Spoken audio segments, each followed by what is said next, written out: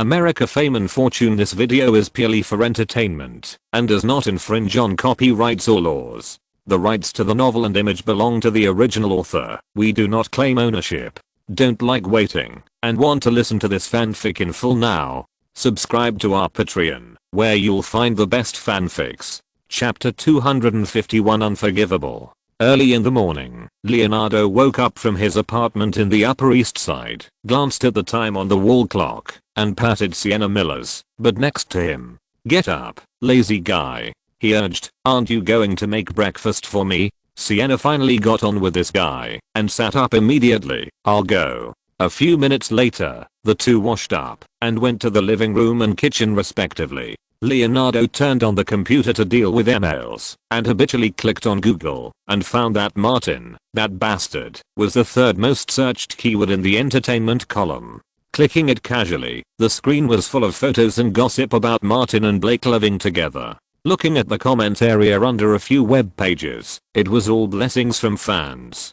Dogs and bitches. Leonardo thought of the scene when he broke up with Giselle, raised his middle finger to the two people on the computer screen, and sent a heartfelt blessing. Good luck in breaking up. Blake's previous film was also a good box office, and he played a couple with Martin in it. In addition to his outstanding personal image, he also has a group of supporters. Leonardo also followed Martin's blog. He turned around and saw that there were tens of thousands of comments behind Martin and Blake's confession. This popularity is almost catching up with his changing girlfriends. Looking at social news, there are a lot of reports about Angelina Jolie. Leonardo went to deal with emails, and his head was still thinking about Martin. The male and female protagonists are so popular. As long as the quality of the film is better, the commercial side should be guaranteed. But the photos of Martin and Blake together are awkward, no matter how you look at them. Leonardo picked up his phone and called Jack Nicholson. "Old bastard, have you seen the news about Martin and Blake being together?" Nicholson said, "Of course, there's nothing else these days. The gossips are all about the Los Angeles hero and his little fangirl. A beautiful woman falls in love with a hero. You and I both know that Martin is a piece of shit. Think about what he did on the yacht. What's the difference between that and the Beast? Fuck, Beauty and the Beast." Leonardo said seriously, "That bastard betrayed us. He said he wanted to be a single nobleman. Okay, Giselle and I broke up, but what happened? He found a regular girlfriend. It's unforgivable." Nicholson was most worried, not about making a big deal out of it, but about having nothing to do. "We didn't get him in New York." Leonardo said, "Let's get him when we get back to Los Angeles. We must make them break up. How can our people fall into the arms of a woman? I'm going back to Los Angeles to prepare a water gun party. You must come. If you don't come, I'll release a hot air balloon in Los Angeles to help you pull banners." Nicholson thought of the firecrackers that almost gave him and Meryl cramps and laughed grimly and ferociously. "I love fucking Martin the most." Leonardo hung up the phone. Sienna came over from the kitchen area and shouted, "Leo, it's time for breakfast." Leonardo made another call and asked his assistant to book a flight back to Los Angeles. As for Sienna Miller, she was a good girl. A few hours later, Leonardo entered Kennedy Airport with two assistants. When he was about to reach the security checkpoint, he received a call from Martin. "Hi, Martin, I'm just about to go back to Los Angeles." Leonardo smiled brightly, without any hatred for the traitor. "All the scenes have been filmed, and I plan to go back early to prepare a party. You said you wanted to attend my party, so of course I have to take it to heart." He emphasized, "I will hold a happier party than last time. You must come to attend." Because of the time difference, Martin had just entered the Warner studio in early November. "Remember to attend the premiere of Wanted, and I won't notify you specifically." Leonardo first asked his assistant to look at the general schedule for next month and said, "It doesn't matter, I will definitely go to cheer for you. Don't pull the banner." Martin solemnly reminded, "Don't pull the banner. Why would I use such a low-level method?" Leonardo said this as if he had never used it before. Martin came to the Wanted studio and hung up the phone. When he entered the door, he met Thomas and Daniel. The latter smiled and called Martin into the office, saying, "The hero saves the beauty, and the beauty falls in love with the hero who saves him." This gimmick is very well used and has received a strong response on the internet. This kind of bloody love story on the 8 o'clock drama has always been popular, not only on TV, but also among the general public in real life. Even Blake Lively's new film, which is still in preparation, has attracted much attention. So many stars have joined the ranks of hyping up their love affairs, because it is one of the easiest ways to achieve 1 + 1 greater than 2. Thomas said, "You and Blake should keep up the frequency of exposure and go shopping on Rodeo Drive together this weekend." Martin nodded slightly. "It's fine for both of us." Daniel proposed a scenario. "When the movie is officially released, can you and Blake go a step further?" Thomas replied, "They are already living together. Choose the right time and place, and Martin will propose to Blake publicly." Daniel has seen the two of them get along with each other on a daily basis. "I don't think Blake will refuse." He thought long term. "Wait until the next movie is released, and we can hold an engagement ceremony." Martin politely declined. "This progress is too fast. My thoughts and emotions can't keep up at all. It's easy to have problems. Let's talk about it later."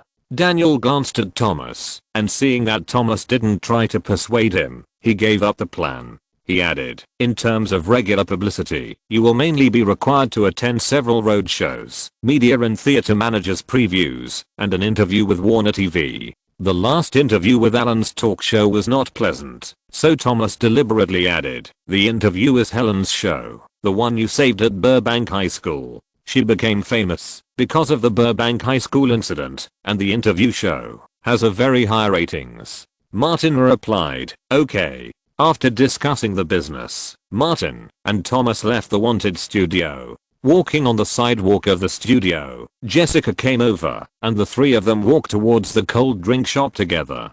Jessica said, "Brad had just contacted me. He is willing to take over the adaptation of Dark Realm, but he needs to study the novel carefully and talk to the original author Alan Green in detail." Martin slowed down a little. "No problem. You accompany him to meet Alan Green, and when I finish the relevant matters of Wanted, I will also talk to Braddock about the adaptation." "Initial expenses?"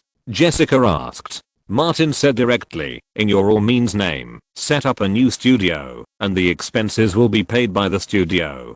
"Doesn't this novel have a subtitle called Endless?" "The project is called Endless, and the studio has the same name." "I'll go talk to Brad right away." Jessica came and went in a hurry. Martin entered the cold drink shop, came to the front desk, saw the familiar waitress, and said, "Maya, give me a cup of green tea and a cup of coffee." Maya collected the money and paid the bill. Just after processing Martin's order, her cell phone rang. She quickly answered it, said a few words, and said to the supervisor next to her, "I have an important audition to attend." The supervisor nodded. "Go." Maya turned out and apologized to Martin. "There is an audition at the last minute." "It's okay." Martin waved his hand and sat down with Thomas, who was holding a drink. In Los Angeles, where there are actors per capita, Martin is not the first time to encounter similar situations. Thomas looked at Maya going away through the glass curtain wall and said, "In the past, many Hollywood stars had similar backgrounds." Martin continued, "There are fewer now."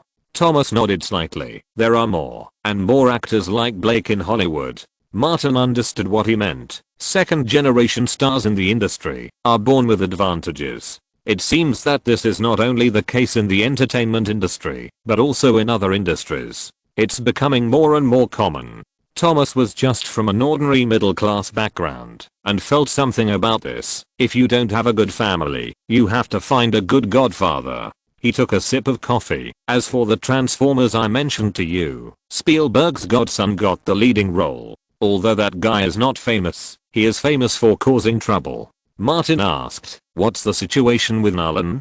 Thomas said, "I met Nolan's wife and partner Emma Thomas and recommended your information to her. She has a good relationship with Nolan and doesn't seem to have the habit of cheating or having threesomes or group sex. I didn't let Mean go." Martin said, "The audition director of The Departed introduced Mean to a new project, and he has been busy with auditions recently." Thomas added more sugar to his coffee. "Nolan's project is still far from recruiting actors. We can only do so much for now. The British are sometimes difficult to get along with. Doing too much is not good." Martin knew very well that Nolan was a director who liked to use actors from the British Isles. Maybe the sequence of Australian actors was ahead of that of American actors. Nolan was a long line, and it was also Martin's preparation for the future. The next morning, Martin participated in the recording of Helen's interview with Warner TV. Helen also asked a lot of sensitive questions, but she had communicated with Martin and Thomas in advance, so it would not catch people off guard. The recording of the program went very smoothly, and Martin walked out of the studio before 11 o'clock. Just as he arrived at the door, a black car suddenly stopped in front of him. Bruce, who was following Martin, immediately pulled him behind him and held the gun under his coat. The window of the driver's seat was lowered, revealing Julie's face. She waved to Martin and said flatteringly, "Busy man, can you get in the car? I've been waiting for you here all morning." Martin got into the car. Julie rolled up the window, stepped on the accelerator, and said, "I've booked a hotel." She emphasized, "I don't mean anything else. I'm just a student thanking my teacher." Martin nodded slightly. "Let's go." Julie asked, "Aren't you going to call Blake?" Martin didn't call, but said, "Your hobby is really special." Julie didn't deny it, but said, "I probably developed this psychological quirk when I was 16 and stole my mother's boyfriend." Chapter 250. To the next one will be better. In the Burbank Theater, hundreds of representatives from the media, theater managers, and ordinary movie fans were watching Wanted on the screen. This is the preview version, and the opening and ending credits have not yet been added. In the private room on the second floor, Louise Mayer, who had just returned from her overseas vacation, was a little nervous. Pacific Pictures, like Grey Pictures, invested all the profits from The Hills Have Eyes in this film. Louise couldn't afford another tragedy like Alexander the Great. Martin sat on the sofa chair and saw her walking back and forth, saying, "Honey, you're making me dizzy." Louise straightened her women's suit and pushed up her black-rimmed glasses. "If this movie fails, I'll go to South Korea and Japan to attract investment." Martin said casually, "Aren't fat-end pigs meant to be killed and eaten?" As gunshots rang out in the theater, the picture froze on the male lead Martin, and the preview ended. The 7 or 8 rows of seats belonging to the audience at the back were the first to burst into extremely warm applause. Many people even shouted, "Cool." The best thing about this movie is that the action scenes are cool enough. Theater managers also applauded. This movie has a strong commercial flavor, is cool and meets the tastes of the public. This is the kind of movie they like, and it will not lose money to schedule a large number of screenings. In contrast, the reactions of media reporters and film critics were a little dull. Todd McCarthy of The Hollywood Reporter frowned slightly. "Martin is obviously very talented. Why did he play another movie that is mainly about being cool and handsome? Actually, he performed quite well." Kenneth Turin of the Los Angeles Times next to him had a different opinion. "He played the transformation process of the male protagonist from a loser to an avenger, and his performance can be scored 65 points. Todd McCarthy nodded. "Much better than Angelina Jolie." Jolie. "Oh, it's hard to be an actor with peace of mind." Kenneth remembered what Martin said. "Actors always have to make a living. Business and art are not completely in conflict." Martin's next movie is Scorsese's The Departed. I specifically asked about it. Scorsese and Nicholson both rated him very high. McCarthy said, "This shows that he is still a young actor with artistic pursuits." The preview ended, and ordinary audiences returned their questionnaires and left first. Media reporters and critics then went into the lounge next to them, and the crew had a gift for them. Martin joined the main creative staff of the crew and sent them off together. Various statistics were compiled as quickly as possible, and half an hour later, Daniel, Louise, Martin, and Director Leterrier gathered in the theater's office. Louise urged, "There are no outsiders, let's get started."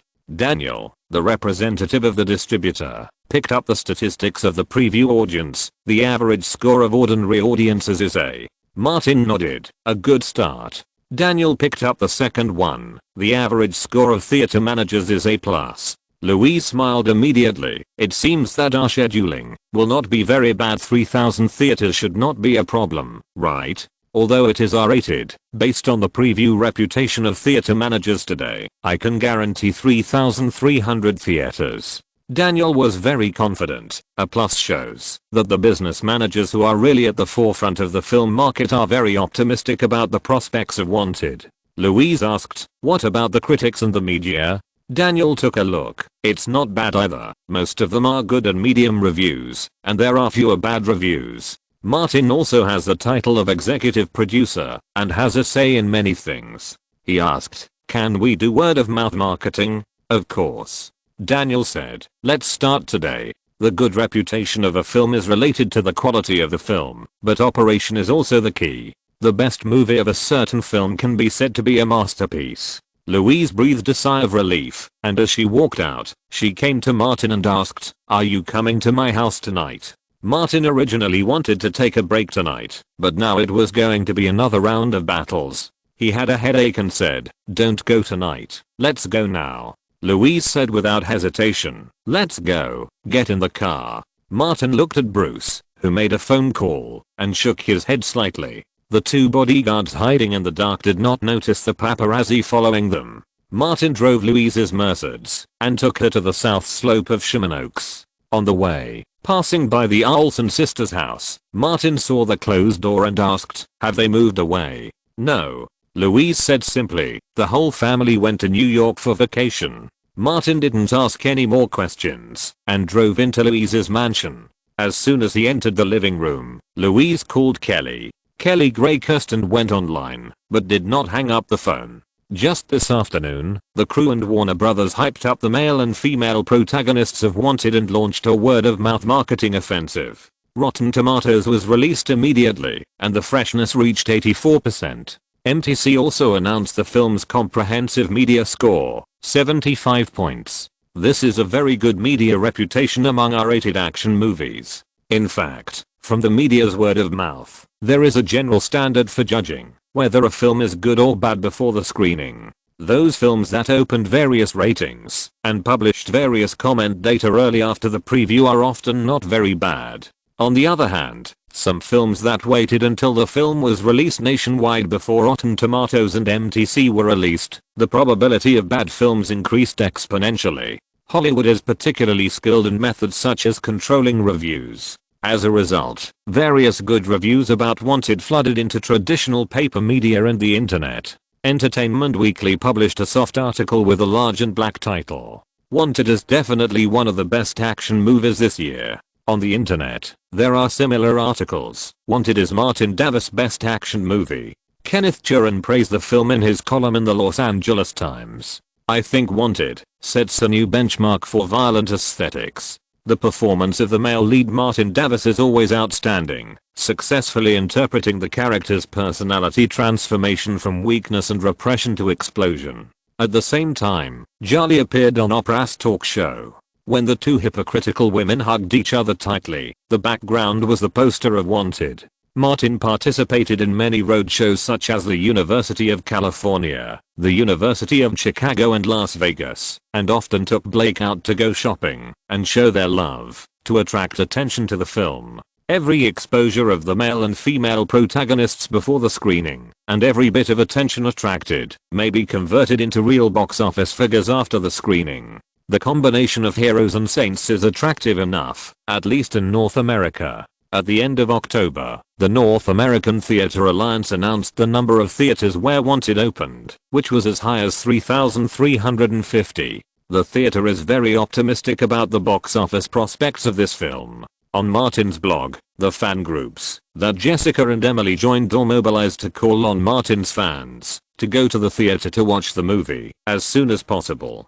Jolly has also won a large number of people's support in the past 6 months, which also has a bonus effect on the box office. Even Morgan Freeman has some appeal, especially among middle-aged and elderly audiences. With Hollywood's mature operating model, the success or failure of a film can basically be determined during this period before its release. Wanted received all positive feedback from the market. Grapevine Manor Bar, because it was not yet dark, there were very few people at this time. As soon as Brad Pitt entered the door, he saw Matt Damon, who had worked with him in the Ocean series of films, sitting at the bar and drinking by himself. He strode over, pulled out a high stool, and sat next to him, and asked, "Why are you alone?" Damon turned his head to look at him and said, I suddenly felt like drinking, so I came here. What about you? Pitt asked for a drink and raised his glass to Damon. I'm a happy bachelor now. Damon was curious and asked, did Charlie really break up with you? Pitt pointed to the TV hanging on the wall. The TV was showing Charlie being interviewed. She talked about refugees, children, and wars all the time. Her words were full of humanistic care, as if the Virgin Mary was alive. Damon watched for a while and suddenly said, I heard some not so good rumors. Pitt was puzzled. Huh? About Julie and Martin Davis. Damon simply described, they filmed Wanted together. Many people said that during the filming, Julie and Martin. He shrugged and didn't say anything else. But Pitt understood what Damon meant. There were rumors in the gossip media. He thought of Julie's transformation and ruthlessness. It's not just rumors. I see. Damon persuaded. As for women, we have no shortage of them, and the next one will be better. Pitt looked up at the TV again. I gave up Aniston for her, and divorced for her. Damon said no more. Pitt subconsciously touched his head, always feeling awkward, and happened to see the Wanted poster of Martin and Julie on the TV screen, and said, this pair of dogs and bitches. Compared to Pitt, Damon is much more conservative in relationships between men and women, and couldn't help but complain in his heart. Is he scolding himself? Pitt whispered, I fucking served as a stepping stone for Julie's hype, allowing her to successfully turn over from a loser. Damon pointed to the TV series. Now it seems that she and Martin Davis are going to succeed again. Pitt really hopes that the Wanted poster will make the investors bankrupt, but looking at the current situation, it is difficult. Damon then said, I don't like Martin Davis and hope their film is doomed. The film was distributed by Warner Brothers, and Pitt's biggest partner was Warner. He could do nothing but pick up his glass and clink glasses with Damon. I hope they are doomed.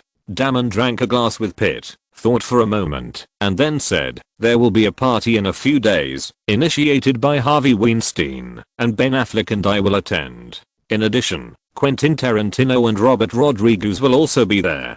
If you are interested, you can come and play. Hearing the name Quentin, Pitt was indeed interested. I will be there. Chapter 253 You sacrificed yourself for art. Chandler Hall, Los Angeles Music Center. Today, a lot of reporters came to attend the premiere of Wanted. Not only entertainment reporters, but also many social and political reporters. A Los Angeles city hero, a modern saint. The aura of the film's male and female protagonists is particularly dazzling. It can be said that the two borrowed each other's aura and achieved each other. In addition, several big-name movie stars such as Leonardo and Nicholson came to the scene to cheer. Martin and Blake made the final appearance and walked hand in hand on the red carpet. Nowadays, Martin's fan club is no longer just a few cats. There are hundreds of fans gathered on both sides of the red carpet, many of whom are members of the Coca-Cola God. When he walked to the middle of the red carpet, a scene similar to the Jeans premiere occurred.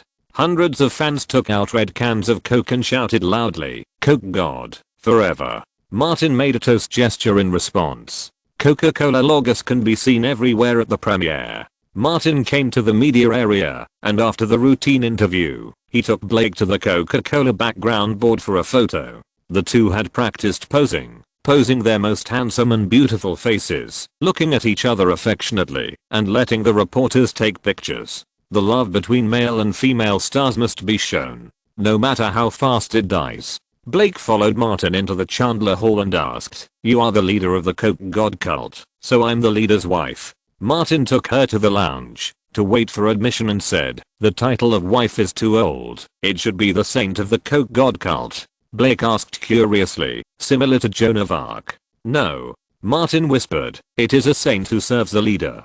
As soon as the two entered the lounge, they were discovered by Julie. She stared at Martin and Blake, who were holding hands, and licked her lips unconsciously. A flame ignited from below, almost burning her mind. The time and place were not right, so Julie quickly looked away, and stayed away from them. As a saint, she had to take care of her public image. On the other side, Leonardo winked at Nicholson, and the two appeared in front of Martin and Blake almost at the same time. Nicholson was not polite at all. Martin, you have good taste, but you are not worthy of beautiful Blake. Martin laughed, you are jealous of me. Blake just laughed and said nothing. Leonardo did not say much at this time and directly invited Blake. My party is almost ready. Remember to come next week. Martin replied, no one can refuse Leonardo's invitation. Blake asked, can I bring a female companion? Leonardo smiled apologetically. Sorry, this is a party for men. The heavy footsteps interrupted the conversation of several people. Blake saw the female King Khan coming and was a little surprised at her muscular figure. Her bulging muscles were more exaggerated than those of professional wrestlers. This is Sophia, an investor from Atlanta. Martin immediately introduced the two parties. Leonardo shook hands with Sophia quite politely, only to find that her hand was as hard as a stone. Nicholson cast a strange look at Martin and winked at Martin. The meaning was very clear. You dedicated yourself to art. Martin found that Sophia's eyes drifted from Nicholson, just like she looked at Scott. She was to the old bastard. Martin introduced him specially. Sophia, this is Jack Nicholson. You should have seen his movies. He is a veteran actor with a wide range of hobbies and interests. Sophia stared at Nicholson and said a few names. The Shining, One Flew Over the Cuckoo's Nest, The Perfect Match. These are the masterpieces of the old bastard, and they are also his pride. But Nicholson couldn't tell why. He felt creepy. It was like an old buffalo being stared at by a female hyena. At this moment, Nicholson remembered being tied up on the yacht and being ravaged by Naomi Campbell. He pulled Leonardo. I have something else. Let's talk another day. But Sophia said, don't leave in a hurry. Leave me your contact information. Nicholson didn't seem to hear it. As a veteran movie star with super rich experience in the circle, he subconsciously reached out and touched his butt, and it seemed that the back was itchy and painful. Want Jack's contact information? Martin was a warm-hearted person. Sophia kept her eyes on that place. I like him very much and want to have more exchanges with him. Martin was such a good person. Of course she would not refuse, not to mention that he was a gigolo and Sophia was his financial sponsor. He found the old bastard's contact information and gave it to Sophia. In return, Sophia asked, has that fat guy, the one named Harvey, caused any trouble recently? Martin thought for a moment and said, not yet. Sophia was full of pride. I don't like that fat guy very much. If he causes trouble for your project, just call me. I will fly over to let him know what it means not to mess with people from Georgia. Martin replied, I will. Sophia didn't care that Blake was beside Martin at all and said directly, remember the fat guy in Atlanta? Scott has rich experience in dealing with people like them. Martin thought to himself, could it be that he has been messed with so many times that he naturally has experience in messing with people? Sophia saved Nicholson's contact information and left here. Blake then asked, what are you talking about? Why don't I understand? Martin said vaguely, some struggles in the investment circle are related to Harvey Weinstein. That guy wanted to grab the investment, but was scared away by Sophia. Blake's parents are both insiders and have enough knowledge of the circle. They are a little worried. She invested in your movie, and you and her? She knew that Martin came from the bottom of Atlanta, and it would definitely cost a certain price to climb up. I don't mind these, but I'm worried about you. After all, she is stronger than Tyson. What if? Martin shook his head. Don't worry, I don't have that kind of relationship with her. I can bring her benefits, so they chose to invest in me. Of course he wouldn't tell the truth. After all, it involved too many messy things. Daniel from Warner Brothers clapped his hands at this time to attract everyone's attention and said loudly, please enter in an orderly manner. Including Blake, the guests went out one after another and walked towards the hall. The crew walked in at the end. Martin walked alone at the end of the crew. Julie suddenly stopped in front of him, and when he came over, she whispered, I'll go to the bathroom during the screening. Martin pretended not to understand. Did you drink too much water? A lot now. Julie stared at him, almost reaching out. Martin whispered, you're crazy. That's because you and Blake are infatuated with me. Julie, shameless, put the blame on Martin. I won't go crazy if you don't show your affection in front of me with her. Martin pointed to her extremely fitted dress and reminded her, you sewed it when you put it on, right? You can't wear it after you take it off. Are you going to go back naked? Julie couldn't ruin her saintly image, so she said helplessly, "I'll wait for you at the hotel tomorrow morning, the same place." Martin didn't say much and followed the crew into the theater. Amid warm applause, he went up to the small stage in front to take a group photo. The Chandler Hall, which can accommodate 2,000 spectators, was packed. Justin, a Coca-Cola executive who came from Atlanta specifically, looked down from the second floor to the private room and saw a large number of red. The members of the Coca-Cola cult wore the same red commemorative t-shirts. This is also one of the marketing activities of the Coca-Cola and the crew. Thomas accompanied him in the private room and said, "The influence is getting bigger and bigger." Justin nodded. The concept created by Martin brings infinite charm. Thomas came with a mission. Recently, Martin has a new idea to establish an official website for the Coca-Cola cult, which will also serve as an activity base for his fans, so as to drive Coca-Cola to further open up the market and expand its influence. The idea of establishing a website has been around for a long time, but it has not been implemented due to insufficient funds. Justin said, "The internet is booming, and the Coca-Cola cult should have a fixed base online." Thomas took the opportunity to say, "We can also hold more activities in the name of the Coca-Cola cult. I'll write a detailed report to the higher-ups when we get back to Atlanta." Justin felt that this was a promising thing. "Do you have any ideas or plans? Let's finalize some of them first." Thomas said, "No problem. After the premiere, we'll find a place to discuss it in detail." Justin glanced at the big screen. "From you to Warner Brothers, you are full of confidence in the success of the film." Thomas smiled very confidently. "Professional predictions show that the North American box office will not be less than $100 million. Justin nodded slightly. For the Coca-Cola group, the influence of the SYNOPSIS is of course the greater the better. In the theater, slightly in the front, the Jones father and daughter, Gillian, Harold, Kane and others from the Coty community sat together. They all got VIP tickets given by Martin. Jones looked at the thousands of viewers and said to his daughter, "Jenna, it would be nice if the movie you starred in could be shown like this." Jenna, whose blonde hair was curled into waves, shrugged. "The FBI will definitely invite me for coffee." Harold looked at this strange father and daughter and thought that if the Sacred Valley movie could be shown publicly in the theater, Hollywood and West Hollywood might be merged. He ignored that and asked Kane, "How did you lose to Martin in the shooting competition?" Kane said, "He is a very good shooter, especially when shooting fixed targets. It's normal to lose to him. Don't worry, I'm not letting him win, just to cooperate with his publicity." Harold specifically learned about Martin's information. If this wanted order meets expectations, 2 movies starring Martin will have a North American box office of over 100 million. Our community will have another big star. He thought for a moment and said, "We must let Martin participate in the next drama festival, which will help promote community activities." The big screen lit up at this time, and the lights on the ceiling went out one after another. After the opening of Warner Brothers, the premiere screening officially began. This is a story about a poor weakling who is bullied, but after he meets the heroine, he is able to upgrade and fight monsters. All the stories are in service of the cool action scenes, especially the shooting and design of the gunfights, which are amazing.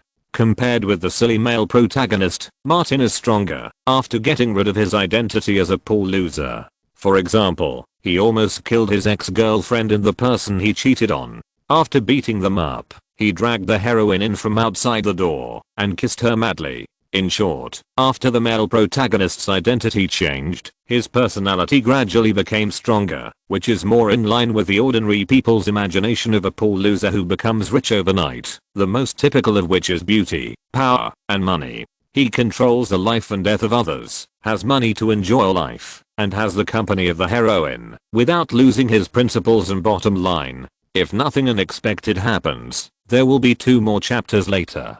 Chapter 254. Outstanding features and clear selling points. At the end of the film, the male protagonist drove a dump truck into the textile factory and released thousands of self-destructing rats, with continuous rumbling explosions. All the looms were blown into waste. Wesley went on a killing spree, and countless killers fell under his gun. When he was besieged by the gunsmith and the butcher, Fox turned on him on the spot, and the two fought hand in hand and killed all the killers with code names. Fox was like a saint like Julie and faced Sloane's last elite men and chose to die together.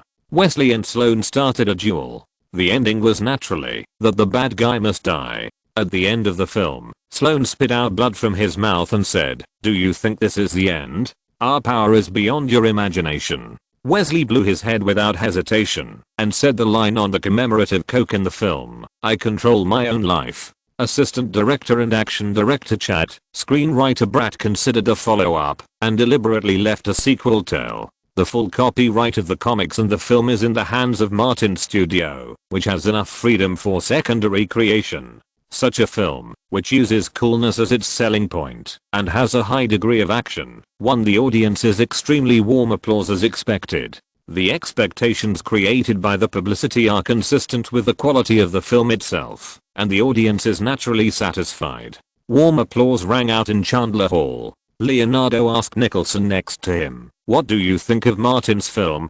Nicholson has been in the industry for nearly 50 years, and his judgment is based solely on experience. It's a commercial action film with very prominent characteristics, and the selling point is clear. Martin, that bastard, has been causing so many troubles recently, and that woman Julie has packaged herself so well. I guess this movie is going to sell well. Leonardo said, "This bastard is in really good physical condition, and the action scenes are very well done. I can't compare with him in this aspect." "You?" Nicholson glanced at his gradually bulging belly and shook his head disdainfully. "You're far from it." The old bastard spoke without mercy. "You're not good at action scenes, and your acting skills are not much better than his, and now your appearance is not good either." Leonardo was dissatisfied. "You're really good at talking." Nicholson shrugged. "We are in the same group now. I can't lie to you, can I? That would be too immoral." The crew bowed, and the applause fell. Jenna was very excited and said to Jones, "Dad, I suddenly got an inspiration." Jones took out a pen and a notebook. "Tell me quickly, I will write it all down for you." "It was Martin who gave me the inspiration." Jenna said roughly, "If the protagonist is changed to a woman, she will join the Assassin's League." Harold and Kane, who were nearby, looked at each other, and the result was imaginable. Jenna said again, "Or the male protagonist continues Martin's setting, but the Assassin's League is composed of women like Fox." Gillian, a middle-aged divorced woman, said, "It will kill people." Jenna became more and more excited. "Pirates of the Caribbean has a Sacred Valley version. As long as Martin's movie is a big hit, we can make a similar one." Just in front of them, Sophia took the pink water bottle handed by Scott, bit the straw, and drank a few sips of water, with a relaxed look on her face.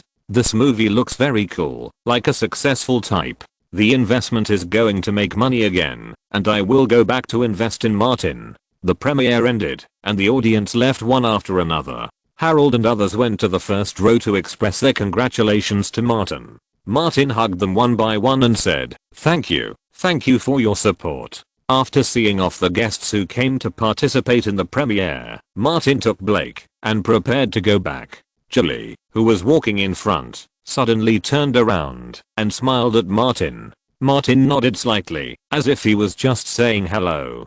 Julie quickened her pace, walked out of Chandler Hall, and took most of the paparazzi away. Martin came to the door and happened to meet two bastards, Leonardo and Nicholson. Nicholson stopped him. "Going back so early? We came back from New York to attend your premiere. Why don't you buy us a drink?" Leonardo said, "I remember you said something about washing your face. Refreshing and something like that. Washing your face with wine." Blake let go of Martin's arm. "Go ahead." Martin nodded. She said again, "I'll wait for you to come back and leave the door open for you." Martin understood. "No matter whether it's early or late, I will definitely go home." Blake smiled at the three people and left the theater alone. Leonardo fanned his nose, a sour smell of love. Nicholson said, "Let's go to that nice place you mentioned when we were on the set." "Wait a minute." Martin waited for a few minutes to make sure that the paparazzi were attracted by his car. Then he went out and got into Nicholson's car.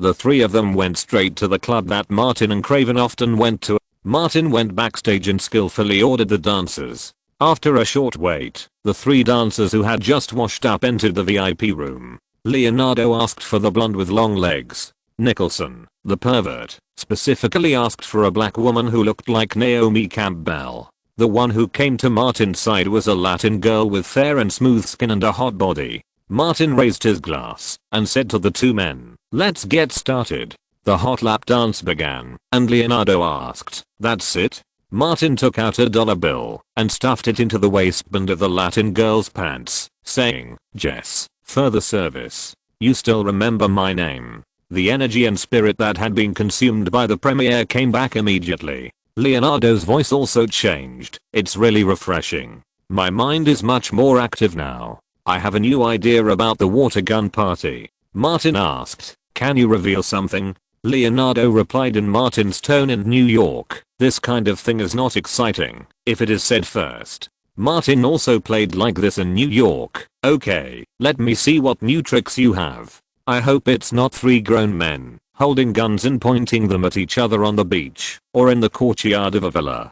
That would be too embarrassing." Nicholson suddenly said, "Why don't I feel anything?" Martin turned his head slightly and saw two huge black tires rolling over Nicholson's old face. He said, "You are useless and useless." Leonardo echoed, "You are no longer useful." Nicholson immediately got angry, leaned back to get rid of the black wheels, and said, "I want to take you out." The black girl opened her hand and stretched out 5 fingers. Nicholson gave Martin and Leonardo a middle finger each. "You continue. I'll take my leave first." The old bastard was very disloyal and took the black girl away first. Martin and Leonardo drank and enjoyed the face washing service until nearly 11 o'clock. Then they left the club. Atlanta, Merita Entertainment Agency. The lights were still on in the performing arts director's office. On the old wooden desk facing west, the glass bottle of Coke produced in 2003 was shining under the light because it was coated with olive oil. Robert stood in front of Coke, facing the west, and kept saying, "Wanted will definitely succeed." Tonight, Jessica and Emily were taking turns working overtime in Davos studio. They had to monitor the feedback of public opinion on the internet. The crew outsourced the online word-of-mouth marketing to a company. Jessica also found an outsourcing job in her personal name to post articles on websites where fans gather. Wanted has guaranteed basic quality and reputation, so naturally more people should be recruited to cheer for it. With the development of the film industry, good reputation is no longer formed spontaneously by fans. It is mixed with too much marketing and behind-the-scenes promotion. On the IMDb website, many accounts specially raised by outsourcing companies have posted carefully prepared good reviews. "I didn't expect to see such a cool action movie after The Matrix. Martin's action scenes are as wonderful as ever. The transformation of the male protagonist from weakness and repression to release and strength is remarkable. Nothing else. Wanted is a movie that will make you have enough fun at once." There are countless related promotional soft articles on other movie forums and entertainment portals. As long as you don't hate the two actors Martin Davis and Angelina Jolie, you will fall in love with them after watching the movie Wanted. The influence of media opinion on the general public is not ordinary. On weekends, when those passers-by who enter the theater choose movies, they will naturally pay for tickets when they see Wanted, which has been well received online or in print media. As for the fans of Martin and Jolie, they have already been fully mobilized through various fan organizations. The members of the Coke cult all over the United States not only bought tickets to enter the theater, but also turned into tap water and became the node of film dissemination. This is also the reason why production companies are willing to spend a lot of money to hire celebrities to star. They have supporters, topicality, and can continuously create eyeball effects. So, Jolie held a child, led a child, and a nanny pushed another child, and she frequently appeared in Century City and Rodeo Drive, the most lively places in Los Angeles. People magazine once again used her as the cover character, and published a series of refugee diaries written by Jolie during her time in the Middle East and Africa. It can be said that Jolie has chosen a very stylish and promising path. After all, there is no need to worry about refugees disappearing on a large scale, because her country will help her create refugees continuously. Martin accepted Ernie Lively's invitation and came to Burbank for a meeting. They deliberately chose an open-air cafe as the meeting place so that paparazzi reporters could take as many photos as they wanted. Related gossips and scandals came into being. Martin Davis has been recognized by his girlfriend Blake's family. According to reliable information from insiders, Martin Davis discussed his engagement with Blake during the meeting with Blake's family. The insider is naturally Bruce. He found his cooperating female paparazzi Jodie and provided the so-called photos and inside information. Martin fabricated his own gossip and sold it to the media in reverse, which is very skillful. All of this is to attract people's attention and let them focus on the related movie Wanted. On the first Thursday afternoon in November, Wanted was released in advance in 3,100 theaters in North America and received an advance box office of $6.88 million. Chapter 255 Winner Takes All, asking for monthly ticket. On Friday, just after get off work, Ted packed up his desk, put on his bag and ran out. A colleague who liked to drink his Coke chased him and asked, "Are you in a hurry?" Ted said, "I worked overtime last night and didn't go to the advance screening. If I don't go to see Wanted today, I will explode." The colleague took out a bottle of Coke with Martin's image on it and handed it to Ted. "Let's go together." The elevator was crowded with people. Ted checked the time and said, "It's only the 6th floor. Let's take the stairs." The two turned into the emergency passage. After going downstairs, they didn't have to go far. This is the commercial district of Manhattan, and there is a theater a few hundred meters away. As soon as Ted entered the lobby, he found that there were a lot of people today. There was a long line of dozens of people at the ticket office. The colleague quickly pulled him to join them. There was another long line next to it, and several girls came at the same time. One of the girls with dark brown hair asked, "What are we going to watch?" The blonde girl said, "Look at the handsome guys." She pointed to the poster of Wanted. "Handsome guys and beautiful girls. This is the one to watch." The shortest girl said, "Wanted? I remember reading the reviews, and they were all good. People on the internet, and in newspapers, said that this movie is very good."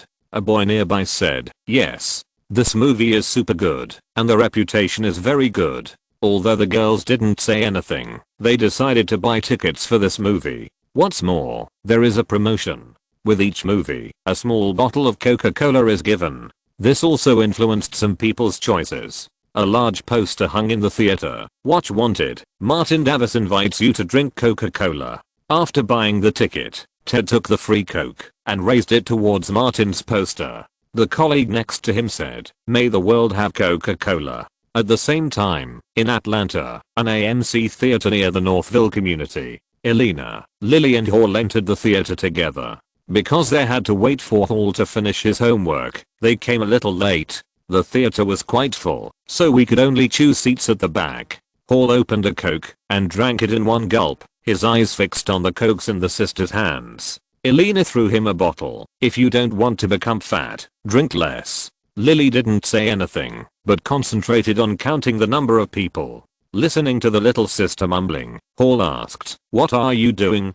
"Don't bother me, you idiot." Lily was almost interrupted, and she showed the fine tradition of the Carter family, raised her fist to intimidate Hall, and continued to count the number of people. After counting more than a dozen heads, when the film was about to be shown, dozens of people came in from outside. These people wore uniform red t-shirts, and they were obviously members of the Coke cult. Lily's rhythm was disrupted, so she simply stopped counting, pouted her lips, and thought to herself, "I want to be a saint."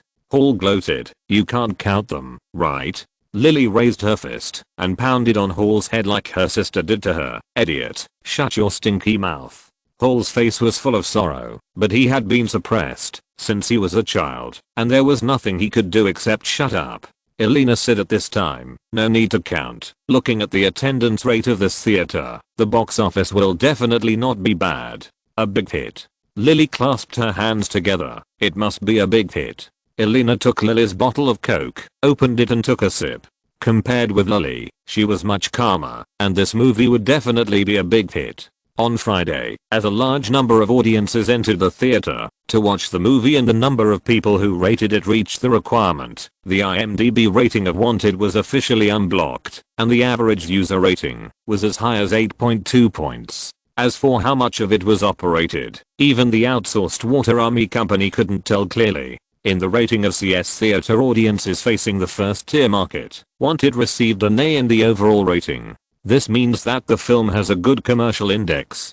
Los Angeles, Sherman Oaks. The sun had just risen on Saturday. Blake, wearing shorts, a t-shirt and flip-flops, went outside to open the mailbox, took out a pile of newspapers and walked back. She flipped through the newspapers while walking, found the statistics page of the Hollywood Reporter, saw the North American box office figures on it, swung her long legs, walked quickly along the sidewalk beside the swimming pool towards the villa. As soon as she entered the door, before she saw Martin, Blake shouted excitedly, "Wanted order is selling. Honey, wanted order is selling." Martin walked from the kitchen into the dining room with a porcelain plate, and the person cooking behind him was Bruce. After frying the eggs, Bruce turned around and asked, "Did the box office exceed 20 million on the first day?" Martin looked at Blake expectantly. The latter nodded repeatedly and smiled. His face seemed to be a real 18-year-old. 21.67 million US dollars. Yesterday's box office champion. What good news. Martin put down the plate and walked towards the wine cabinet. "We must have a drink to celebrate." Blake had wanted to drink for a long time. "We must have a toast to celebrate." Martin poured 3 glasses of champagne, waited for Bruce to take off his apron and came over and said, "Guys, cheers for our success." Blake leaned over and kissed Martin first, then clinked glasses with Martin. "Dear, congratulations." She clinked glasses with old Bruce, and the 3 of them raised their glasses and drank together. After drinking, Blake was a little excited. She put down the wine glass and newspaper, jumped directly on Martin, and took the initiative to kiss him. Bruce was dissatisfied. Hey, be civilized and principled. Don't feed people dog food during breakfast." Martin carried Blake to the seat and said, "Eat, and then we will go out together." This weekend, his publicity task is to take Blake to various crowded places in Los Angeles. Blake's new film has also been officially approved and needs a lot of exposure. After breakfast, the two got into Bruce's Escalade and headed straight to Rodeo Drive to go shopping. Bruce didn't need to make a special call, and a group of paparazzi followed them automatically. Martin had long been accustomed to it and didn't care at all. Blake seemed to be born to live under the spotlight. The more paparazzi there were, the more excited she was, and she frequently showed off the love between her female fan and her idol. At the corner of the street, the female paparazzi Jody couldn't help spitting after taking a photo of Blake feeding Martin ice cream mouth to mouth. Those who don't know how to restrain themselves will surely die once the honeymoon period is over. She was fed so much today that she wanted to vomit. Which star who hypes up love and marriage can have a peaceful ending? Another paparazzi nearby couldn't stand it and said, "How sweet they are now, how much hatred they will have when they fall out in the future. I wish them to go from lovers to enemies." Several paparazzi echoed, "I wish them the best too. Let's wish them the best together." Across the road, Martin seemed to have noticed something, turned around, waved warmly and friendly to the paparazzi, then turned around and kissed Blake, and there was another passionate entanglement. The wanted posters were selling well, and he was holding a young and beautiful girl. How could he not show it off and justify the paparazzi's jobs? This is a game of fame and fortune where the winner takes all. The paparazzi secretly cursed the couple, but their hands were faithfully raised to take pictures of the handsome man and beautiful woman. Martin's phone rang at this time, and when he answered it, it was Sophia. The woman's words were very direct. "Have we succeeded again?" Martin said, "The first week in North America cannot be less than 50 million US dollars. Sophia laughed. "It has set a new record. So, I want to celebrate." Martin asked, "How do you plan to celebrate?"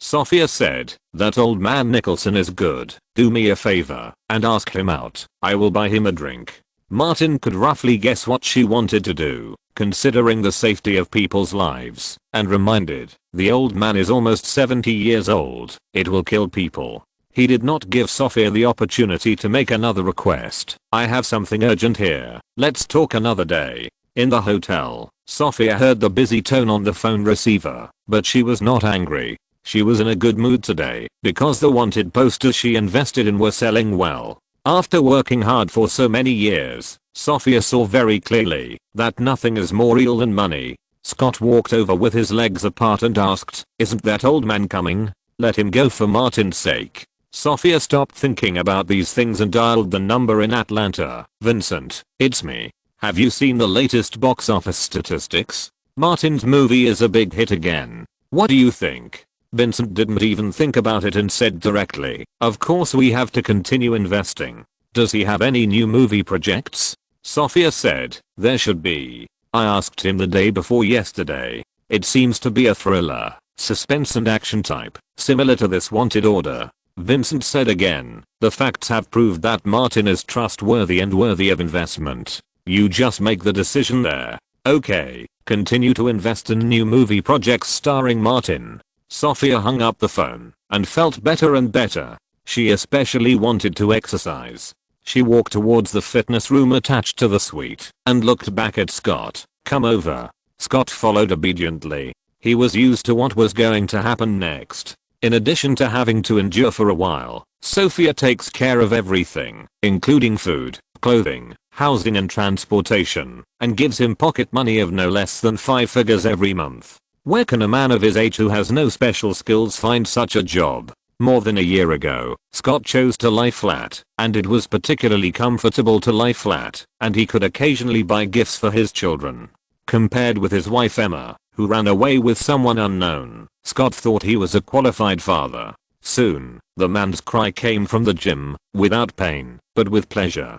On Friday, the R rating of Wanted could not stop the enthusiasm of North American audiences. The film won the North American box office championship of the day with $21.67 million, surpassing Jarhead directed by Sam Mendes. On Saturday, the rest day, the film's attendance rate rose slightly again, and it collected another $24.21 million in North America.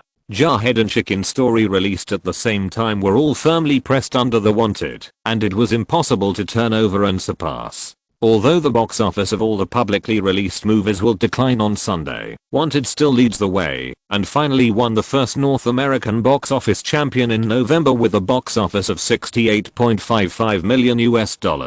This also created a new high in Martin and Julie's acting career. 3 more updates are sent. Please vote for me. Chapter 256, Off-Track Pursuit.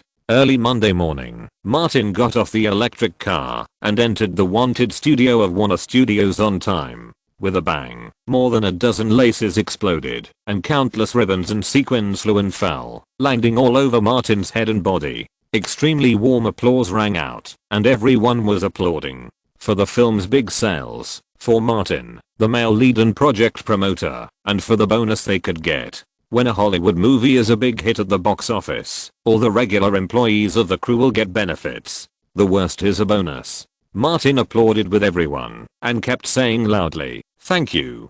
Thank you for your support." He was also very excited, but he didn't forget himself, and he wouldn't be arrogant. Instead, he said, "Without you, this film will not be successful. You are the foundation of success." Everyone applauded again. Martin waved to the back, and when Bruce and me each brought in a box of wine, he said, "I'll buy everyone a drink." Many behind the scenes personnel in the crew may continue to cooperate next time, such as Chad and Brat. Martin had a drink with everyone and walked towards the office. Chad followed him. "I heard that the new project has taken shape?"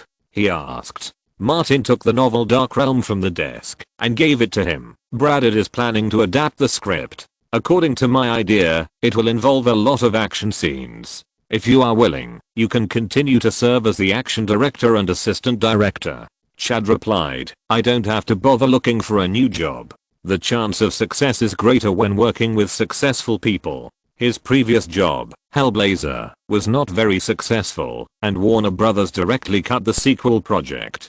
Martin's phone rang at this time. Chad took the novel and took his leave. Martin answered the phone. It was Leonardo calling. "Congratulations, man, your new movie is a big hit at the box office." Leonardo was a little confused. "Your new box office champion. The first week numbers are higher than the first week box office of all my previous movies." Martin told him that there was no need to be humble. "Really? I surpassed Leonardo, that's great." He laughed. "Your movies are more lasting, longer than you." Leonardo cursed. "You bastard. Don't let me get the chance to fuck you." He then said, "Go wash your face in the evening. It will feel great."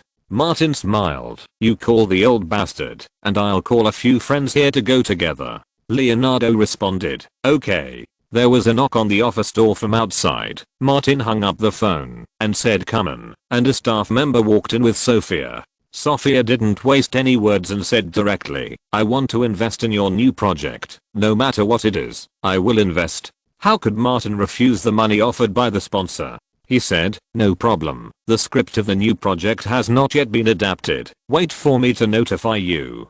Sophia nodded. "I will return to Atlanta today. You can call me directly then." Martin escorted people out of the studio. Looking around, there are so many good people. There was an electric car parked next to him, and Thomas got out of the car with a heavy briefcase in his hand. Martin was curious. "What did you bring?"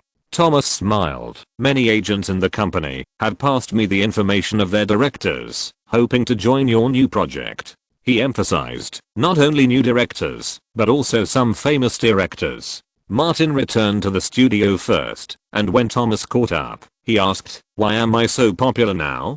Thomas put away his smile and said very seriously, "The latest film made $68.55 million in North America in its first weekend. You may not have a specific idea. Let me tell you this. Although I haven't made a specific statistics, there are no more than 20 Hollywood films that can achieve this result so far. Excluding the sequels of the hit movies, there will be no more than 10. Martin had a general impression that the first movie in North America to break 100 million in its opening weekend was Spider-Man, and only adapted movies or sequels can achieve this achievement. It seems that no original movie will be able to break 100 million in North America in the next 20 years. According to the results, it is not unreasonable for Hollywood to despise original movies. Back in the office, Martin looked through the director information brought by Thomas, and there were more than 10 people who actively contacted him. Martin read the relevant information carefully and divided the 14 directors into two parts, those with successful resumes and new directors. One of them, a British director named Danny Boyle, caught Martin's attention. He looked through his resume and found that he had seen 2 films directed by him, Trainspotting and 28 Days Later. The former seemed to be a movie about a to-be youth taking drugs, and the latter seemed to be a zombie movie. Martin called Bruce and asked him to buy 2 discs. In addition, Danny Boyle had an intersection with Leonardo, who starred in the adventure movie The Beach directed by him. Thomas pointed to the information. "He is the most famous director here, and he has his own second-tier directors." Martin asked curiously, "Have you contacted him?" "No."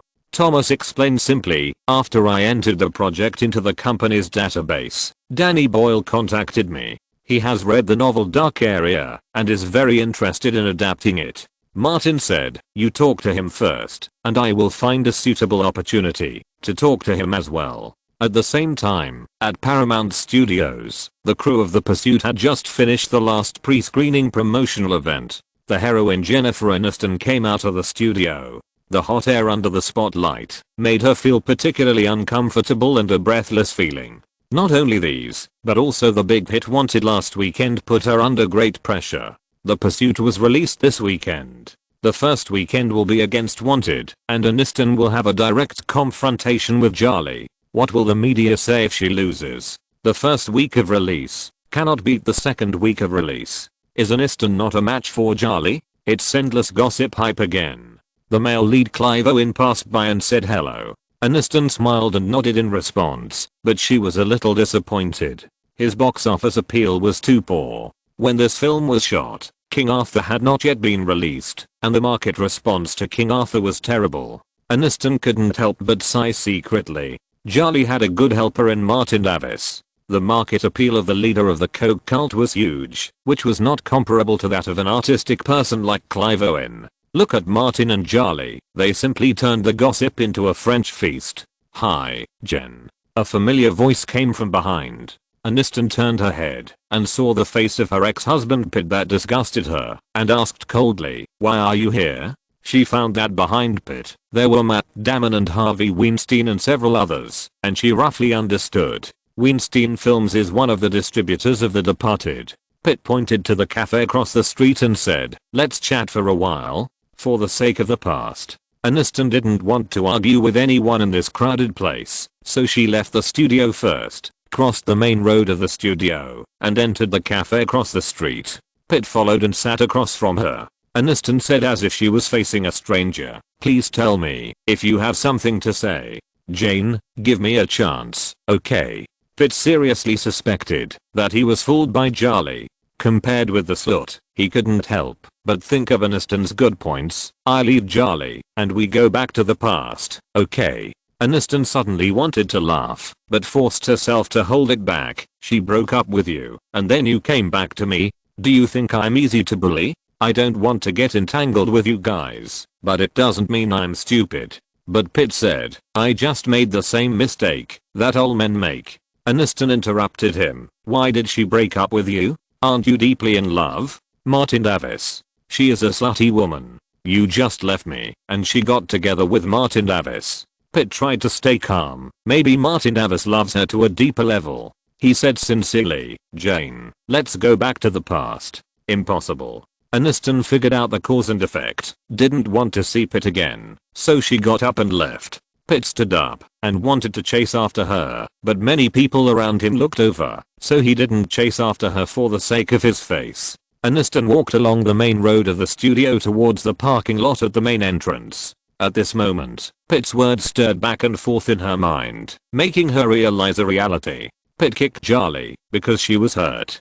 Charlie kicked Pitt because Martin and Pitt was hurt. In this triangle relationship, the one who deserves to be hurt the most and the only one who hasn't been hurt is Charlie. Aniston was calm in front of the media, as if she had completely let it go, but only women can understand the hatred in a woman's heart. Passing by the newsstand, she bought a copy of The Hollywood Reporter, and there was a photo of Martin and Charlie on the front page. These two are the male and female protagonists of Wanted, and the film has just been a huge success. Charlie has successfully become popular again, and she has also made herself a super saint. Aniston doesn't care about children, family, and saints. She just wants to make Charlie uncomfortable. What to do? Aniston opened her bag, took out her cell phone, and searched through her address book. She found the contact numbers she had exchanged with Martin at the Coty community wine tasting. She touched the dial button, but didn't press it. After thinking for a while, she flipped back through her address book and called her agent Steve, saying, please find out about Martin Davis's recent situation for me. The other end didn't quite understand, because there are two movies competing this weekend. No, it's my personal matter. Aniston said directly, find out about his latest developments, and get back to me as soon as possible. Give me a few days. The agent agreed. Aniston put away her phone. An electric car passed by nearby. She found that Pitt, Damon, the Affleck brothers and Harvey Weinstein were sitting in the same car. It seemed that they were together. If you're listening to this novel on a channel other than Fanfic World, it means they downloaded and uploaded it without effort. We cordially invite you to visit our channel, Mundo Fanfic Novelos. There you'll find the original version of this story and you can explore many other novels of various genres. We're waiting for you to immerse yourself in a world of incredible novels. Chapter 257 Face Help and Foot Help. Under the night sky, Nicholson's extended Lincoln shuttled through Sunset Boulevard, and the car was full of men. In addition to Martin and Leonardo, Wes Craven also came. The old man said to Martin, you are amazing. You have another North American box office champion. Wanted will definitely make over 100 million in North America. With two films making over 100 million in North America, you are riding a rocket to success. Facing Craven, Martin was a little more modest. The Summer of Jeans didn't make over 100 million. Craven had a completely different opinion. You were not the lead actor in that film, so strictly speaking it cannot be counted in your total commercial box office, and the producers don't take it seriously. Nicholson said, this little bastard is good at hype. Leonardo interrupted, I heard Julie call you teacher? Martin, those things that Julie hyped, didn't you teach her? The more he thought about it, the more he felt that this was the case. Before Julie joined the Wanted crew, she was just a confused woman who didn't understand the situation and was not so capable of causing trouble. After she was confirmed to star in Wanted at the beginning of the year, she seemed to have become a different person, almost hyping herself up as the Virgin Mary. Martin would of course not admit it. It has nothing to do with me. Nicholson pointed at his eyes and said disdainfully, based on my experience, you and Julie are definitely having an affair, and it's a very abnormal relationship. Don't deny it. Perverts know perverts best. I, an old pervert, can tell that you two are little perverts at a glance. Martin fought back. If I wasn't in a good mood today, I would definitely throw you out of the car and let you face down, bury yourself in the ground, and spend the night with the asphalt. The car arrived at the nightclub they often go to. Craven made a phone call and drove directly into the backyard. The four people entered the club and ordered their favorite dancers. When they came out, they met a group of people. Harvey saw the four people coming out at a glance and greeted them one by one. Good evening, Leo, Jack, Wes, and Martin. Martin smiled and nodded, as if he knew nothing. Behind Harvey, there were Matt Damon, Ben Affleck and Brad Pitt. The two sides met by chance and exchanged a few words. As they passed each other, Martin was at the end. Harvey suddenly said, "Congratulations, Martin, another box office champion."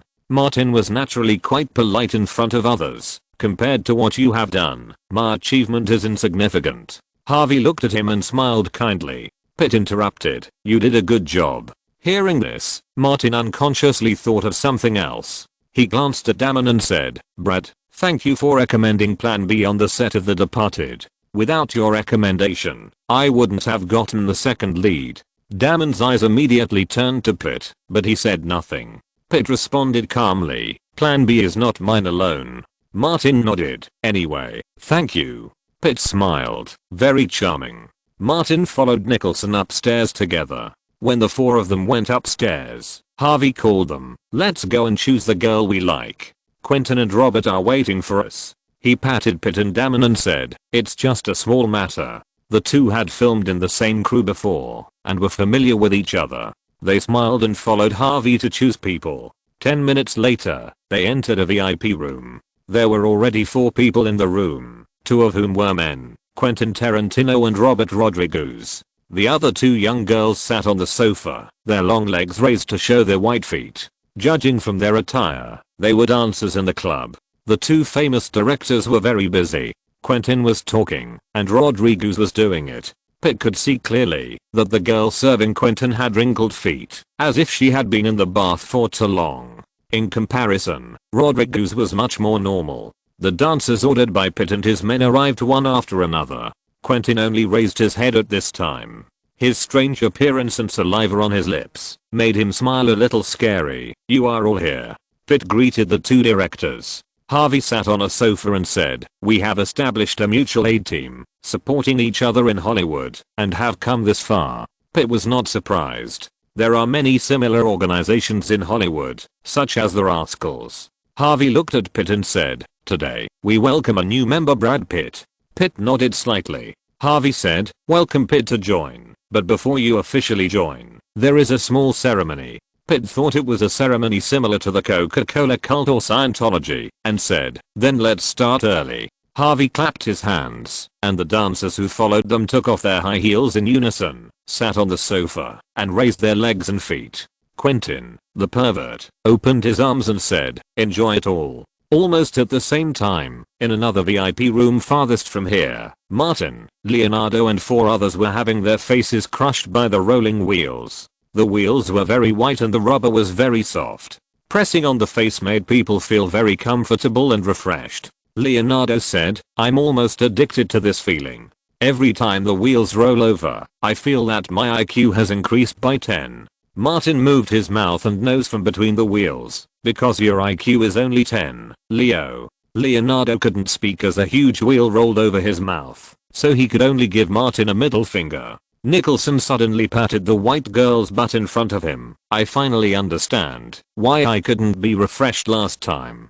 Craven didn't know why. Nicholson smiled and said, "The color is wrong." Martin didn't let him continue. "Guys, let me ask you a question. Who of you is familiar with the British director Danny Boyle?" Leonardo raised his hand, waited for the wheels to roll past his mouth and nose, then tilted his head and said, "I worked with him on the adventure film The Beach in 2000. He is not a traditional British director and is not so conservative and stereotyped." He suddenly stopped and turned to ask Martin, "Why did you ask him?" Martin said, "I want to promote a new project and lack a suitable director." He recommended himself. Haha, the film was successful and sold well at the box office. It's really different. Nicholson replied, "Even a young man like you has famous directors coming to your door." Martin replied bluntly, "Times have changed." Leonardo knows a lot about Martin through the project of The Departed. Martin can attract tens of millions of dollars in investment, and there is also Pacific Pictures behind him. It is not difficult for him to promote medium-sized projects. He said that he knows, "I don't know the type of your project. If it is an action movie like Wanted, you definitely found the wrong person to ask Danny Boyle to be the director. If it is a drama that tends to be exaggerated, then it is right to ask him." Martin's idea for the new project will have some action scenes, but Chad, the action director and assistant director, is enough for the action scenes. Someone needs to check the plot. Leonardo said again, "How should I put it? Danny is not the same as the traditional British. You can see from Trainspotting that he has a rebellious temperament that is a combination of Kubrick and Quentin. He is very flamboyant in the crew and will use exaggerated body movements to demonstrate to the actors. He never sticks to dogma." Martin watched Trainspotting, and 28 days later this afternoon. Danny Boyle is indeed not a traditional British director. Craven then asked, "The adaptation project of the novel Dark Realm that you showed me?" "Yes, that's it." Martin not only let Craven read the novel, but also discussed some plot settings. The old man has directed, written, and produced too many film works in his life, and his experience is not ordinary. Craven said, "Based on what you told me, I think he should be suitable. I have basically seen all his works." Martin decided to contact him privately first. "Leo, you are familiar with Danny Boyle. Invite him out to talk one day." Leonardo said, "Okay, when my party is held, I will invite him to attend." He invited Craven again. Unexpectedly, Craven refused. "I haven't been feeling well lately. The doctor told me to take care of myself. I won't go." Martin reminded him, "Go get a full body checkup." Craven smiled and said, "I just did it last week. It's nothing. I'm just old and my energy can't keep up." Martin asked Leonardo again, "When will the party be held?" "Be patient." Leonardo said, "I have to prepare more fully. I can't be outdone by your yacht party. I will definitely surprise you and have fun all at once." Martin didn't ask any more questions and continued to enjoy the face washing service. Half an hour later, the four people left the VIP room and got into the car from the backyard. When the extended Lincoln started, Martin looked through the car window and found that Harvey and Pete and their group also left the club and entered the backyard. But compared to before, there were two more people, Quentin and Rodriguez. For some reason, Martin found that Pete kept wiping his mouth with a tissue, which looked quite strange. Craven also saw it and said, "Apparently, Brad Pitt has joined Harvey and Quentin's foot gang." Martin was surprised. Foot gang? What is that? Craven had worked with the Weinstein brothers many times when they were still at Miramax, so he knew them quite well and explained simply, "It's a small group organization similar to the Rascals, with Harvey and Quentin at its core. I gave them this name because Quentin is crazy about feet." Leonardo asked, "Wes, didn't they invite you to join?"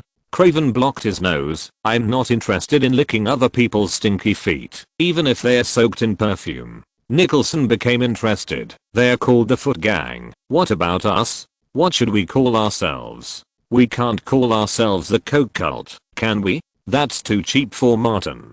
Perverts always have common topics," and Martin automatically replied, "We are called the Face Gang." Nicholson nodded. "This name sounds good. It's more noble than their Foot Gang." Martin laughed. "Then let's call it the Face Gang." The other three people all agreed with Martin. Chapter 258 Excitement. The Foot Gang and the Face Gang did not cross paths again that night, and each drove away. Martin returned to his home in the Coty community. Blake came up to him as soon as he entered the door, took his coat, and hung it on the hanger. She fanned it in front of her nose and said, "What a strong perfume smell." Martin said roughly, "Leo, old Jack, asked me and Wes Craven to go to the nightclub to discuss something." Blake looked normal and asked casually, "Strip club?" Martin told some facts about the club. "I'm preparing a new project. A British director handed me some information. Leo had starred in his movie before. I asked Leo about the details. He went to pour a glass of water, took a sip, and said, 'Wes Craven is experienced. Just a little advice can help me avoid some detours. I'm happy that you can go home.'" Blake suddenly came over and asked, "You're very tired, right?" Martin thought she was talking about work. "It's okay, compared to planning a wanted order." He stopped before he finished speaking. Because Blake squatted down, pulled out his belt, and said in amazement, "Sure enough, it's very hard to endure." What else can Martin say? Idols must satisfy the requirements of female fans. In Blake's eyes, Martin is God's most perfect masterpiece, and every piece of him is a top-notch work of art. He was afraid of dropping it if he held it in his hands, and afraid of melting it if he held it in his mouth, so he could only put it in his stomach. The next morning, after breakfast, Blake began to pack her luggage. "Work is so annoying, we just got together," she complained while taking clothes. "The author in New York has a problem with his brain. He must see with his own eyes whether I'm suitable." Martin comforted, "Young people are the best time to develop their careers. When we are old and want to find opportunities, no one will use us." Blake listened to Martin's words, packed her clothes, and then packed her cosmetics. Most of the things in Martin's master bedroom, cloakroom and jewelry collection room are Blake's. Male stars need a lot of things, but they are far less than female stars. Blake put on the Cartier watch Martin gave her and said, "The female author said that the work was adapted from her real experience, but I have read her experience. When she was young, she was just an ordinary person. Later, she moved to the Upper East Side." Hearing this, Martin asked, "What is the name of her work?" Blake replied, "It's called Gossip Girl. It's about the fight between a bitch in the Upper East Side and the little bitches around her." Martin took her Macute bag and patted her perky butt. "Be good when you go there, don't be stubborn. If you can't get it, I will punish you when you come back." Blake was like a little girl, and her eyes became watery after being wronged.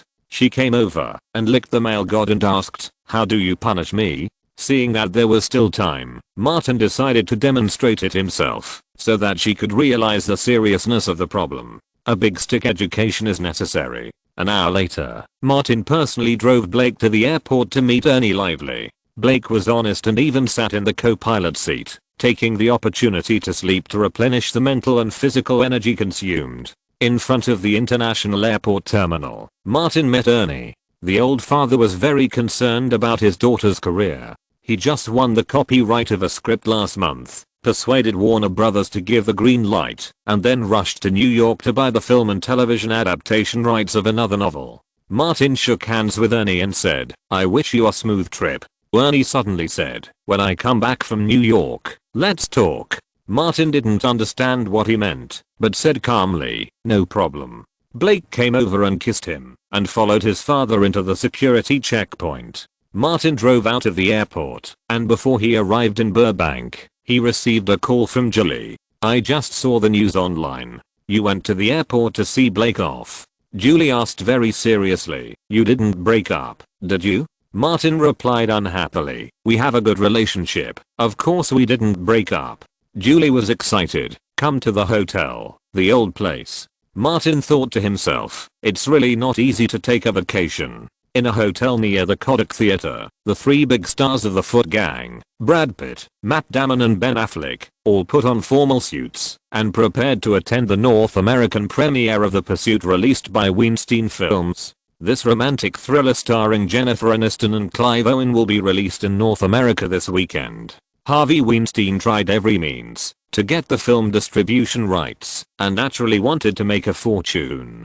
Compared with the award-winning movies he had run in the past, The Pursuit has a stronger commercial flavor. In order to promote it, he released a big move. Let Brad Pitt attend the premiere of the movie starring Aniston, and arrange the time for the two to walk the red carpet very close. Matt Damon and Ben Affleck were also pulled by Harvey to cheer. In the lounge, Harvey was waiting to set off. Damon came in from outside, sat opposite him, and asked, "Can your film win the box office championship this week?" Harvey sat back on the sofa chair with a big belly protruding. "Maybe there is hope." So I used Pitt and Aniston to create topics. He could roughly guess the thoughts of Damon, a relatively dull guy. "I know you don't like Martin Davis, but it's not easy to deal with Martin. He is now a profit-making machine in the hands of Pacific Pictures and Warner Brothers. Matt Damon really doesn't like Martin, but he won't go to the point of life and death because of a role." Harvey said again, "It's normal for Hollywood to have ups and downs. When his momentum declines, we are not the only ones who want to kick him off the cliff." Damon suddenly looked outside and saw Pitt doing his styling. That afternoon, when Pitt walked on the red carpet for the premiere of The Departed, the scene was boiling. Pitt appeared at Aniston's premiere. Aniston, who was being interviewed in the media area, turned black and hurried into the theater to accept the interview, and found her agent Steve. "Why didn't the crew, the producer, and the distributor say hello to me? Do they respect me? When a star reaches Jennifer Aniston's level, she already has considerable capital." She was furious and swearing. "Why did they let that rubbish, that scumbag appear at the premiere?" The agent could only comfort her. "I don't know. They didn't notify me. Maybe they had good intentions, to create news and attract audiences." Aniston was almost furious. "Go tell them not to let that bastard get within 5 meters of me, otherwise I will leave immediately and call a press conference." Maybe Friends has been too smooth in the past 10 years, and her temper and personality are milder than those of Charlie. The experience of the past 6 months or so has made Aniston gradually understand that in Hollywood, gentleness is definitely not a good quality. It will only lead to bullying. She is also adjusting. "Steve, ask who invited him. The agent doesn't want to do it." Aniston stared at him coldly. Steve could only make a phone call, and after asking clearly, he said, "Harvey invited him." Aniston started to be aggressive. "In the future, if there are any role invitations from Dimension or Weinstein Films, you must refuse them all, no matter any project, any role. There are many people in this circle who do not want to cooperate with the Weinstein brothers, so she directly blacklisted them." Steve saw that she was angry, and it was difficult to persuade her, so he changed the subject. "You asked me to find out about Martin, and I got some information." Aniston was furious and asked directly, "Martin Davis is having an affair with Julie?" Steve nodded. "It should be. I asked the people in the Wanted crew." He saw Martin and Julie get on the same trailer more than once, and then the trailer shook violently. It couldn't be anything else, except that kind of thing. He had a bad feeling. "Jane, what are you going to do?" Aniston said coldly, "Some people who haven't been hurt are jumping out to make trouble. I'm really hurt. Why can't I protect myself?" Steve was afraid that she would be impulsive, and persuaded her again. "If there is anything, be sure to tell me, and we will discuss it together."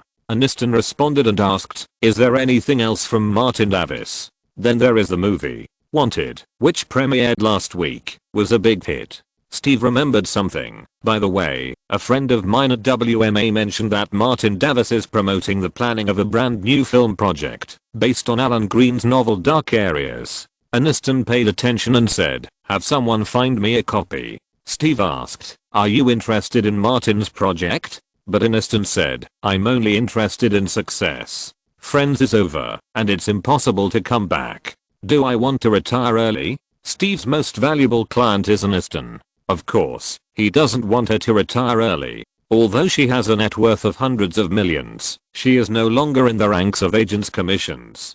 He said, "Martin Davis has been successful in several consecutive movies, and the upward momentum is very strong. It's better to work with him than those literary and artistic people." Aniston's acting in movies is generally a reduction in price. For example, the total investment of this catch and go is only $22 million, and Aniston's salary is only $5 million. Of course, for a billionaire who can earn more than 2,000 yuan a year with the dividends of Friends, these are not a big deal. Aniston controlled her temper and said, "Please pay more attention to Martin. If you can get the script, please let me have a look." Steve said, "I'll ask someone to help me." Today, Brad Pitt walked on the red carpet for the premiere of The Departed, which severely stimulated Aniston. The pain that Aniston deliberately put behind her and waited for time to slowly fade away resurfaced in her mind. It was not until Steve had communicated with the film's distributor that Aniston entered the screening room and participated in the premiere. Chapter 259. First consecutive championship. As time goes by, more and more people have watched Wanted, and it becomes more difficult to control reviews, and the reputation of the film inevitably declines. The IMDb score fell below 8 points. Many negative reviews and offensive soft articles also began to emerge. After all, new films are released one after another, and competitors also need market space to make profits. The purpose of various hype marketing strategies, including Martin and Julie, is to attract audiences to the theater as much as possible in the first weekend, and it is inevitable that there will be some weakness in the follow-up. In the second weekend of November, the box office of Wanted fell by nearly 60%, but the box office of $27.2 million was enough to ensure the success of the North American box office chart. Deviant Pursuit, which premiered on a large scale this weekend, only took in $12.21 million on the opening weekend, and could only rank second on the box office chart.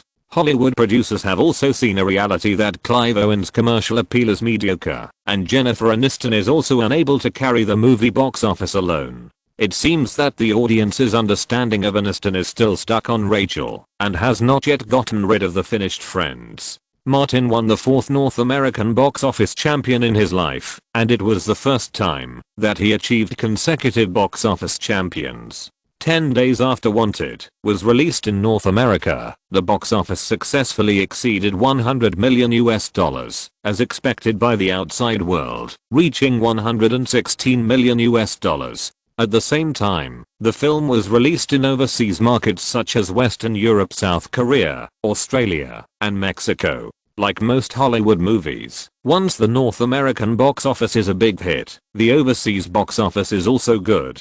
It earned $48.6 million in the first week overseas, with 2 consecutive starring films that exceeded $100 million at the North American box office. Martin's momentum rose immediately. According to the WMA internal customer rating, Martin easily crossed the 4th level customer threshold and was internally defined as a famous movie star. Congratulations, Martin, another box office champion. In the reception room of the Los Angeles branch of Coca-Cola, Justin shook hands with Martin very enthusiastically. Now among the Hollywood actors born in the 1980s, you are at the forefront, Martin said modestly, compared with Natalie Portman, Keira Knightley, Hayden Christensen, Elijah Wood and others, I'm still far behind. Justin smiled and said, in Coca-Cola's evaluation, you are the most valuable one of the younger generation. Martin said, for me, Coca-Cola is irreplaceable. The two talked about business and praised each other, and visited the Los Angeles branch of Coca-Cola together. Naturally, the photographer followed behind to take pictures throughout the whole process, which was also part of the promotional activities. Martin's words were not modest. Regardless of his acting skills, if we only talk about box office, those people are indeed ahead of him. Even one movie is enough to beat him in seconds. Justin asked, I heard that your next work will still be set in modern times? Martin simply said, it takes place in modern New York. The copyright of the novel has been purchased. He asked Bruce for a copy of Dark Area, and gave it to Justin. He asked tentatively, are you interested in continuing to sponsor? The outstanding box office performance of Wanted made Coca-Cola more confident in Martin. Justin said directly, I have communicated with the higher-ups. As long as the background and subject matter are suitable, Coca-Cola will continue to provide advertising sponsorship. Martin also smiled, with you standing behind me, I'm confident in discussing projects with any company in Hollywood. This is not a polite remark, but part of his strength. Justin smiled and said, in Hollywood, you can tell everyone that Coca-Cola fully supports Martin Davis. Then, someone took Martin to the top floor to taste Coca-Cola's new beverage, a bottled cocktail developed in Atlanta. Thomas, who came later, chatted with Justin alone. He said directly, according to our endorsement agreement, if the North American box office of a movie starring Martin exceeds 100 million, he will automatically receive a $1 million incentive. Justin said, of course, the bonus will be credited to the account no later than this month. He suddenly changed the subject and tried. The Atlanta headquarters wants to renew the endorsement contract with Martin for another 2 years. Martin's meaning is very clear. We are strategic partners. This will never change. Thomas sat on the diorite, but our contract has only been signed for half a year. There is no need to be so anxious. Let's talk about it next year. Justin thought for a while and said, then let's talk about it next year. Success can make cooperation more pleasant and firm. In the afternoon, after leaving the Coca-Cola branch, Thomas and Martin took the same car and talked about the relevant situation. Martin agreed with his strategy. There is no rush to extend the contract. Let's talk about it after next year. Thomas added, there are several brands such as Boss that are in contact with the company, hoping to accept endorsement advertising. Martin considered long-term development. You can choose 1 or 2 high-end brands and forget about ordinary ones. Thomas agreed. You are not a comedian who walks the line of shit, piss and fart. The brand you endorse must be consistent with your own positioning. At least it cannot lower your own style. He opened his briefcase and took out a receipt. The serialization of the manuscripts for the News of the World has ended. This was the agreement reached when Martin was awarded the medal in Washington. The News of the World invited Martin to write 10 manuscripts, and each article was paid $120,000. Let Martin say that. That is not a problem. He can make the dead alive. But writing is not within his ability, and it will eventually fall on Thomas. The manuscript is well written. I've read some of it. Martin gave timely encouragement. I will personally give you a sum of money for the manuscript. Thomas worked hard and deserved to be paid. He was not polite. You have my account. On the way, Bruce stopped the car in Century City, dropped Thomas off, and then returned to the Coty community. As soon as Martin opened the door, a neighbor came to visit. The Jones father and daughter came over. Martin invited the two to the living room and asked, how do you have time today? Jones put down the gift, a peculiarly shaped metal sculpture. We are neighbors. Of course we should visit each other more often. Martin smiled. My movie is coming out recently, and I'm too busy these days. When I have time, I'll invite everyone to have a drink together. Jenna Jones put down a wrapped gift box and said, you are too polite. Martin. Wanted was my first Hollywood premiere. I was so excited that I didn't know what to do. Jones stopped talking and let his daughter communicate with Martin. Jenna said again, that movie is so cool. Everyone around me is talking about arc bullets and adrenaline bursts. Her eyes fell on Martin's waist, especially the concept of adrenaline bursts. People's speed increases, the impact is stronger, and the senses are more sensitive. Martin felt that something was wrong when he heard this. It must be that Jenna's words were ambiguous, not that he had misunderstood. Sure enough, Jenna continued, Martin, I think this movie is very suitable for Shenggu to adapt. Adrenaline bursts, and the male and female protagonists are in a mess. Martin understood. Are you planning to shoot the Shenggu version of Wanted? Jenna came here today for this purpose, and nodded with a smile. Yes, I plan to be the director and the heroine. Martin is not opposed to these. It is too common for Hollywood popular movies to be adapted into Shenggu versions. Jenna didn't finish her words. I plan to use the same movie name and similar posters and plot designs, but not the kind that seems to be true. Many Hollywood movies that are adapted from Shenggu don't buy copyrights, and the effects of the filming are not even good enough for cosplay. Jenna is ambitious and has ideas. So, I want to ask if you can give me authorization. Authorization is no problem. Martin is not a philanthropist. Jenna, the copyright income of the Wanted order involves many companies. You go to Pacific Pictures of Warner Studios and talk to the person in charge, Louise Mayer, about the authorization. Bruce cooperated tacitly and took the business card of Louise's assistant. Jenna took it and said quickly, thank you. Mr. Jones said at this time, Martin, you are a good neighbor who is good at communication. Martin was not polite to him. I heard that you know many heavyweights at the California Institute of the Arts. Jones understood what was going on as soon as he heard it. If it is a letter of recommendation, just come to me. It's a simple matter. Martin smiled and said, I will definitely visit you then. Lily must come to California to study in college, and the California Institute of the Arts has a major suitable for her.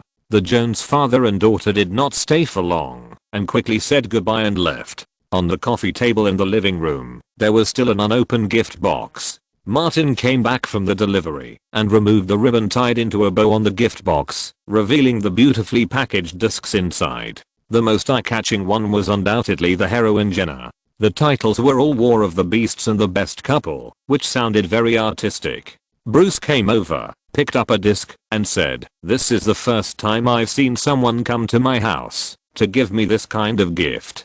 Martin pushed all of them to Bruce. "Old Bruce, this is for you. Enjoy it slowly." Bruce put them away without hesitation. "Give it to Mean later." But after thinking about it, he felt it was not appropriate. The heroine is too young for Mean. Mean used her words to deal with Scorsese's favorite female casting director and had already gotten a new role. Bruce's phone rang. He answered it and said a few words, then looked at Martin. "The goods from Australia have arrived." Martin was the first to leave the villa. "It's finally here." A truck stopped at the door, and 2 staff members unloaded several wooden boxes one after another. After Bruce paid for the consumption, they moved them to the utility room next to the garage. Martin pried open the boxes and checked them one by one. Box after box was full of saltwater crocodile fang pendants. Bruce opened the largest box and said, "Will the crocodiles in Australia become extinct because of us?" Martin said casually, "That place is vast and sparsely populated, and there are no large carnivores. It shouldn't happen." In the box Bruce opened, in addition to the feet of Australian buffalo, there were also saltwater crocodile bones. Martin only took a look and said, "Send both boxes to Atlanta, to Lily Carter, and remember to put a note to remind her that I want a similar number of sculptures." Bruce was sure that this guy was really not a human being. Chapter 260 Life is so difficult. Burbank, Davis Film Studio. In the conference room, Martin stood at the head, pointed the laser pointer in his hand at the white projection screen, and said, "The Dark Realm adaptation project is officially named Never Ending, and Brat is responsible for the script adaptation." Brat, who was sitting on the left side of the long conference table, stood up and nodded slightly. Also attending the meeting were Louise Mayer, who represented Pacific Pictures, Kelly Gray, who came from Atlanta, and Daniel Bernard, who represented Warner Brothers. Martin continued to introduce the project. "Chad is the action director and assistant director of the crew, and I will play the male lead. The expected production cost will not be less than $30 million US. Louise flipped the book in front of her. The novel itself did not sell very well, and it is not a bestseller. Martin said, "Therefore, the adapted script must add more commercial gimmicks, such as hunting, picking up girls, and the paupers counterattack. These plots will be an important part of future films." Brad continued, "First of all, we must ensure that we tell a good story and have a clear logical plot. Yes, what I said is based on telling a good story and then strengthening it." Martin emphasized, "We must highlight how the protagonist goes from being the most common pauper and down and out man in the United States to making a comeback, making money, picking up girls, and resolving crises, and finally becoming a big man that people look up to." He concluded, "In a word, a poor guy changes his life with cheats." Kelly suddenly interrupted, "Will this be too vulgar? Will it lead to low artistic quality?" She is not only the boss of a film company, but also a social activist. It is inevitable that she considers the problem from the latter perspective. It does not conform to the values we advocate. We advocate that hard work can lead to success. Strictly speaking, the male protagonist is unearned. Before Martin could speak, Louise laughed. "You are right. If they don't work hard, we can't succeed." Martin didn't talk about these useless things and got to the point. "In my imagination, the film will unfold from the first perspective. The perspective of the male protagonist is the perspective of the audience. With narration and special camera movements, the audience will automatically bring the male protagonist into the audience at the beginning. Most of the audience who can enter the theater are ordinary people, facing similar problems as the protagonist in life. He used to be a similar person. Don't they work hard? Some may choose to lie down, but most people work very hard in life, even desperately, but hard work cannot solve the difficulties they face. Louise and Kelly Gray don't understand this deeply. Their backgrounds determine this. But Chad, Daniel and Brad, who are ordinary middle class people and have struggled from the bottom of Hollywood, are deeply touched by this. Many problems and difficulties cannot be solved by hard work and desperate efforts. Martin continued, the audience has already worked hard in real life.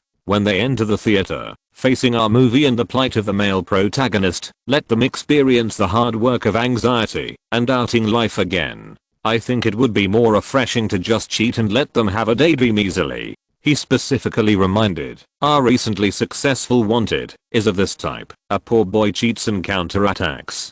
Brad had enough exchanges with Martin and understood his ideas. He continued, ordinary people who have done nothing can become successful people in the upper class by cheating. Martin thought of the online novels that many people had read before. This kind of feeling of going from being ordinary or even poor to having a life of cheating is a temptation and a spiritual enjoyment. Louise looked at Kelly. What do you say? Kelly smiled at Martin. He succeeded several times before. I invest in successful people. Louise pushed up her black-rimmed glasses and said seriously, Pacific Pictures will invest in this project. Martin has been successful since he came to Los Angeles. Louise witnessed him climb up from a small actor to a famous movie star. Daniel said at this time, Warner Brothers should not have a big problem, but the routine procedures still need to be followed. I can't give a clear answer now. This sentence is enough. Martin smiled and said, the project plateau has basically been reached.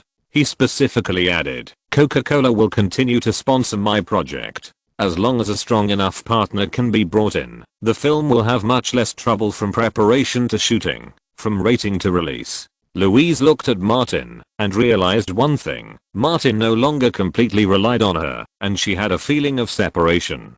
Daniel said, I can guarantee that Warner Brothers has a 99% chance of giving the green light to the project. Kelly is from Atlanta and knows the most about Coca-Cola and the Coca-Cola cult. At this time, she looked at Martin with a slightly complicated look. As long as Martin does not commit suicide, with the bonus of the leader of the Coca-Cola cult, Coca-Cola will definitely support him. Support outside the film industry, especially a super large group company like Coca-Cola, is a great help to stars. While Martin and Daniel were talking, Kelly lowered her voice and whispered in Louise's ear, as long as Martin is still the leader of the Coca-Cola cult, I will invest in all his projects. Are you going to act wild again? Even in such a formal occasion, Louise was not serious. She almost bit Kelly's ear and said, you tell him later that the bastard will thank you for billions tonight.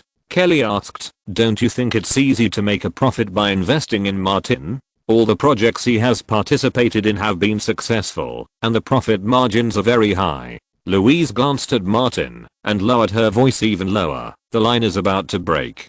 Kelly couldn't help laughing. Do you want to marry him? Louise shook her head slightly. I'm not crazy. In this regard, Kelly had figured it out when Martin was still in Atlanta. Investing in him can bring huge profits, as well as physical and mental enjoyment. What's wrong with that? Louise said, sure enough, you are the most wild one. The meeting ended quickly, and Martin basically achieved his goal. With his current strength, it is unrealistic to put together a single plate. There are too many uncontrollable factors. Continuing to operate the platter can get more pay and a larger investment amount. If a competing company suppresses his project without a pillar to support it, the MPAA rating alone would be enough to make people feel like they are in heaven. As for the so-called fairness and justice, talking to Capital about this is 100 times more difficult than Parisians not going on strike. Martin sent Daniel away first, and then sent Kelly and Louise out. Louise said directly, just now Kelly told me that she will invest in all your projects in the future.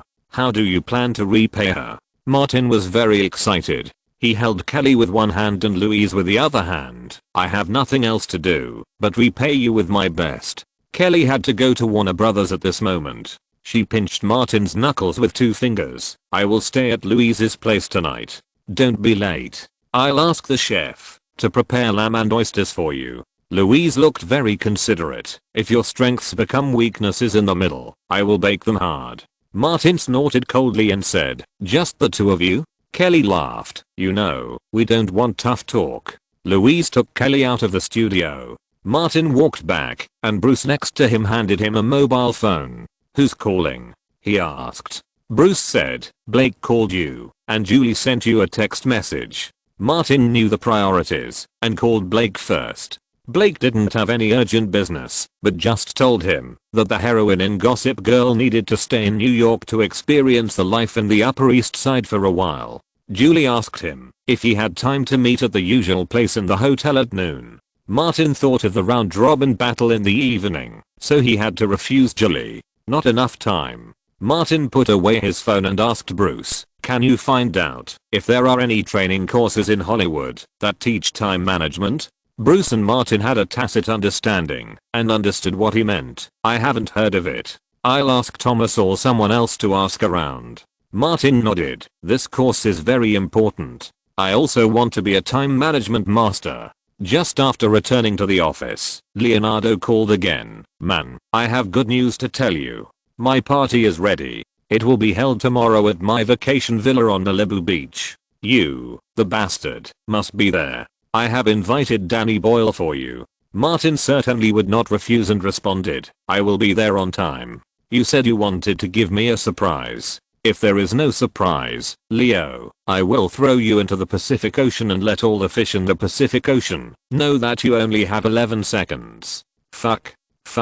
Leonardo gave Martin a middle finger across the phone line. "You are showing off. You are awesome. Very good. When your skin is rubbed bald, don't fucking cry out in pain, and don't ask me to send a car to take you to see a doctor."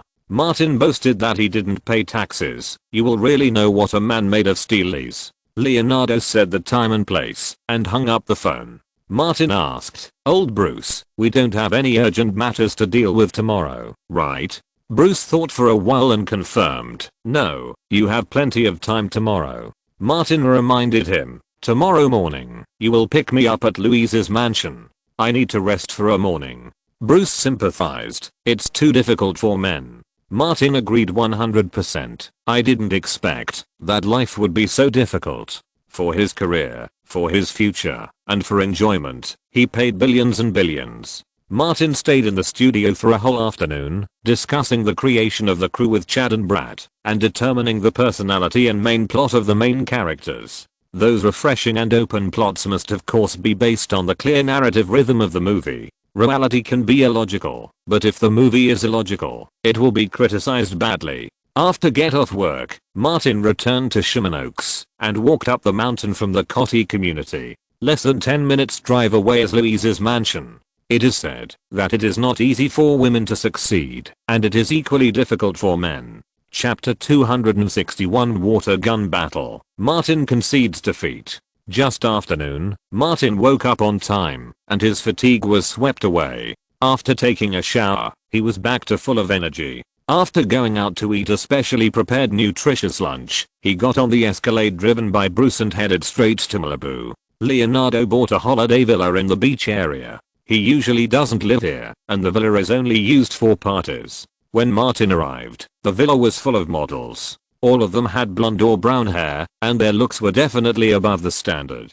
You may not believe in Leonardo's loyalty, but Leonardo's aesthetics are trustworthy. Martin changed his clothes, put on swimming trunks ready to go into the sea, and entered the backyard of the villa, which was the side facing the beach. Leonardo came up in a pair of cotton shorts. "Welcome, my friend. Enjoy this party." Looking over, there were about 30 or 40 people on the beach, many of whom were unfamiliar, but they were outstanding in appearance and beautiful. Martin saw Nicholson, who was surrounded, and Spider-Man, Leonardo's best friend Tobey Maguire. Then there was him and Leonardo. Leonardo opened his arms and ran to a tent, where a lot of things were covered with tarpaulin. He shouted as he ran, "Everyone, the most powerful man in Los Angeles is here. Don't you welcome him?" 20 or 30 models came running in, making people dizzy. They followed Leonardo and rushed into the tent. Leonardo lifted the tarpaulin, took out a long plastic gun, pointed it at Martin, and gave the order, "Attack," with the most intense firepower. Dozens of models picked up their guns and, led by Leonardo, charged towards Martin. Martin turned around and ran, shouting, "This is not fair. Where is my gun?" What greeted him was dozens of water jets fired by water guns. Leonardo picked up the water gun and sprayed it at Martin and commanded, "Emma, you lead the people to flank from the left. Anna, lead your team to rush from the right. The rest of you follow me. Drive Martin, the bastard, into the sea." Martin held his head and fled madly. The protruding muscle lines, after being splashed with water, sparkled in the sun. Among the women watching the excitement not far away, a blonde girl said, "The one running in the front is so beautiful." Another responded, "Teresa, if you want to help him, hurry up. There is no one to help now. You can leave a deep impression on him." Although Teresa Palmer, who just came from Australia, is only 19 years old, she has been working hard in the entertainment industry for many years and starred in her first personal movie when she was less than 10 years old. She recognized the Hollywood star who was being chased and blocked. "Melissa, he is Martin Davis, the hero in Los Angeles. He is also one of the hottest young male stars in Hollywood." Melissa George, who was also from Australia, picked up the water gun at her feet and threw it to Teresa, and then picked up another one. "This is a rare opportunity. Go for it." Teresa took a long water gun and ran towards Martin, choosing him as the leader of the camp. "Here," she shouted at Martin, "we are your support group." Martin heard the shouting and found a blonde girl who looked a bit like Stuart running with 2 water guns and immediately went to meet her. Teresa threw a gun over. Martin caught the gun, but did not rush to fight back. He first tested it with a shot. Melissa rushed over at that time, and the water column jumped on her, startling her and screaming. Teresa was stunned for a moment. Martin roughly figured out the trajectory of the water gun and heard Leonardo shouting behind him and immediately turned around and pulled the trigger.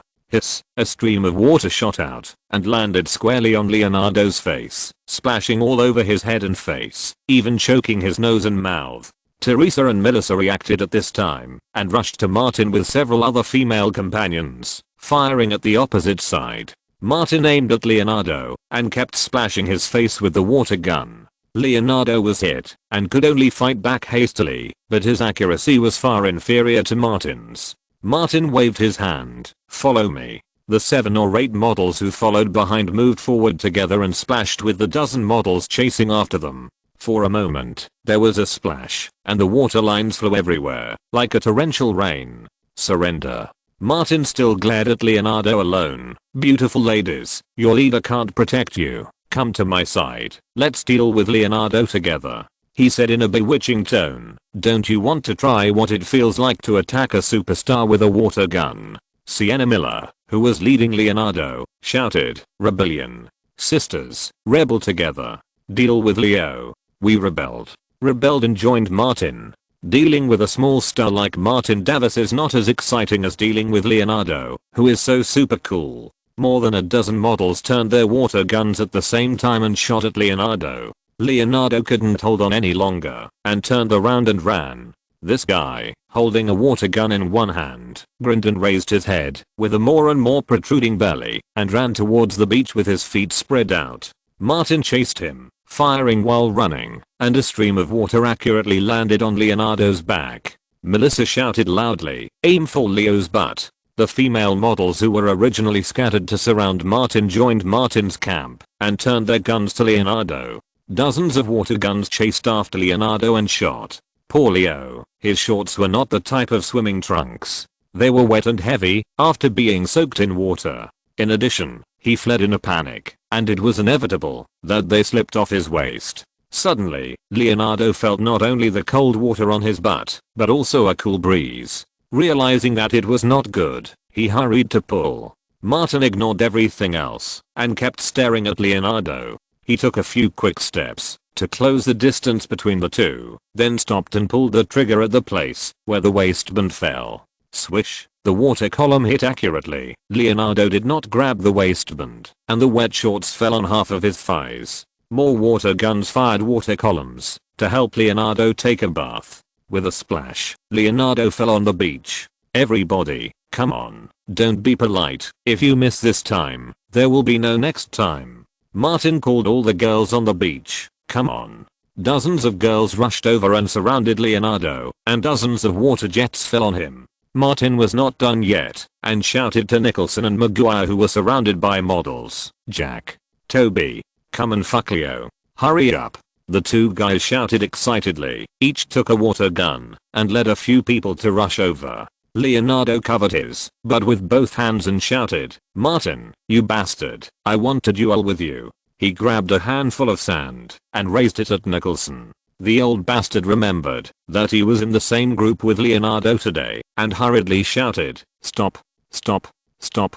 Everyone listen to me." Toby Maguire also shouted, "Pause." Sienna Miller felt a little sorry for Leonardo, so she shouted, "Sisters, watch them duel." The beauties stopped shooting one after another. Leonardo pulled up from the beach by holding his shorts, not caring that he was covered in sand, and stared at Martin fiercely. "I want to compete with you." Martin removed the water bag of his water gun, replaced it with a new one, and said, "With a gun, or with bare hands, it's your choice." Leonardo is not stupid.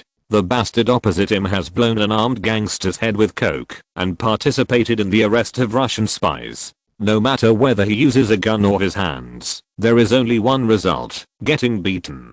Martin fiddled with the water gun. "I suggest you choose a gun." Hearing about the gun again, Leonardo suddenly had an inspiration. "What's the point of competing with a crappy thing like a water gun? Let's compete with real guns."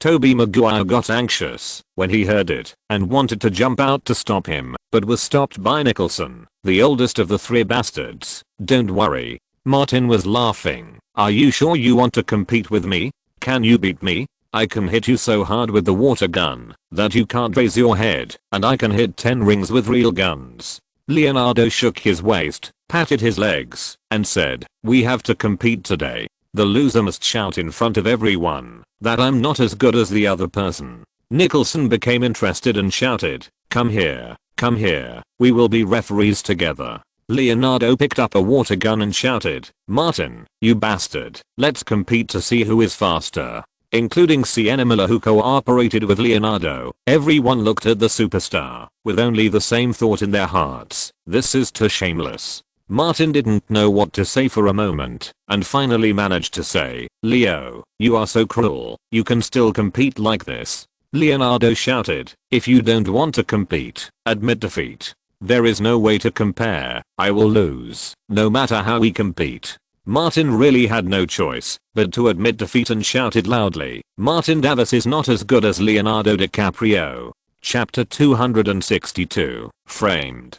It was getting dark, and a bonfire was lit on the beach. Martin and the others, who had spent the whole afternoon having fun, let the models have fun on their own, and invited Danny Boyle, who had just joined them after dinner, to drink and chat. Leonardo introduced Martin and Boyle. Everyone else knew that the two had something to talk about, so they deliberately kept a little distance. "The first time I heard of you was because the hills have eyes." Boyle picked up the beer bottle, clinked it with Martin's, and said, "I felt great when I saw you using a baseball bat and a dog to beat up the highway killer who had harmed Americans." He took a sip of beer. "You're even more handsome than McGregor in Trainspotting."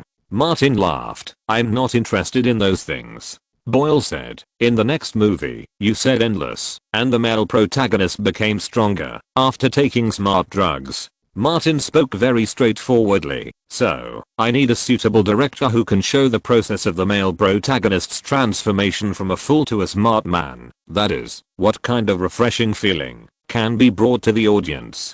Boyle is not a traditional British director, but has a lot of ideas. In fact, the best way is to let the audience put themselves in the male protagonist's first-person perspective. The male protagonist becomes stronger with cheats, and everything he enjoys and obtains is roughly equivalent to everything they get. Everyone wants to get something for nothing and climb to the top of society without working hard. This novel and this protagonist just fit the bill. These words coincided with Martin and Brad's ideas, and Martin initially thought that Boyle might be suitable. If the concepts are not in line, there is no need to discuss the rest. For example, Martin wants to shoot a commercial film, but the director wants to shoot an artistic film with depth and philosophical thinking. That will only hurt each other, and there is no need for cooperation at all.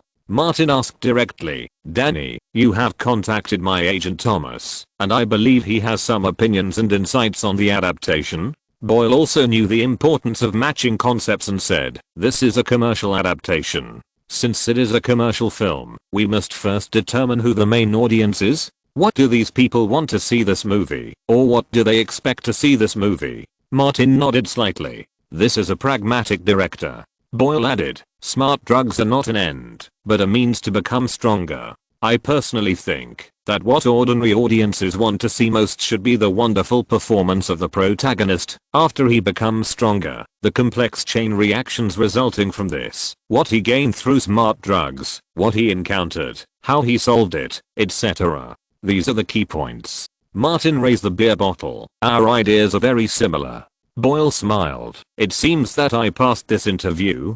Martin nodded. When do you have time? Go to the Davis studio at Warner Studios. You, me, producer Louise Mayer, screenwriter Brad and action director Chat. We need to talk together. This is a necessary procedure. There are more than 2 key positions in a crew, director and actor. Boyle also needs to get more recognition.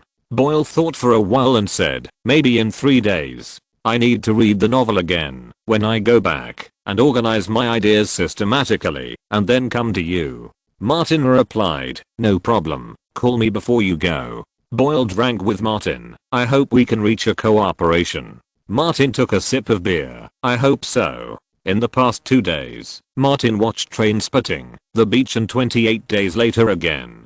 Danny Boyle is undoubtedly a capable director, and his film style is also popular and commercial. Leonardo came over and asked, have you finished talking? Martin shrugged, we're finished talking. Great. Leonardo said loudly, let's kick off the night's carnival. Martin said disdainfully, your surprise party is just like the one in the afternoon. There are no surprises, but you and I are faster, and there are quite a few shocks. Leonardo was very excited. Next is the water gun competition I carefully prepared. Nicholson mocked, besides water guns, what else can you do? An extraordinary water gun competition. Leonardo shouted to the distance, beautiful ladies, are you ready? Come over. A large group of beautiful ladies ran over with laughter, and more than a dozen of them had targets painted on their bodies, and the center of the target was in a very special position. Since Leonardo called for a water gun party, he was of course prepared. Although he was beaten up by Martin and a group of models in the afternoon, he saved some face with a special water gun competition in the evening. The people who attended the party were very happy and made a fuss for most of the night before they calmed down. Even in Malibu Beach, if it was Beverly Hills or Sherman Oaks, the neighbors would have called the police long ago. The next morning, the party company sent a car to pick up the models they hired. Leonardo saw Martin sitting and drinking water and quickly winked at Nicholson. Nicholson went over and said, let's go to the city to have lunch together. Martin stood up and followed the 2 out of the villa. The beauties in front saw that the 3 were also leaving, and they turned back and greeted them frequently. Nicholson pointed outside the villa, my car is there, get in my car and go together. Leonardo seemed very concerned and asked specifically, Danny Boyle left early in the morning in Toby's car. Have you negotiated with him? Martin followed Nicholson and said as he walked, some things in concept have been basically agreed upon. The remaining salary and treatment, etc. The crew has someone to discuss with him. Leonardo said, his salary is not high. Nicholson continued, Danny Boyle is not a big director. The 3 of them walked through the front hall of the villa, followed the group of beautiful ladies, and went out the front door together. As soon as he went out, Martin heard the sound of camera shutters. He glanced casually and saw at least 3 paparazzi taking pictures. From their angle, they could easily take pictures of him, Leonardo, Nicholson and the group of women. Leonardo and Nicholson didn't take it seriously at all, and the latter even raised his middle finger to the paparazzi. In return, they naturally got more crazy photos. Martin remained calm and got into Nicholson's extended Lincoln. The driver started the Lincoln only after the model's business cars left one after another. Leonardo and Nicholson chatted, as if nothing had happened. Martin pointed at the 2 bastards one by one and concluded directly, you called the paparazzi, right? How could Leonardo admit it? He shook his head repeatedly. What a joke. Why did we call the paparazzi? Tell people that we had a wild party last night. Nicholson quickly changed his seat and sat down opposite Martin, pointing at Martin and said, "You have paranoia. In your eyes, there are no good people. You always think the worst of me and Leo." Martin couldn't help but sneer. "You are good people. Ha, then there must be no bad people in the world." Leonardo spread his hands and said, "Why should we do this? Accompany you to be exposed. Let gossip fly all over the place. What good will this do for Jack and me?" This sounded very reasonable at first glance. After all, Leonardo and Nicholson were also photographed by paparazzi. But Martin's reaction was not ordinary fast, and his mind immediately turned around. "You two are single dogs, so just take it, if you are photographed. At most, it will add another one to your numerous gossips." Leonardo couldn't help laughing. "You are really good at making random associations." Nicholson, the old pervert, said, "Don't pay attention to him. Martin did too much work last night, and his lower body was not free, which caused brain problems." He deliberately asked Martin, "Do you need to go to the hospital? I have a private doctor here. He can help you with both the lower and upper heads." Martin raised his two hands and gave two middle fingers. "Do you think I'm afraid of this? It's a joke. You know nothing about me." Before the fan effect passed, this little gossip was nothing. Besides, he could tell the truth. Leonardo and Nicholson looked at each other and thought, "Is it really useless? Martin, this bastard betrayed the trio, and they just wanted to pull Martin back to the right path. What's the point of finding a stable girlfriend? Being wild is the right way." Martin stopped talking and started to think. He must make these two bastards look good when he finds a chance. When they arrived at the restaurant, Leonardo and Nicholson entered the restaurant first. Martin used the excuse of having a phone call to wait for Bruce, who followed him to come over, and asked, "Do you have any stock of fengyalging?" Bruce nodded. "There are still some at home.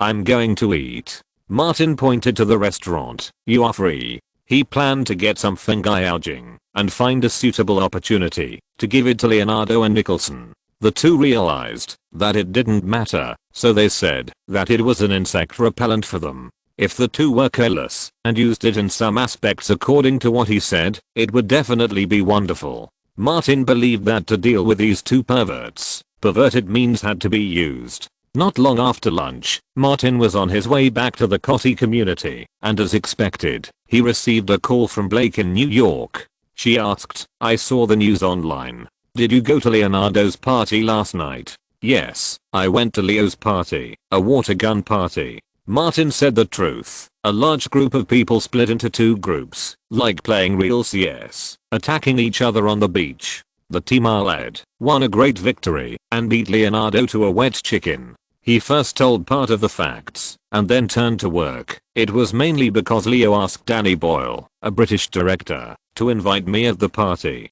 I had a preliminary contact with him about the new project. The production concept is not much different. As long as there are no accidents in the future, Danny Boyle will be the director of the new project." When Blake responded, Martin asked her about her work, and the call ended smoothly. 2 days later, Danny Boyle found Martin. After interviewing many people including Louise at Davis Studio, the Endless project was officially confirmed to be directed by him. Chapter 263, Losing Terribly. With the arrival of director Danny Boyle, the project officially entered the preparation stage. After going through routine procedures, Warner Bros. Also gave the green light to continue to participate in the investment and serve as the distributor of the film. The Limitless studio was quickly established, with investment mainly from Sophia and Vincent's Beast House Entertainment, Grey Pictures, Pacific Pictures and Davis Pictures Studio. The public cost was $36 million. In the third weekend of November, Wanted lost the North American box office championship, and the new Harry Potter took the top spot. Martin also attended the premiere of the film and took a photo with J.K. Rowling, who had not yet been expelled from Harry Potter. As for the famous three white-eyed wolves, they are still little kids now. This weekend, Wanted collected another $14.55 million in North America, and the North American box office cumulatively reached $141 million. It also appeared in more countries and regions overseas, and the global box office has exceeded $250 million. With this powerful commercial power, Thomas conducted multiple rounds of negotiations with the Limitless crew on behalf of Martin, and finalized Martin's salary. Martin's salary is divided into two parts. The crew paid $5 million in advance. It costs a lot for stars to maintain a high quality of life. Martin also needs a certain amount of money to continue to buy Apple's scattered shares in the market. He plans to hold the shares for a long time. The remaining $3 million plus the cost of Martin's early investment in Limitless is counted as a total investment of $6 million by Davis Studio, included in the production cost of Limitless, and enjoys the actual right to investment income. In the office of Davis Studio, Martin carefully looked through the draft contract, even including insurance clauses and additional clauses. The latter mainly refers to the various services provided by the crew to Martin during the filming, such as Bruce must serve as the crew's prop master, and filming outside California requires a 5-star luxury suite and business class air tickets, the type and grade of the car, etc. This time, a clause was added that the crew needs to bear the cost of 2 bodyguards. After looking through the contract, Martin asked Thomas, "I thought my salary would be $10 million.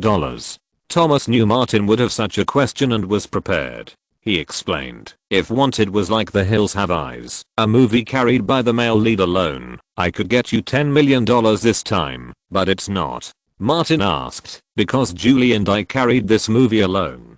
Thomas nodded. "Yes, Wanted is a movie of you and Julie, and the appeal of the heroine is also key. The two of you carried this movie and shared the film's dividends, unlike The Hills Have Eyes, which belonged entirely to you alone." He simply gave an example. When Will Smith was filming Independence Day, his salary was $5 million.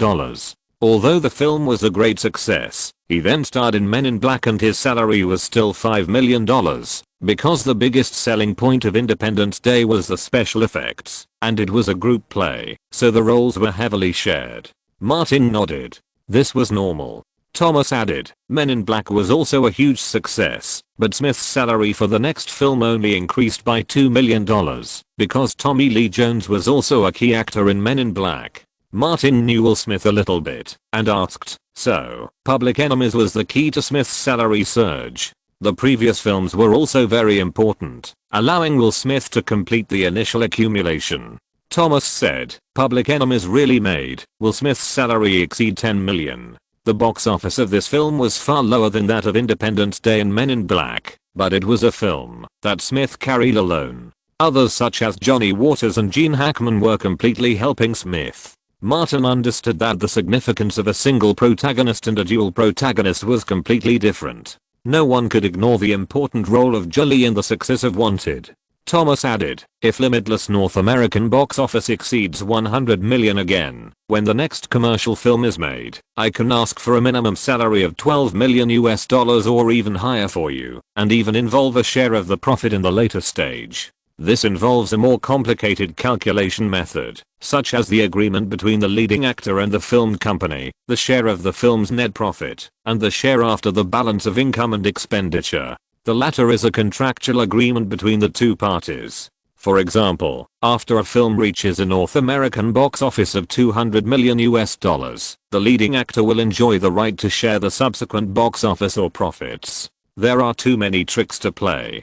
Fortunately, according to Martin's development model, he will definitely participate in the film projects he stars in as one of the producers in the future.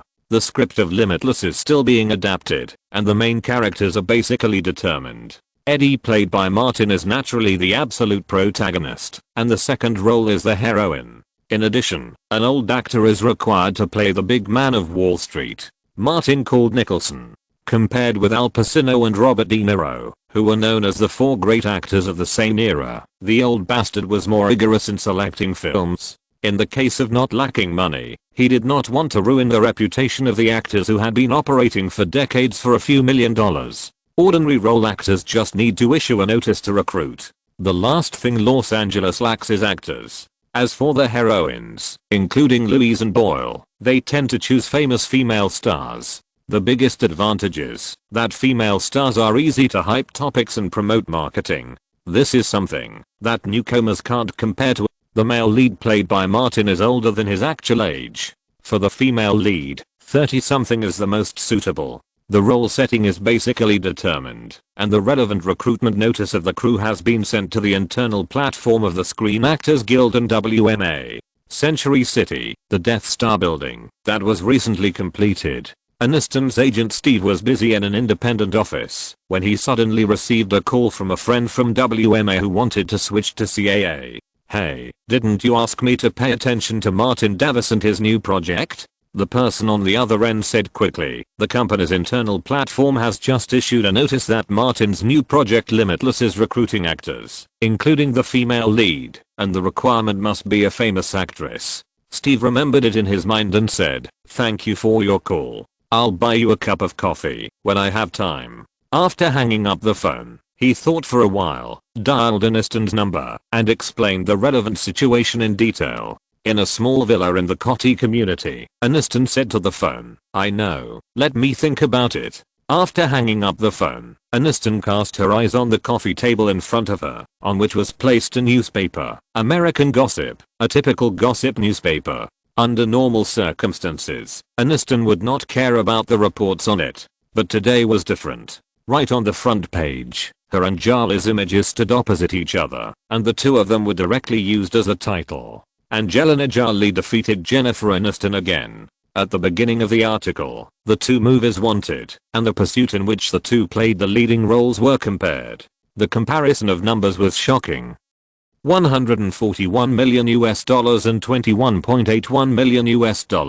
The former belongs to Jolie, and the latter belongs to her. The comparison outside the box office is even more excessive. In May, Aniston lost to Jolie in the marriage war. Now, in the box office war of the two starring movies, Aniston still lost miserably. Can we draw such a conclusion from this? Aniston is far inferior to Jolie in terms of personal charm, acting skills and appeal. Aniston has a strong capital and doesn't care much about temporary gains and losses, but she is frequently compared with Jolie, which makes her very annoyed.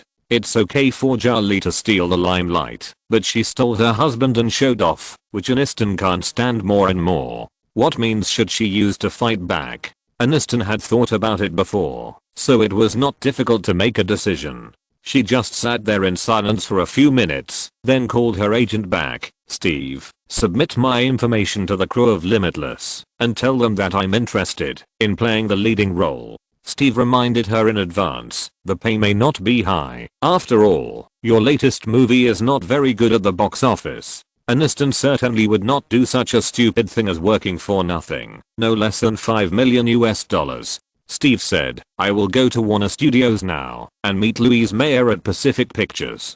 Aniston said directly, "Get this role as soon as possible." Steve hung up the phone, immediately left CAA, rushed to Burbank, submitted Aniston's information to the crew of Limitless, and met with producer Louise Mayer, Weinstein Films Los Angeles branch. Brad Pitt, a new member of the Foot Gang, was specially invited by Harvey Weinstein to meet. "I'm going to promote a project." Harvey actually takes good care of the actors who lean towards him, so he has a large number of supporters in the circle. The film is a biographical drama type, and the male lead is very suitable for you. When Brad Pitt heard this, he thought of Oscar. In the past 10 years, this person is the biggest Oscar promoter. He has not given up on Oscar yet, and asked, "Whose biography is it specifically?" Harvey handed a large fairy tale book to Pitt. "Have you read it? It's about it." Pitt found that the book in his hand was called Peter Rabbit and asked, "A biopic about Miss Potter? She is a woman." When Harvey got this project, he had some ideas, especially combined with the publicity and hype of Martin and Jolie before the release of Wanted, which gave him a bold idea. "I said, you will be the male lead," Harvey said. Pitt immediately asked, "Who are you going to find for the female lead?" Harvey said a name that was not expected. "How about Jennifer Aniston? She will play Miss Potter, you will play the male lead, and you will co-star in the same movie. In this case, public opinion will definitely explode." Pitt thought about it and said, "I have no objection. Can you invite Jen?" Harvey thought this plan was very promising. "We should try it."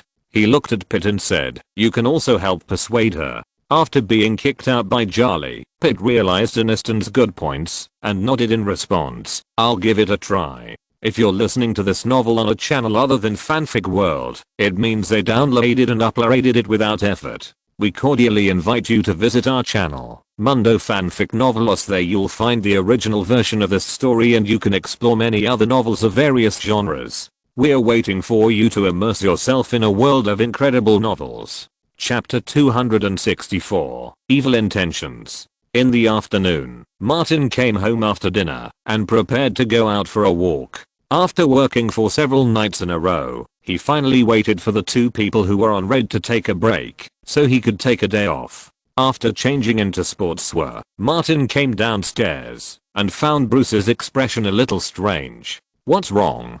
He put on his sports watch and walked out. Bruce followed up. "Jessica just called me. Steve, the agent from CAA, went to the crew and submitted Aniston's information. Aniston is interested in playing the leading role in Limitless." The news was too unexpected. Martin stopped in surprise. "What's going on? Is this a mistake?" Bruce replied, "You may have made a mistake with the person, but the crew will not make a mistake with such important information." Martin couldn't figure it out at all. Is Limitless so attractive? Or is it that, if I succeed 2 or 3 times in a row, I can attract an actress of Aniston's level to ride on my popularity? He shook his head. "It doesn't make sense. Bruce, this bastard stated a fact. Aniston's current situation is inseparable from you. How many ideas did you give Julie? Limitless lacks publicity points. When it is revealed that you have successively dealt with Julie and Aniston, wow, this movie will become the second Mr. and Mrs. Smith."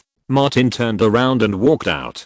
Bruce kept talking. "From a professional perspective, the success rate is very high." Martin raised his middle finger and said, "I always feel that things are not that simple." Bruce followed him. "No matter how complicated the situation is, no matter how chaotic the dispute is, can't you solve it with your hard power?" Martin opened the door. Bruce said again, "I contacted Jodie. She might be secretly taking pictures around. You should be careful." As the popularity of the wanted order faded, Martin's attention was also decreasing. He needed to maintain a certain exposure in the media. Celebrities usually have long-term entertainment reporters or paparazzi, even if the real street photos in the media are more likely to be staged. On Martin's side, Bruce has been in contact with freelance reporter Jodie for a long time. When he went out and walked towards the community committee, several paparazzi followed him. After following for a while, they saw that Martin was just taking an ordinary walk and there was no value, so 2 of them withdrew. Only Jodie, a paparazzi, followed behind. After walking a few hundred meters forward, Jodie quickly raised her camera. As a paparazzi with a keen sense of smell, she realized that there might be news. Because on the sidewalk on the same side, Jennifer Aniston was walking a white mixed breed dog. Jodie remembered clearly that after Aniston divorced Pitt, she moved out of the mansion in Beverly Hills and returned to Shermer Oaks, where she lived in her childhood, to heal her broken heart. Unexpectedly, she lived in the same community as Martin Davis. Even if the two did not know each other, they must know each other.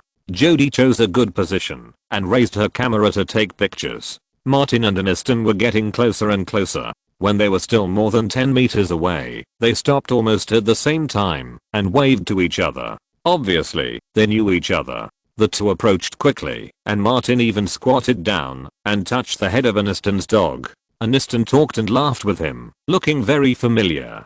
Jodie frequently pressed the shutter of the camera to capture the scene of the two talking, and her mind was spinning at high speed at the same time. How should the relevant article be written? Martin met Aniston by chance. There is no impact, and it can't attract many eyeballs. Aniston walked her dog to heal her broken heart and met the handsome Martin halfway. The two had an intimate conversation. It seems that this is good. There is absolutely no problem in writing a short composition based on the picture and matching it with such an article. Jodie deliberately changed the angle to make the two people talking almost invisible.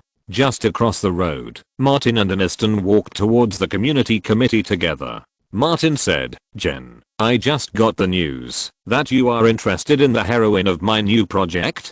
Aniston acted very naturally and said it as if it were true. "I have read Alan Green's novel and am particularly interested in it." I originally wanted plan B, to get the adaptation rights, but when I asked, I found out that the adaptation rights have been sold. Martin didn't believe a word of this, but he cooperated with the other party in acting. So, I stole your project? Aniston had ill intentions, looked at Martin, and said with a smile, as long as you use me as the heroine, my goal will be achieved. Martin always felt that something was wrong, and he couldn't figure it out for a while, so he could only vaguely say, who can refuse Rachel? Aniston sighed softly. Rachel is a thing of the past. She had a feeling that, if Friends was still popular, Pitt might not be involved with Charlie. The name Charlie floated through Aniston's mind, and she was annoyed again. She simply asked Martin, what do you think? Do you think I'm suitable for the heroine? Of course, you are very suitable. Martin was still cautious, but I don't have the final say in the crew. I'm just one of the promoters and investors. I have to respect the opinions of other parties as well. Aniston nodded. I will go to the audition. Martin expressed due importance. You can directly participate in the third audition, and no one will have any objection. It was getting dark and the street lights came on. Aniston said again, when you are free, give me a chance to express my gratitude. Martin asked, you want to treat us? Aniston nodded slightly. If I hadn't met you today, it wouldn't have been so smooth. No, it would have been very smooth. Martin emphasized again, no matter me, or other people in the crew, no one will refuse Jennifer Aniston. Aniston laughed. You are really good at talking. Do this to everyone. Martin shook his head hurriedly. Of course not. You are different from others. He looked sincere and excited. In 1994, I was only 13 years old. I saw Friends on the screen for the first time, and I fell in love with Rachel Green. My love and admiration for Rachel lasted throughout my entire teenage years. Aniston suddenly had a bad association. What would teenagers do to their goddess? There must be a lot of posters that were ruined by him. Martin added, I never dreamed that I would be able to act with you one day. Aniston said, I'm just an ordinary person, an ordinary actor. Martin said, there is only one Rachel and one Jennifer in the world. Aniston felt that it was not a bad idea to participate endlessly. The two passed by the entrance of the community committee and happened to meet Harold, who was working overtime. Harold saw them walking together and did not go over to say hello. He just smiled and waved, then got in the car and left. After walking for another 5 minutes, Aniston stopped at the door of a villa. The dog Norman,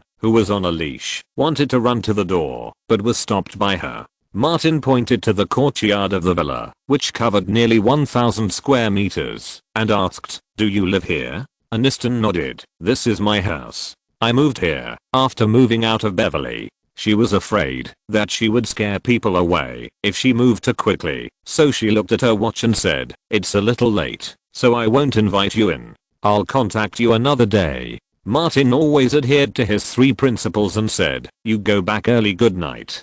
Good night. Aniston waved her hand and took the dog to open the door. She opened the door, but didn't go in, and Martin also stood there. The two couldn't help laughing at the same time. I'll go first. Martin turned and left. Aniston didn't go in until he was a little far away. After entering the villa, she fed her dog some water, sat on the sofa, and sighed softly. Martin has good looks and temperament, speaks well, and has a reason to act. No wonder Charlie kicked Pitt for him. Outside the villa, Jodie took a picture of Martin's back as he left, and then took a picture of Aniston's closed door, which was inevitably regretful. If Martin entered this door tonight, the exclusive news could sell for tens of thousands of dollars. The rumor about the American sweetheart and the American hero was exciting. What a pity. Jodie could only walk back. But the harvest was not bad. The photo of Martin and Aniston walking on the street together was also valuable. Jodie hurried back to the parking place, and just as she was about to get in the car, she found Bruce waving at her from the other side of the road. She put away the camera first, walked to the other side of the road, and got into the other's car as usual. Thank you for the big news. Jodie came here after being notified by Bruce. Bruce didn't expect Martin to run into Aniston and chat for so long. He nodded slightly and said, there is another exclusive news, also about Martin and Aniston. Jodie's first reaction, are they together? No, Martin's public girlfriend is Blake Lively. Bruce said, "You have a rich imagination." Jodie was eager to make a move, but thinking of the fact that Bruce had rejected her several times before, she simply said, "What do you want?" She was a dedicated paparazzi who was willing to pay for the news. "My whole body, any part you like, it's up to you." Bruce looked at her. Maybe because she had been running outside for many years and was exposed to the wind and sun, Jodie was thinner than a monkey and darker than a gorilla. He stopped teasing her and said directly, "Aniston's agent contacted the crew of Martin's new project, Never Ending, which was adapted from the novel Darkfield. Aniston is interested in the heroine in it. The news of the new project has not been made public yet," and Jodie quickly grasped the key points: novel, movie, heroine. Martin's new film is likely to partner with Aniston, which is indeed big news. "Thank you." Jodie touched her all over. Bruce was not interested in her and warned her, "Don't mess around. I'm not a messy person." Jodie took out her wallet and all the cash in her pocket and stuffed it into Bruce's pockets. "That's all I have. I'll give it all to you. Don't think it's too little." Bruce pointed out of the car and said, "Let's go. Go back and write the article. It must be published in the newspaper tomorrow." Jodie stopped talking nonsense and got out of the car quickly. She ran across the road and started making phone calls as soon as she got in the car. Today's news could be sold at a good price. A few minutes later, she drove out of the Coty community. She kept a low speed in the community to avoid getting into trouble. When she left the community, she suddenly sped up and rushed to the transaction location. Chapter 265. Turtle. "I think Aniston can do it." At the crew's regular meeting, director Danny Boyle agreed, "I have discussed the heroine with screenwriter Brad, and the role itself does not require a particularly complex performance. Aniston's experience is enough to handle it." The director also likes to use experienced actors, which saves time and effort on the set. Who would be willing to go through the trouble of teaching new actors who have no experience in starring roles? Kelly considered a more realistic issue. "What about the salary? She won't ask for $20 million US, right?" Martin replied, $20 million plus is Aniston's salary for filming one season of Friends. Her salary for the movie is not that high." Jessica was responsible for contacting CAA and said, "I tentatively asked, and their bottom line is about $5 million US. Kelly asked, "The box office response of The Pursuit starring her seems to be average." Louise turned to look at Martin. "If Rachel's fame and appeal are properly utilized, it will help the film." Martin thought for a while and said, "My opinion is to let her go directly to the third round of auditions. This is also the treatment that a star of her level deserves. It depends on the results of the audition." Boyle was the first to agree, "That's best." Louise said, "Then let's handle it this way." The short meeting ended, and Martin prepared to go to the studio to meet the action director Chad. In the action design of this film, he planned to borrow some of Bruce Lee's action routines. After the male protagonist took the smart drug, he didn't need to learn fighting skills. It was enough to use the moves in the movies he had seen. Louise followed and walked with Martin on the sidewalk of Warner Studios. Martin asked directly, "Is there something?" Louise put her arm around his arm like a couple. "You haven't given me a recipe in a long time." Martin made up an excuse. "I've been busy with work lately and haven't had time to experiment with new recipes. Didn't I give you a notebook last time? It's almost used up." Louise reminded, "You have plenty of time to have parties and pick up girls." Martin was so shameless that he didn't feel the slightest bit of shame. Instead, he argued, "It's all for work. If I didn't go to Leonardo's party, how could I invite Danny to be the director? If I wasn't busy with work, how could Pacific Pictures regain its momentum so quickly?" Louise smiled and shook her head. Blake would have an opinion. Martin was open-minded. The idle halo will always be shattered. When they came to a fork in the road, Louise was going to Warner Pictures and said, "Don't forget the new recipe. I'm going to attend the World Sommelier Conference during the new year, and the master must have a work to show for it." Martin said, "I'll take the time to test the new recipe." The two separated at the intersection and went to different places. Louise went all the way to the large conference room of Warner Pictures and met Barry Meir and Alan Horn, the current heads of Warner Brothers. Also participating in today's meeting were the relevant persons in charge of DC Comics and Legendary Pictures, as well as Warner's gold medal producer Charles Roven. The latter was familiar with Louise and asked, "Has Pacific Pictures recovered?" Louise smiled and said, "I have the treasure boy Martin Davis. His two projects, The Hills Have Eyes and Wanted, not only made me make up for the loss of Alexander the Great, but also brought me considerable profits. Most importantly, investors have regained their confidence in Pacific Pictures." Berrymere next to him couldn't help but admire, "You have indeed developed a treasure in Atlanta. Starting from last year's Wax Museum, Martin Davis has surprised me again and again." Louise knew very well that Warner Brothers was at the top of their industry chain. In all these projects, Warner Brothers was the one that benefited the most. Alan Horn asked, "How long do you think he can stay popular?" This sounded like a Big Shot's extreme exploitation. Louise felt uncomfortable listening to it, and specifically said, "As far as I know, Coca-Cola wants to take the initiative to extend the endorsement contract with Martin and sponsor all the movies with suitable backgrounds that he stars in."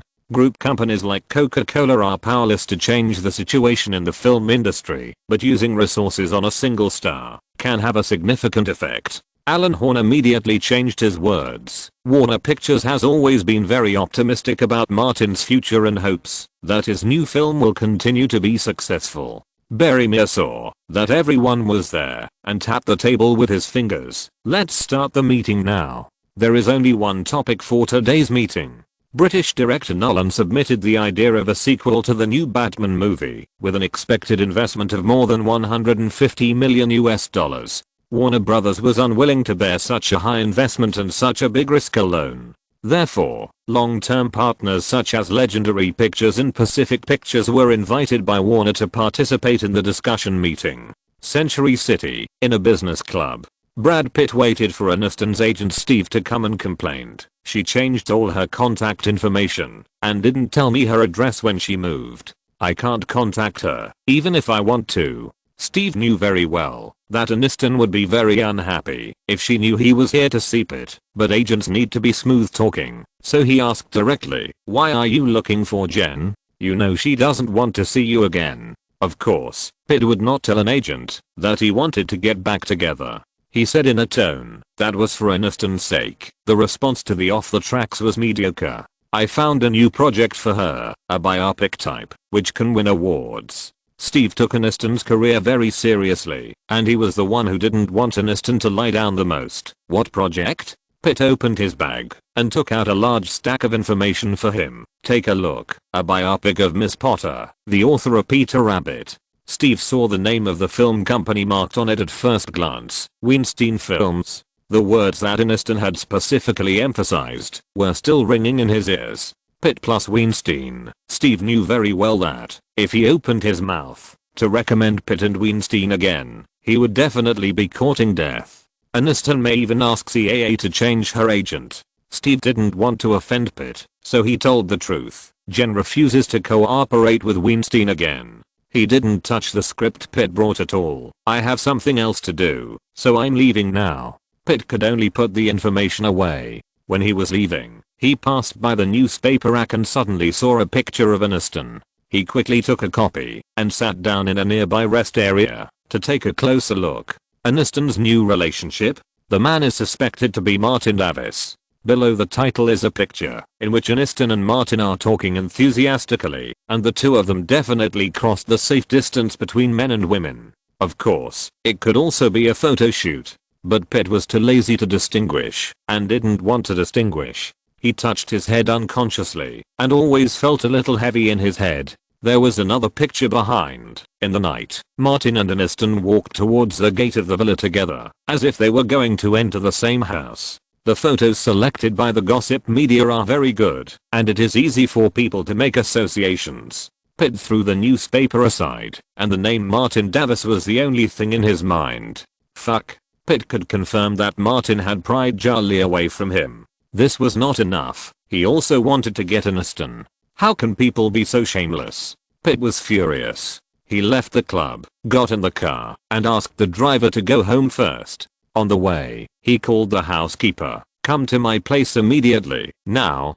Go home first to relieve the anger, and then think of a solution. Not far from here, in the office of Weinstein Films, the Weinstein brothers rarely get together. The younger brother Bob asked, "Have you decided on the cast for Miss Porter's project? Renee Zellweger called me, and is very interested in the film. Let her wait." The older brother Harvey was the real decision maker. "I have found more suitable actors. Aniston and Pitt will play the male and female protagonists." Although Bob was not actually involved in the film business, he had a wide range of knowledge over the years and understood it immediately. Learned from the publicity and hype of the Smiths to create heat for the film. Harvey was ambitious. "We are good at winning awards, and with publicity and hype, I'm confident that the film can make a profit just by relying on the North American box office. There are not many films of Weinstein Pictures that can make a profit just by relying on the box office, including Quentin's films, which are not known for their box office." The phone rang suddenly, and it was Pitt who called. Harvey answered the call and said a few words. His face looked a little ugly, and he pressed the intercom on the desk. The secretary quickly brought in a few newspapers. One of the newspapers officially disclosed that Martin Davis had joined forces with several producers to prepare a movie based on the novel Darkfields, and the heroine in it was very likely to be Aniston. Harvey slammed the newspaper on the desk and cursed directly. "Bitch." Bob asked, "What's going on?" "Something unexpected," Harvey roughly said. "Aniston refused to cooperate with us and chose Martin Davis' new project Limitless to play the heroine in it."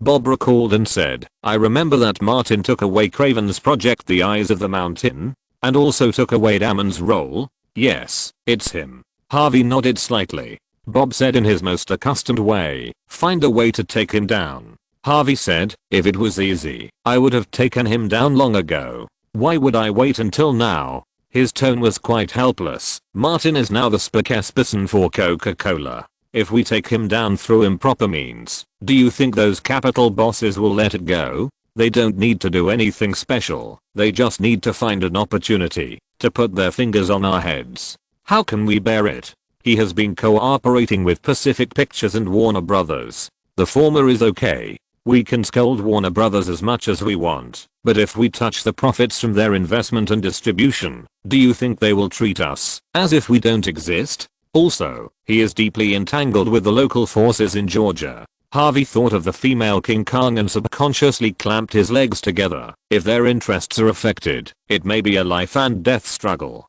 Hearing this, Bob couldn't help but say, "What on earth is this person thinking? Thinks of himself as a turtle? He has dragged so many shells to wrap himself up." Harvey shook his head. "That's why it's very difficult to deal with. We either don't move or find the key point." Chapter 266 The Bastard's Bad Trick. In the studio, Chad pressed the remote control, and a clip of Bruce Lee's old action movie was played on the TV screen, specifically for Martin to watch and learn. In the movie, the male protagonist Eddie learned fighting by himself, mainly from learning and imitating action movies. Martin always takes his work seriously and watches very carefully. Chad said, "His action characteristics are fast, accurate, and ruthless. He knocks down his opponent directly, which is absolutely fierce and powerful." Martin also studied Jeet Kune Do when he was a stuntman in his previous life. He watched it carefully and said, "Try it." The two of them had already changed into their training clothes and came to the venue covered with thick mats. Chad emphasized a sentence, "Let's go slow first, get familiar with the routine, and then go fast." Martin nodded, "No problem." The two of them practiced the action routine, as if slowing down the camera. After all, filming a movie is not an actual fight. Even if the fighting mode is a fist-to-flesh fight, the first thing to ensure is that it is still cool and handsome. If the action scene really turns into a cuckold fight, the audience will spit saliva all over the screen. Chad's action design style is also close to actual combat. The two spent the whole morning practicing their action routines.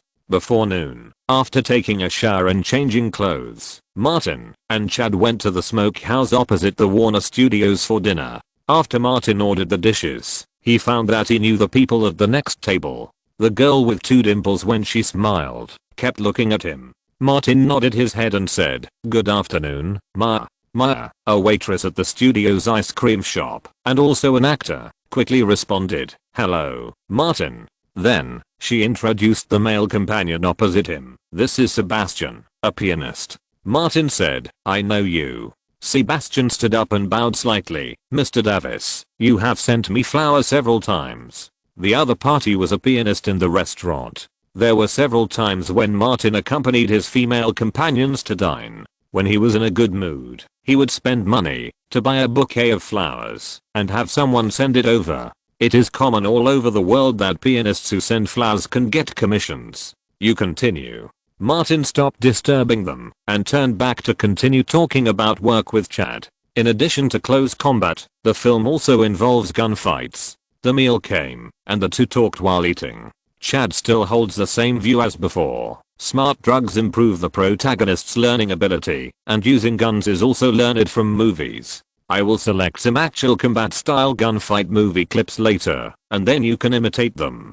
Martin reminded, "Don't make the gunfight scene too intense. It's just a supporting role. Don't steal the main plot." Chad knows this. "I understand." After lunch and a short rest, Martin changed crews. The Departed has started post-production at Warner Studios, and Scorsese wants several leading actors to redub some shots. When he arrived at the studio, Martin saw Leonardo and Nicholson, two bastards, and ignored them, saying hello to the director first. Scorsese didn't waste any words and went straight to the point of work. "This time I asked you three to come here. Most of the scenes that need dubbing are filled with swear words, especially Martin and Leo. Your swear words are not strong enough." Martin asked, "What about the dubbing of fuck?" Scorsese nodded. "Whether you are fucking Cleo or Leo fucking you, they both lack the power of extreme hatred." He took the lead and walked towards the recording studio. "Follow me." They entered the recording studio together. Leonardo took the lines and went into the recording studio first. The screen embedded in the wall played a long shot of the rooftop duel. Leonardo tried to dub, and he just said a line starting with F into the recording microphone. Scorsese put down the headset and called Leonardo out. "The power I'm talking about is not the height of the voice, but the tone and emotion. These cannot be solved by glaring, frowning, and roaring." This is exactly the three-hit combo. When Leonardo exerts force, he scratched his head. "I'll try again." The recording started again, but Scorsese was still not satisfied and called Leonardo out again. Although he is one of the most famous actors in Hollywood, Leonardo is not an actor with explosive talent. After turning around twice, he still couldn't find the feeling. Scorsese pointed at Martin. "Imagine him as your mortal enemy." Leonardo looked at Martin and still frowned. Martin suddenly had an idea, but he didn't do anything. After Leonardo turned to the far side of the room, he whispered, "Director, I have a way." Scorsese knew that the three bastards had endless tricks, but sometimes they really worked. He nodded and said, "Try it." When Leonardo turned back, Martin suddenly said, "Can you do it, Leo? Your dubbing is not the same as that aspect, an 11-second man, right?" Scorsese asked just right. "What 11-second man?" Martin gestured and said, "It's about men and women, you know." Scorsese's old face became particularly wonderful. Leonardo immediately got angry and raised his middle finger to Martin. "Fuck.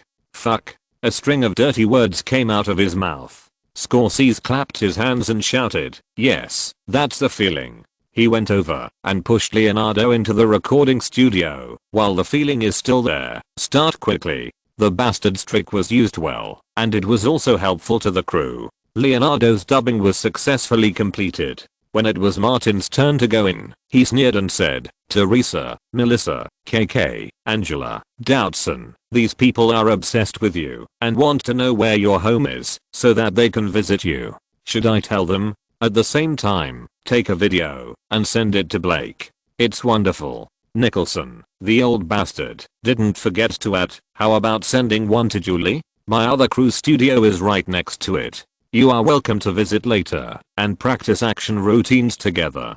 Martin entered the recording line and took 2 times to really find the feeling and completed a bunch of fake dubbing. In comparison, Nicholson's was the easiest to complete because his character had fewer lines. In all the shots of this film, there will be more than 500 fakes coming out of the mouths of the bastard trio alone. It is estimated that there will be no less than 200 scenes edited into a film. In the afternoon, the work was completed. Martin called Leonardo and Nicholson to a nearby studio and suggested that the former put on training clothes and exercise together. Leonardo was not fooled and said, "Except for the water gun, I won't do any other action scenes. I don't need to practice." Martin was good at exposing people's weaknesses. "That's right. When will you become a greasy fat uncle like Jack? The Oscars will give you a little golden man." This remark scolded two bastards. Before Leonardo could say anything, Nicholson hit back, "Little bastard, if you keep playing like this, you will never be able to get hard again, until you are 30 years old at most. We will play with you, and you can watch us cry your tears dry." Martin snorted coldly and said, "You don't understand my strength at all. Someone like Leo has been playing for so many years and there is no problem. I'm much stronger than him." "Who said he has no problem?" Nicholson started the killing mode. "He has 11 seconds now." Leonardo came from behind and pretended to strangle Nicholson's neck. "I'm going to kill you." "Don't kill him. He still needs me. When I'm done with him, you can kill him at will." Martin patted Nicholson. "Old bastard, there is a big villain in this movie, a capital tycoon on Wall Street. Are you interested?" Nicholson half jokingly said, "I won't do it for less than $10 million.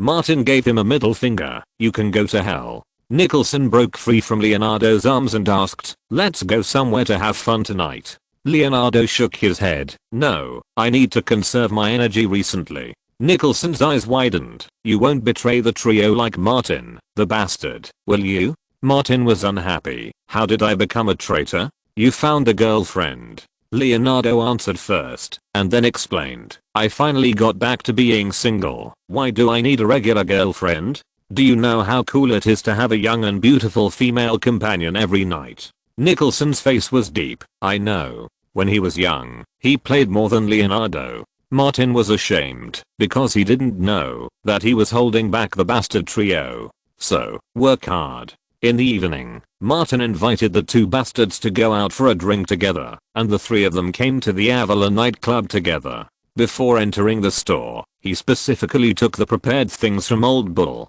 Martin ordered a bottle of whiskey, and seeing Leonardo and Nicholson randomly choose a place in the lobby on the first floor, he went over to sit down. The three of them drank a few glasses, and Martin seemed to be drunk and said, "Leo, Jack, we three bastards have similar tastes. We have drilled holes together and sharpened guns together. We have a great relationship. Since Warren Beatty got married and returned to his family, and Marlon Brando went to see God, I haven't met bastards like you who have similar temperaments for a long time." Nicholson raised his glass and clinked glasses with the two of them one by one. "Cheers to our bastard trio." Leonardo and Martin raised their glasses and drank together. Martin said again, "Since we are the asshole trio, I will tell you a secret.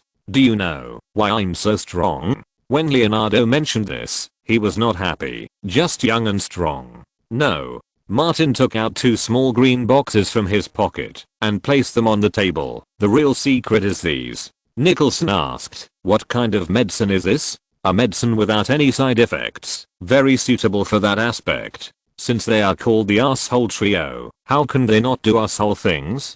Martin still remembers that these two assholes asked the paparazzi to take pictures of him and solemnly recommended, "The effect is very very good. I'm the best example." Leonardo doubted, "Are you serious?" Martin asked back, "My reputation has always been good."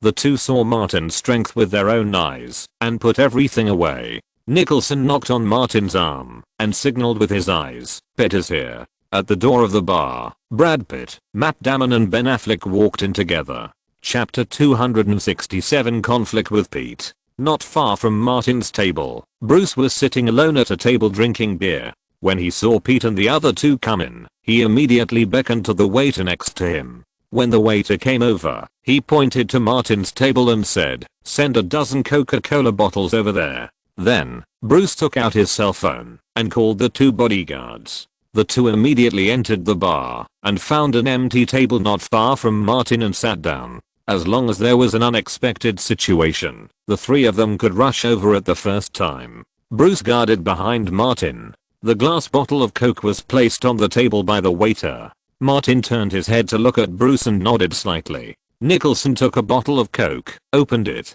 took a big gulp, and said, "Coke God, forever. The leader of the god is a bastard." Leonardo didn't mind the trouble, so he also took a bottle, clinked his bottle with Martin, and said, "Leader, what do you want to do? Just give the order, we will cover you from behind, and cheer for you. If the situation is not right, we will help you call the police." Nicholson grinned. "Do you want me to help you call them over?" Martin held the coke in one hand, and pointed at the two bastards with the other. "How could I know such bad friends as you?" Although he said so, his brain was working. While the three were talking, Matt Damon poked Pitt, and nodded his chin towards the hall. Pitt turned his head, and saw Martin at a glance. The man was sitting under the light, so dazzling that he seemed to have his own halo. The fat Leonardo couldn't suppress him at all. "This bitch."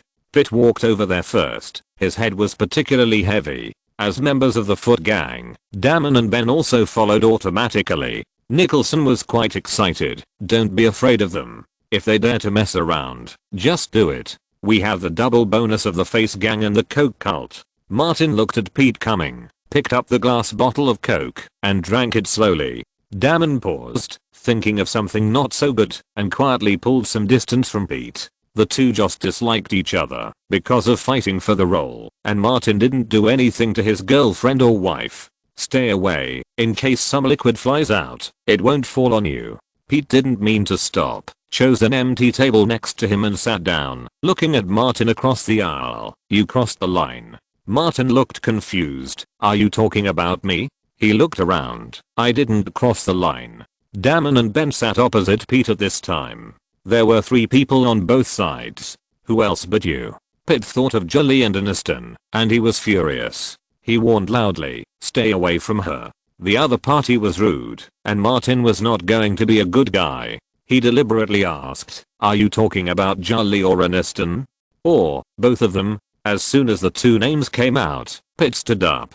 Martin didn't dare to be arrogant, so he stood up too. Many people in the bar looked over here. Nicholson, the old bastard, had seen Martin's methods, and was not afraid of being at a disadvantage. He kept fanning the flames. "Guys, let's have a duel between men. Whoever backs down doesn't have that thing down there." Leonardo looked at Damon and Ben. "One-on-one duel, the most manly way." Pitt was in his 40s, and was not a hot-blooded and impulsive boy. He wanted to fight, but when he saw the glass bottle of Coke on Martin's table, he slowly sat down again. A mocking hooligan whistle sounded around.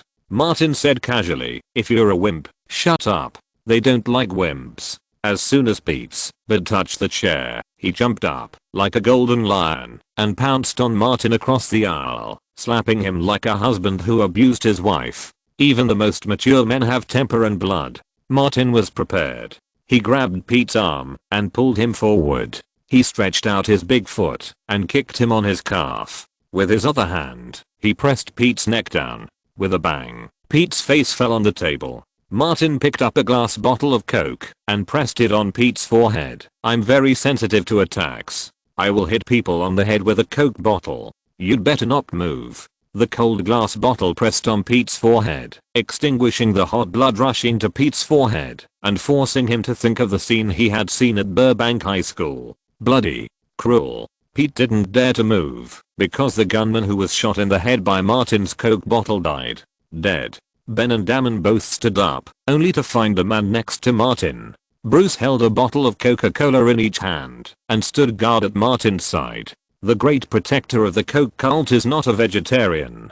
Damon knew this man, having seen him in the video of Burbank Middle School. Like Martin, this man was a ruthless person who dared to fight with the armed bandits. "Don't mess around." Damon grabbed Ben and gave himself a way out. "Who are we? Who is he? It's not worth it." When Ben helped Harvey suppress the actress, he was absolutely a super macho man, using all kinds of threats and inducements. At this time, facing 2 people who had fought with the armed bandits, he strongly agreed with Damon's words. "You are right. The person who was suppressed was Pete, not one of their uncles and nephews." Damon said, "Martin, there is no need to make such a fuss, right? It's not a big deal. Let Pete go first." The movement in the bar had alarmed the security personnel, and the manager was running over with his men. Martin still held down Pitt. "He attacked me," Pitt roared. "You fucked my wife." Nicholson, the bastard, did not forget to correct loudly. Ex-wife, Aniston is your ex-wife. The onlookers were stunned. What was going on? It also involved Aniston, the #1 sweetheart in the United States. The manager had not arrived yet, but the voice had already arrived. Everyone, don't do it. If you have a conflict, please go out and solve it. Martin looked at the manager. I was attacked. He looked around. If someone calls the police, please testify for me. Nicholson, the shameless old man, shook his phone. The latest model of mobile phone with camera function. I took a picture. The evidence is conclusive, and there is no problem in going to the federal court. Martin let go of Pitt and pushed him out. Several security guards hurried forward and blocked the two groups. Pitt touched his cold forehead and flushed face, glared at Martin, turned around and walked out of the bar. Damon and Ben followed. After leaving the bar, Damon advised, "You are too impulsive. Don't confront him head on." Big Ben told the truth. "You are no match for him." Pete was almost fainted by his own people and said viciously, "This matter is not over yet." Big Ben realized that he had said the wrong thing and quickly changed his words. For this kind of thing, it is best to deal with him quietly. Pete rubbed his face hard and calmed down. As soon as possible, I have to think of a good way to deal with him hard and make him finish. Damon pointed to the car on the side of the road. "Come to my place. We will discuss it together." Inside the bar, Martin and the other two also came out and got into the Escalade driven by Bruce. Leonardo said, "I thought you were going to blow up Pitt's head with coke." Martin shrugged. "A lot of people will come to fight me, and I'm not stupid." Nicholson was still watching the video on his phone and said, "I'm a good photographer, and the panorama and close-up shots are just right. The only pity is that the phone camera is a little bit worse, not very clear, but I can tell you from Pitt." He shouted, "Wow, you're so fast, just like Leo's 11 seconds. Shut up, you bastard."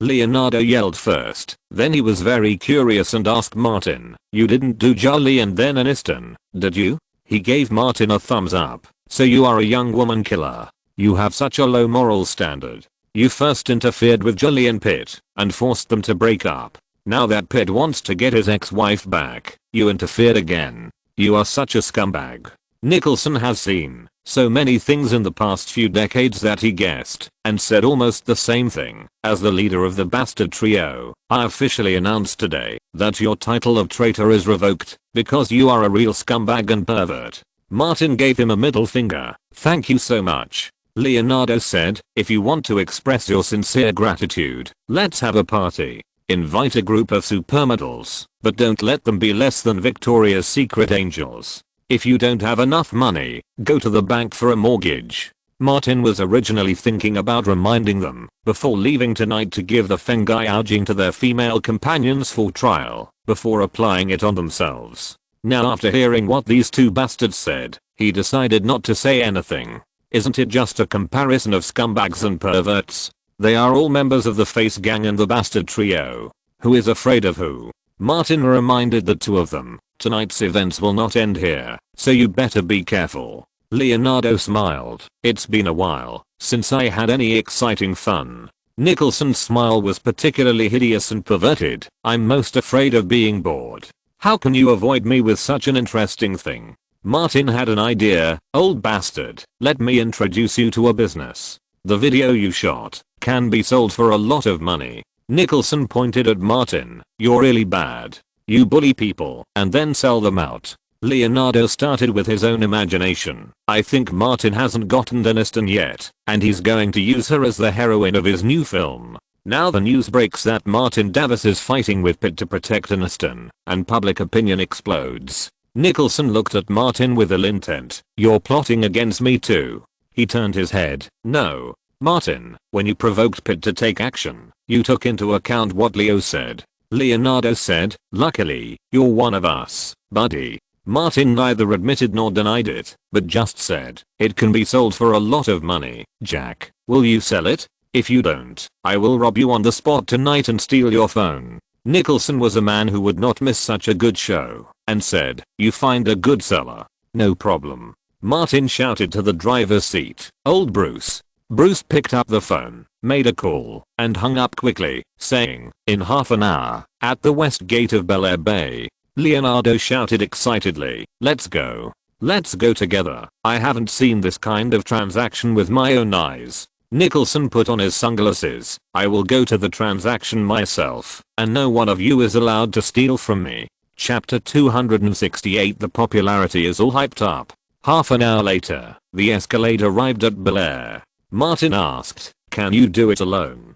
Don't let anyone rob you." Nicholson put on his sunglasses, loaded the USB drive with the video copied, and said, "When I played these, you were not born yet." Martin couldn't refute this. Nicholson got out of the car alone and came to the side of the west gate and soon found the woman described by Bruce. Jody saw an old man sneaking over and hurriedly went to meet him. He found that the man was Nicholson and was dumbfounded. "Are you the client introduced by Old Bull?" Nicholson said seriously. Code. Code. "If you don't tell me the code, I know who you are." Jody had no choice but to tell the code first. Leonardo's rapid-fire water gun. Nicholson nodded. "It's you. That's right." Jody pointed to the woods on one side. "The amount of this transaction is too large. I don't have so much money, so I brought my new boss." This matter was discussed over the phone, and the code was correct again. Nicholson was having fun and waved. "Tell him to come quickly. I don't have time to talk to you." A middle-aged man came out. Harvey Levine. Nicholson took off his sunglasses to make sure he had recognized the right person. This man had been an entertainment lawyer and a writer for the entertainment column of the Los Angeles Times. Levin was also quite surprised. "Old Jack?" Nicholson asked. "Why are you here?" Levin explained simply, "I just set up a website that specializes in publishing entertainment gossip, called TMZ. If you want to sell inside information in the future, you can find me or Jody." Nicholson took out a USB flash drive. Exclusive video. Martin Davis and Brad Pitt are jealous of Aniston and fought in Avalon. Levin's hands were shaking with excitement. "Really?" Nicholson said, "I took it myself. How can it be fake?" He roughly repeated what Martin said. Jody took out a pen and a notebook and wrote down everything. Levin went back to the car to get a notebook, plugged in the USB flash drive and started watching. When Pitt pounced on Martin, Nicholson directly unplugged the USB flash drive. $30,000, not a penny less. Levin opened and closed his hands and kept making small movements in excitement. TMZ had just been established, specializing in celebrity gossip and black material, and needed heavyweight news to make a name for itself. Pitt, a first-line superstar. Martin, one of the hottest new stars this year. In the middle, there is also American sweetheart Jennifer Aniston. Levin made a decision easily. "Okay, $30,000. A few minutes later, the deal was successfully concluded. Nicholson returned to the car with the check in his pocket, and the three bastards immediately divided the spoils. Of course, no matter who was missing, the Eyes' share must be included. Martin suggested, "Find a place to party for the second time." Leonardo asked, "Go to a nightclub to wash your face?" Nicholson shook his head. "Not tonight." He looked at his watch. "I have a date in an hour and a half." Martin and Leonardo looked at each other and asked, "Where is the date?" Nicholson thought of the firecrackers that exploded last time, and he was still scared. "I won't tell you." He shouted to the front, "Old Bruce, pull over to the roadside." When Bruce stopped the car, Nicholson immediately got out of the car, got into his own car following behind, and ran away. Leonardo lost interest and got out of the car. "Let's go home." "Go home." Martin closed the car door, thought for a while, took out his cell phone and called Thomas. In a hotel suite, Thomas just hugged the beauty in his arms when his cell phone rang. Wait a minute. He saw Martin's call and had to answer it. Unlike his previous girlfriend, the beauty sat on the sofa and waited obediently. When Thomas walked to the balcony, he was still a little complacent. "Fortunately, I have become smart. I don't have to find a girlfriend and I don't have to be as cautious as serving the queen. It's better to spend money, be obedient and wait when asked to wait. I promise you won't say anything weird." After answering the phone and listening to Martin's words, Thomas was surprised. "You and Pete had a fight?" TMZ. "Okay, I know. I will keep an eye on it tonight." After hanging up the phone, Thomas returned to the living room of the suite, glanced at the beauty, and sighed, "That's it for tonight, let's go." The beauty stood up, but did not leave. Instead, she stretched out her hand. Thomas had no choice but to take out her wallet. The beauty left the suite happily. Thomas packed up his belongings, left the room to call Jessica and Emily, and after entering the elevator, he found that the man in the mirror had a receding hairline. He ignored these trivial matters and rushed to Dav's studio to check the dynamics of the website called TMZ in time. Thomas arrived at the studio for only 10 minutes, and the newly established TMZ website published news and videos on the front page. Jealous for Aniston, Martin Davis and Brad Pitt fought at the Avalon bar, and Pitt was KO'd. The picture accompanying the news showed Pitt being pressed on the bar table by Martin's hand, with a glass bottle of Coca-Cola on his head. Clicking on the web page is a video. Although it is a bit blurry, it is enough to distinguish Martin and Pitt. The latter took the initiative to attack, but he didn't even last a round under Martin's hands. Then there was a detailed news description. Because Aniston starred in Martin's new film Limitless, Pitt suspected that Martin had an affair with his ex-wife Aniston, and the two had a dispute over this. At the end of the TMZ news, it was specially noted that, as long as the source was noted, all media were welcome to reprint it. Emily came to the office, looked at the dissatisfied employees, and said, "The boss said that, if you work overtime tonight, you will get 5 times the salary." 5 or 6 people immediately became energetic and forwarded TMZ's news all over the internet according to the assigned tasks, and left various guiding comments. Pitt is really a loser. He was defeated by Martin in seconds, even though he made the first move. No wonder Aniston and Julie all look down on such a man. I suspect he is always soft down there. Didn't you notice? It's Coca-Cola again. With Coke in hand, Martin is invincible. After all, he is the leader of the Coke God cult. Coke in a glass bottle, the eternal god. The news became popular instantly, and Martin, Pitt and Aniston soon became Google's hot search figures. The popularity of the film Limitless also rose directly. Martin quickly took advantage of a small conflict that broke out by chance and hyped up the new project first. As the news spread, more websites joined in the reprinting.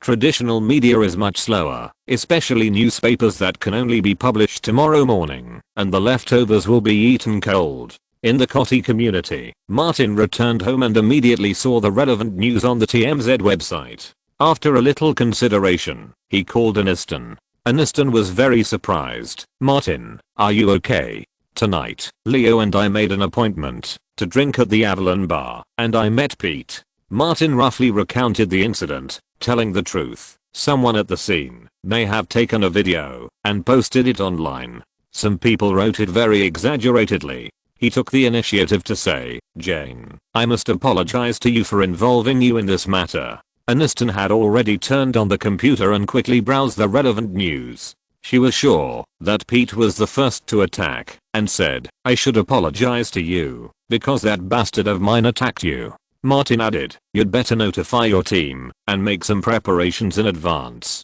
Aniston thought this guy was really good, and said, Thank you for calling me specifically." After hanging up the phone with Martin, the smile on Aniston's face disappeared instantly. Her good self-cultivation could not suppress the volcano that was about to erupt. She found a spare phone, turned it on, and called Pete. As soon as the call was connected, Aniston yelled, "Asshole, what a good thing you did. I took the initiative to give in and divorce you. Why don't you let me go? You make me sick." Pitt on the other side was stunned by the scolding and had no idea what was going on. "Hey, Jen, what's wrong?" Aniston scolded again. "You are a waste. I don't want to have any contact with you anymore. Asshole. Idiot. Don't mention my name in any place in the future." After scolding, she hung up the phone and turned it off. Pitt was scolded as soon as he returned home. After contacting many parties, he realized what was wrong and quickly went online to check, and he was furious. After this night, Pitt's family needed to update furniture and appliances on a large scale. At the same time, in the mansion in Beverly Hills, Charlie had just coaxed the children to sleep. Even with enough nannies, it is not an easy task to let 3 children grow up healthily. Suddenly, her agent called her and said, "Go to a website called TMZ and read the news." There's a big news about Martin, Pitt, and Aniston. I know.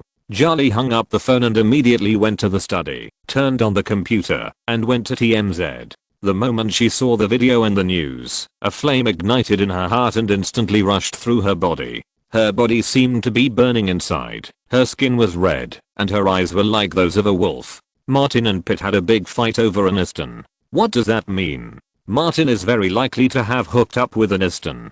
Charlie was more than excited, she was simply excited.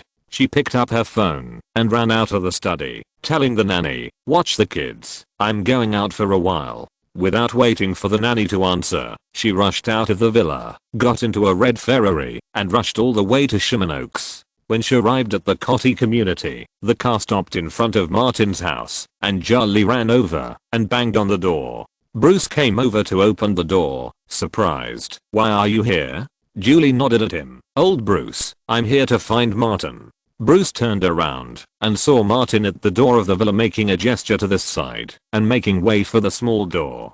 Julie ran towards Martin at the speed of a 100-meter sprint. She unbuttoned her shirt while running, took it off, and threw it away, and pulled out her belt. Bruce quickly hid back in the auxiliary building. Aniston. Julie's jeans fell into the swimming pool in the courtyard. "Call Aniston." When she entered the living room, Martin did not call Aniston, but Charlie called Pitt. "Nothing.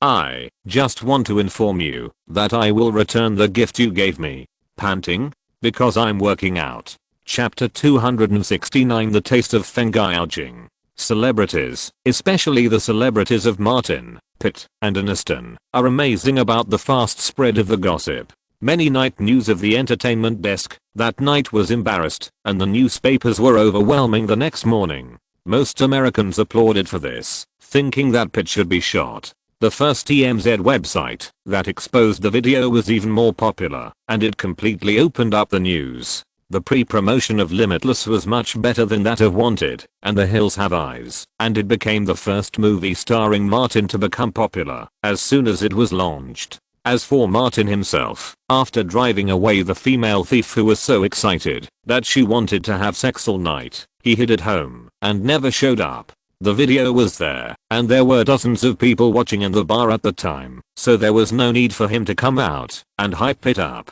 And if Martin didn't come out, someone else would naturally jump out. He knew the other two members of the asshole trio very well. Nicholson, who was almost semi-retired, was afraid that there would be no fun. So he came out of the hotel early in the morning and deliberately wandered around the door. Seeing that no reporters came to interview, the old asshole got angry and took out his mobile phone to call the newspaper. "I'm Jack Nicholson. I was at the scene of Martin and Pitt's fight last night. I have explosive news to expose." Less than 10 minutes later, a reporter drove a Mustang into the hotel parking lot at lightning speed and almost rushed to Nicholson for an interview. Nicholson sadly discovered that he was indeed out of date and the media only paid attention to those newly emerging sand sculptures. Arriving at the coffee shop on the first floor of the hotel, the reporter ordered a glass of Blue Mountain for Nicholson and asked, "Do you have any inside information? Last night, Leonardo, Martin and I were drinking together in Avalon."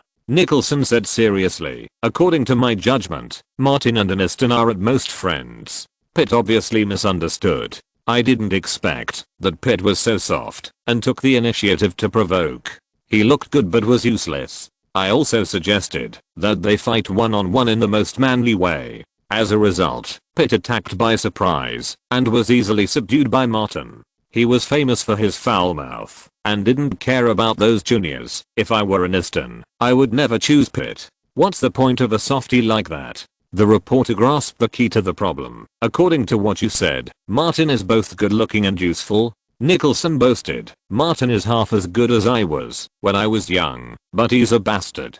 He also did not forget to help his old friend Scorsese get some attention. "On the set of The Departed, I had a relationship and was enjoying the most beautiful love. Martin, the bastard, encouraged Leonardo to throw firecrackers into my trailer, which almost scared me to the point of impotence." The reporter was quite excited. Leonardo was even involved. This was explosive news. As a member of the Face Gang and the self-proclaimed leader of the Bastard Trio, Nicholson certainly had to encourage his own people and belittle his opponents. 10 minutes later, Nicholson left the cafe and went upstairs to the suite where he stayed last night. Meryl Streep, who came to meet him, finished washing up and came out of the bathroom, complaining, "Where have you been so early in the morning?" Nicholson was old after all, and he was a little overwhelmed, but it would be too embarrassing to refuse Meryl's invitation. How can he hold his head up in the future? He thought of the things Martin gave him. It seemed that he had seen that thing when he was walking in Chinatown.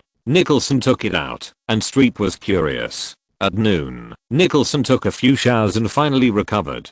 How could he enjoy such a good thing alone without telling his friends? He immediately picked up his phone and called Leonardo. "Leo, I just used the thing Martin sent last night. It was so awesome." Leonardo asked, "Is it really that good?" Nicholson said seriously, "I just used it. 100% praise." He gritted his teeth. "I will thank Martin when I see him later." Martin recommended it, Nicholson guaranteed it, and according to common sense, it should be very reassuring, but Leonardo thought of the two bastards who like to do bad things, and immediately gave up the idea of trying it.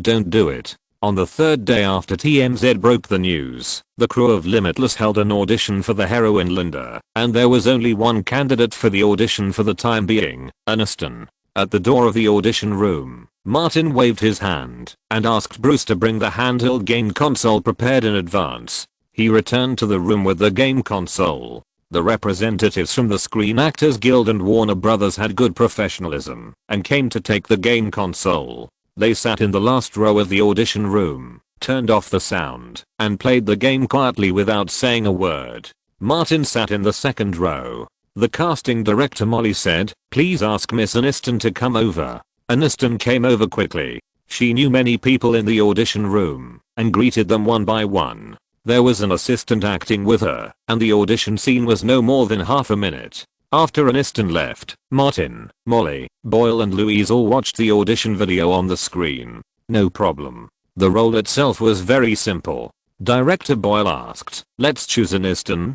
Martin nodded, "I agree." Louise and Molly said one after another, "Okay." The heroine was finalized, and Louise asked Nikki, who was the associate producer, to inform Aniston of the result, so that formal negotiations could be held as soon as possible. There were many more auditions for roles to follow, and Martin and Louise no longer participated and left the audition room together. For another important role in the film, the crew invited Al Pacino and Robert De Niro. Their current pay is not high, and there is a tendency that they will take any film as long as the money is right. Walking on the corridor, Louise asked, "Will you come to my place for dinner on Thanksgiving? Aren't you going home for Thanksgiving?" Martin knew that Louise's parents lived in Brentwood. "Aren't you going to accompany your parents?" Louise followed him to the office. "My parents are on vacation in Europe." Martin could only politely refuse. "You're talking too late. I've made an appointment with someone to go back to Atlanta on Thanksgiving.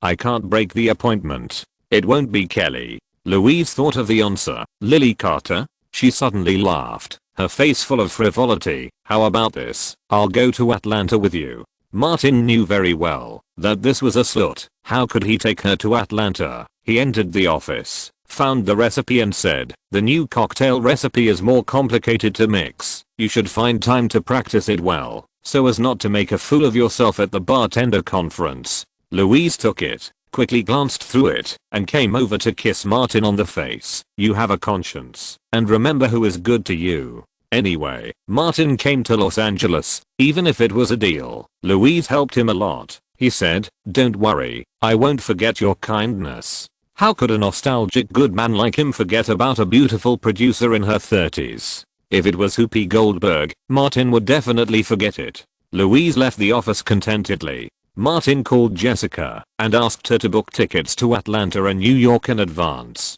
Later, the crew officially announced that Jennifer Aniston would join Limitless and play the leading role. Because she didn't want to respond to the still hot Martin Pitt incident, Aniston remained silent after issuing a statement through her agent, like she did during the divorce. But the popularity of Limitless was immediately boosted.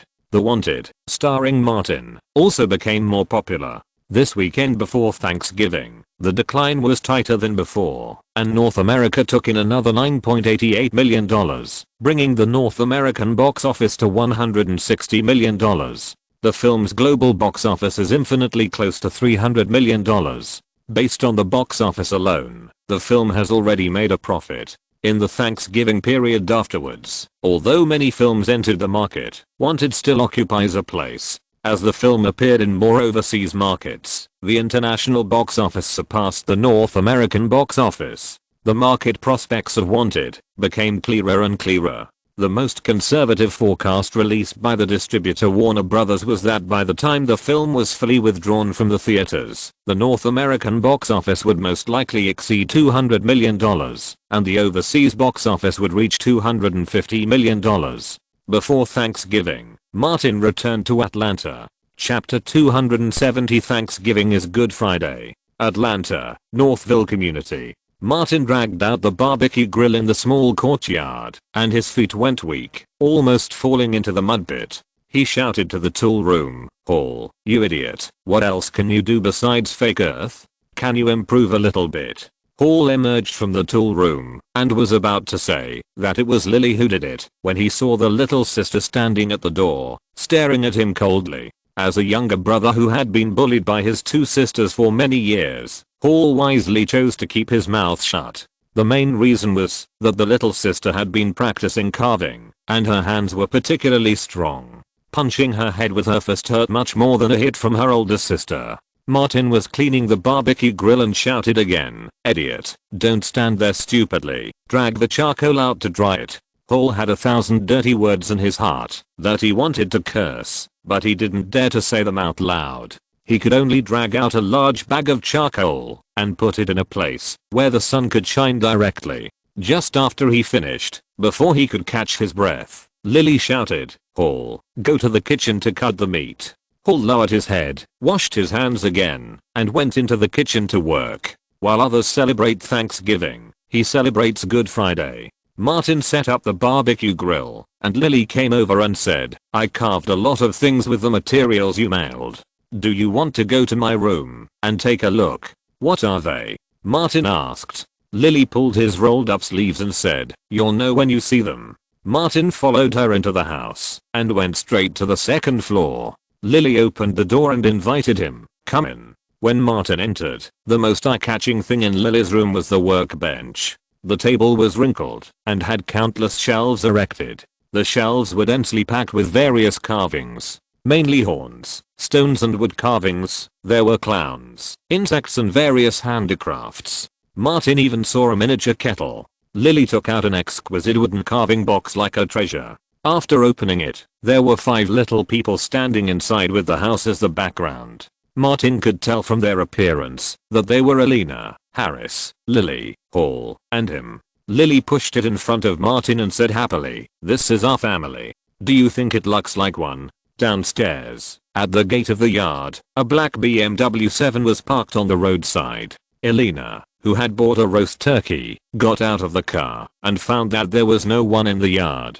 She entered the house and saw Hall chopping meat with gritted teeth. She asked, "Where are Lily and Martin?" Hall pointed the tip of the knife upwards at the roof and deliberately said, "Go upstairs." Lily said she has something good to show Martin. As soon as she said this, Elena put down the packaged turkey and rushed upstairs. Her boots landed on the wooden stairs, making a quick clattering sound. "Fuck. 2 bastards." She cursed inwardly, rushed to the second floor, turned the corner, and found that Lily's door was open. She immediately let go of her worries. Elena walked to the door of the room and saw Martin standing in the middle of the house like a model. Lily sat in front of the workbench with a carving knife, carving quickly with clay. Lily heard the hurried footsteps, turned around, and smiled sweetly at her sister. "I will help Martin make a realistic sculpture." Elena came to the door, leaned against the door frame with her arms folded across her chest, and said, "You 2 idiots, hurry up, I got the turkey back." Lily said, "Harris hasn't come back yet, don't worry." Martin pointed downstairs and shouted, "Hall, the meat is cut, marinated with the sauce I prepared."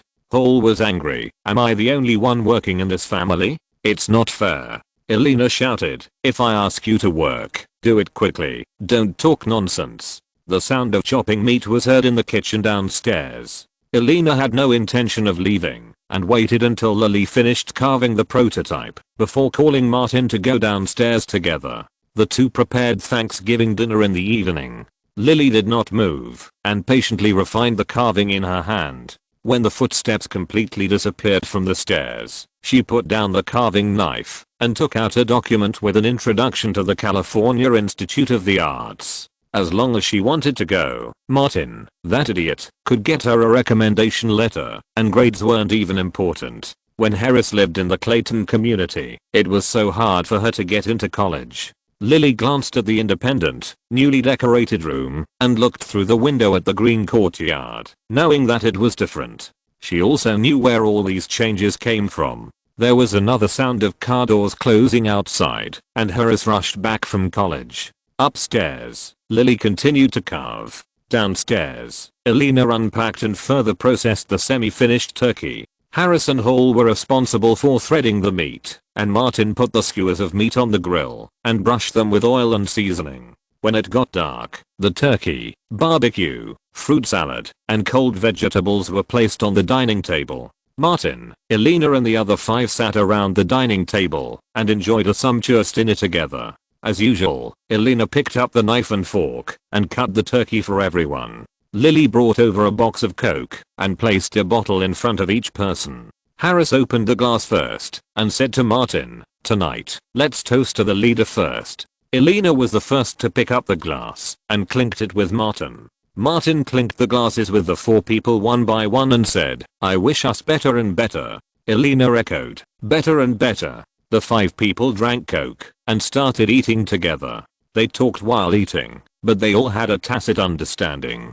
They didn't talk about Hollywood or work, but just talked about the happy things in the past when they were in the Clayton community. Martin was very concerned about the youngest in the family and asked, "How are Hall's grades?" Elena was worried. "It's just average. It seems difficult for him to get into a good university." Martin thought for a while and said, "Let's hire a stricter tutor for him." Hall wanted to cry, put down his knife and fork, drank half a can of Coke in one breath, and said sullenly, "Today is Thanksgiving. Can't you be nicer to me?" Lily clenched her fists. "This is the love of your brothers and sisters for you. Can't you feel it?" Martin joked, "Don't worry, I'll find you a beautiful female tutor." "That's fine." Hall raised both hands in agreement. "Martin, we've agreed on a beautiful and sexy female tutor." Elena looked at Martin and Hall and said, "Do you want someone to go to jail?" Her cell phone rang. She wiped her hands with a napkin and answered the phone. "Scott, are you busy? Today is Thanksgiving. If you want to come over, I'll allow it." Scott on the other side said, "Are you having a dinner party? Knowing that you are living well is enough. I won't go over." Elena said, "May God bless you to be rich forever." Scott smiled and said, "I'm living a rich life now." The two of them hung up the phone quickly without saying much. Lily immediately asked, "Is it him?" Elena nodded slightly. "Don't worry, he's much better than before and won't bother us." Harris continued, "He's more reliable than Emma." Martin knew they were talking about Scott. Perhaps Sophia's training was very effective. He heard from Hart and others that Scott had quit drinking and almost stopped taking drugs. What is this? Some kind of strange power of love? Lily thought of her mother and said, "I wonder how Emma is doing." Elena reminded, "I said, don't mention her again. She had already given up. First, we don't want to know how she is. Second, I don't want her to know how we are doing." Lily closed her mouth. Elena solemnly warned, "If you don't want our lives to be messed up, even if you see Emma, pretend you don't know her. It's not that she is heartless, but the last time she learned about Emma's situation, she was mixed with a group of old black people in South City. Those old black people represent endless troubles. The Northville community that Martin chose has a responsible community committee, a well-established neighborhood defense alliance, and frequent APD patrols. The custody of the house and his younger siblings are all in Elena's name, so there is no need to worry about those troubles. Apart from anything else, those black men with unfamiliar faces who appear in the community will be immediately questioned by the patrolling APD. If they dare to make unnecessary movements, it is not uncommon for their magazines to be emptied. After dinner, Martin and Elena made an appointment with Robert to go to a bar near the community for a drink. Maybe because it was Thanksgiving, there were not many people in the bar. The three of them found a place to sit down and ordered beer to drink slowly. Robert was a little fatter than before, and his hair was neatly combed behind his head, making his head look bigger. He clinked glasses with Martin and Elena and said, "More and more Hollywood crews are coming to Atlanta to shoot. The company's business scale has expanded much more than before. It is now the largest entertainment agency in Atlanta." Martin casually asked, "Is Jerome interested in expanding outward?" "He and I have no intention of expanding outward for the time being." Robert was not very ambitious. "According to the team leader, we are the local snakes in Atlanta. Even if CAA and WMA come, they have to give us some face. The crews of the 6 major companies also treat us politely. These will be gone if we leave Atlanta." Elena said, "It's similar to me. We live freely in Atlanta. Once we leave, we will encounter too many difficulties." Robert agreed, so he admired Martin. "Not everyone is like you, willing to leave their familiar hometown and go to such a faraway place to make a living. Maybe too many things were left in Atlanta." Martin took a sip of beer and said, "When I get old and lose the motivation to keep working, I will return to Atlanta to settle down. It's actually quite good here." Elena glanced at Martin. She had long since lost her ability to guess what the other person was thinking, and she was too lazy to guess. The happy education she received since childhood has always influenced Elena. She can't see too far, nor does she think too far. She is very satisfied with her current life. Robert added, "I have collected a large number of the first commemorative coke of the god cult. If you need it, just call me, and I can send it to Los Angeles at any time." Martin pointed to Old Boo at the door of the bar, looked at Elena and Robert, and said, "The leader, the great protector, the saint, and the high priest. Today is also a big gathering of the top leaders of the coke god cult." Robert was very serious. "Now we are also a relatively loose large organization." Elena replied, "The leader's appeal is very strong. This is also a boost outside the film industry. If you're listening to this novel on a channel other than Fanfic World, it means they downloaded and uploaded it without effort. We cordially invite you to visit our channel, Mundo Fanfic Novelos. There you'll find the original version of this story and you can explore many other novels of various genres. We're waiting for you to immerse yourself in a world of incredible novels." Chapter 271, A History of Blood and Tears. One day after Thanksgiving, Martin made a special trip to the headquarters of Coca-Cola Group and was warmly welcomed by some management led by marketing director Brody. In addition to the routine visit, he also participated in the media activities organized by Coca-Cola. This was also a publicity. In front of many media, Brody gave Martin the bronze badge of the leader of the Coca-Cola cult. The two stood in front of the huge red logo of Coca-Cola and took photos with media reporters. Afterwards, Martin signed an advertising sponsorship and marketing promotion contract with Coca-Cola with a total value of $5 million on behalf of the crew of Limitless. After the contract was signed, the two entered the reception room together. Brody has always considered signing Martin as a great achievement. Your news has grabbed a lot of headlines recently. Martin pretended to be helpless. "I don't want to do that either. I haven't done anything, but I'm misunderstood. I can't just stand there and let people hit me. That would damage not only my image, but also the brand partners." He specifically said, "It's not easy to build the reputation of the Coca-Cola cult. It can't be destroyed like this." Brody agreed, "You don't have to worry about similar situations. With the support of Coca-Cola, I have confidence in Hollywood." Martin's words are not completely exaggerated. Take the latest Limitless for example. As soon as Coca-Cola expressed its support for me, Warner Brothers immediately gave the project the green light. Brody smiled. Coca-Cola did not support Martin for no reason, but actually saw the benefits. Since the birth of the Coca-Cola cult, Coca-Cola's sales in North America have increased by nearly 8%. This is a very remarkable number. Touching Martin, the spokesperson and the leader of the Coca-Cola cult, is to violate Coca-Cola's hundreds of millions of revenue. Not to mention Brody's disapproval. All Coca-Cola shareholders would not agree.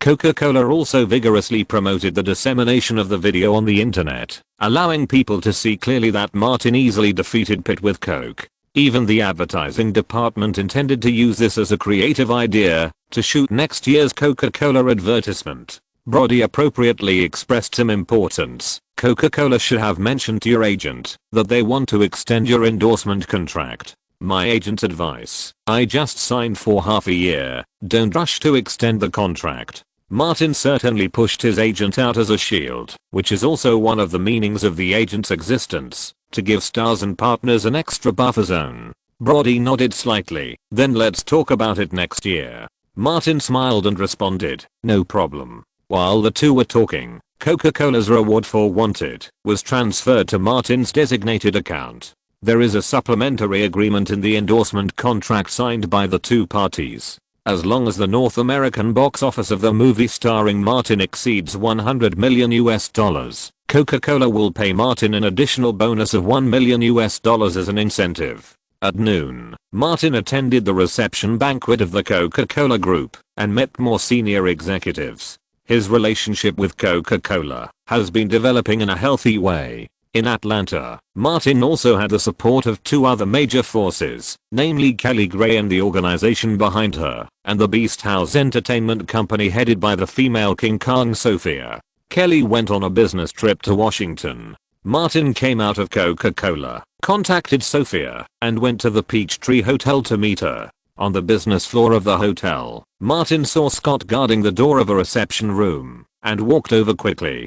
Bruce whispered from behind, you go in by yourself in a while. How could Martin let Bruce go? Besides, he was unsure if he went in by himself. You go in with me, don't forget, you promised to guard behind me. Although Bruce's legs, hands and heart were shaking, he still gritted his teeth and accompanied Martin. Scott glanced at Martin and guessed that he must have slept with his daughter last night. He didn't look happy at all. Sophia is waiting for you inside. Martin ignored him and pulled Bruce directly into the reception room. Sophia leaned back on the single sofa, holding a report in one hand and a hand gripper in the other. As her hands opened and closed, her biceps expanded and contracted at an exaggerated amplitude. She pointed to the sofa and said, you two can sit wherever you want. Martin sat across from her. Bruce simply moved to the back of Martin because standing here, he felt safe with his butt against the wall. Sophia said, I just received a report from Wanted Studio. The box office alone has recovered all the investment. The project you introduced is very good, and the expected profit is quite considerable. This is the financial sponsor behind the scenes. Martin spoke very nicely. I will not introduce a project without a future to my friends. Sophia put down the gripper and looked at Martin and Bruce carefully. I'm the most fair person. Old Bruce knows this best. Bruce's mouth trembled. He did not answer and did not want to speak. He just took a step back and his butt against the thick wall. Sophia did not stop talking. Those who bring me benefits will get corresponding benefits. What rewards do you want? Bruce looked down at the floor and thought to himself that this matter had nothing to do with me. I'd better give the reward to Martin. Martin thought of Scott and smiled. I have the film fee to get, so forget about other rewards. How can this be possible? Sophia put down the report again and took a beautiful box from the table next to her. Martin breathed a sigh of relief. The box was only the size of a fist and was square, not rectangular. The pink kettle would definitely not fit in it. Sophia opened the box, revealing an oval egg, and handed it to Martin. For you. The egg was golden and had an uneven surface. Except for the wrong color, it looked like a small avocado that had not grown up. Martin took it and found a series of bills under the golden avocado. He asked directly, 24K gold? Sophia was very generous. I specially asked a gold company to make it. The taxes and other procedures are all included.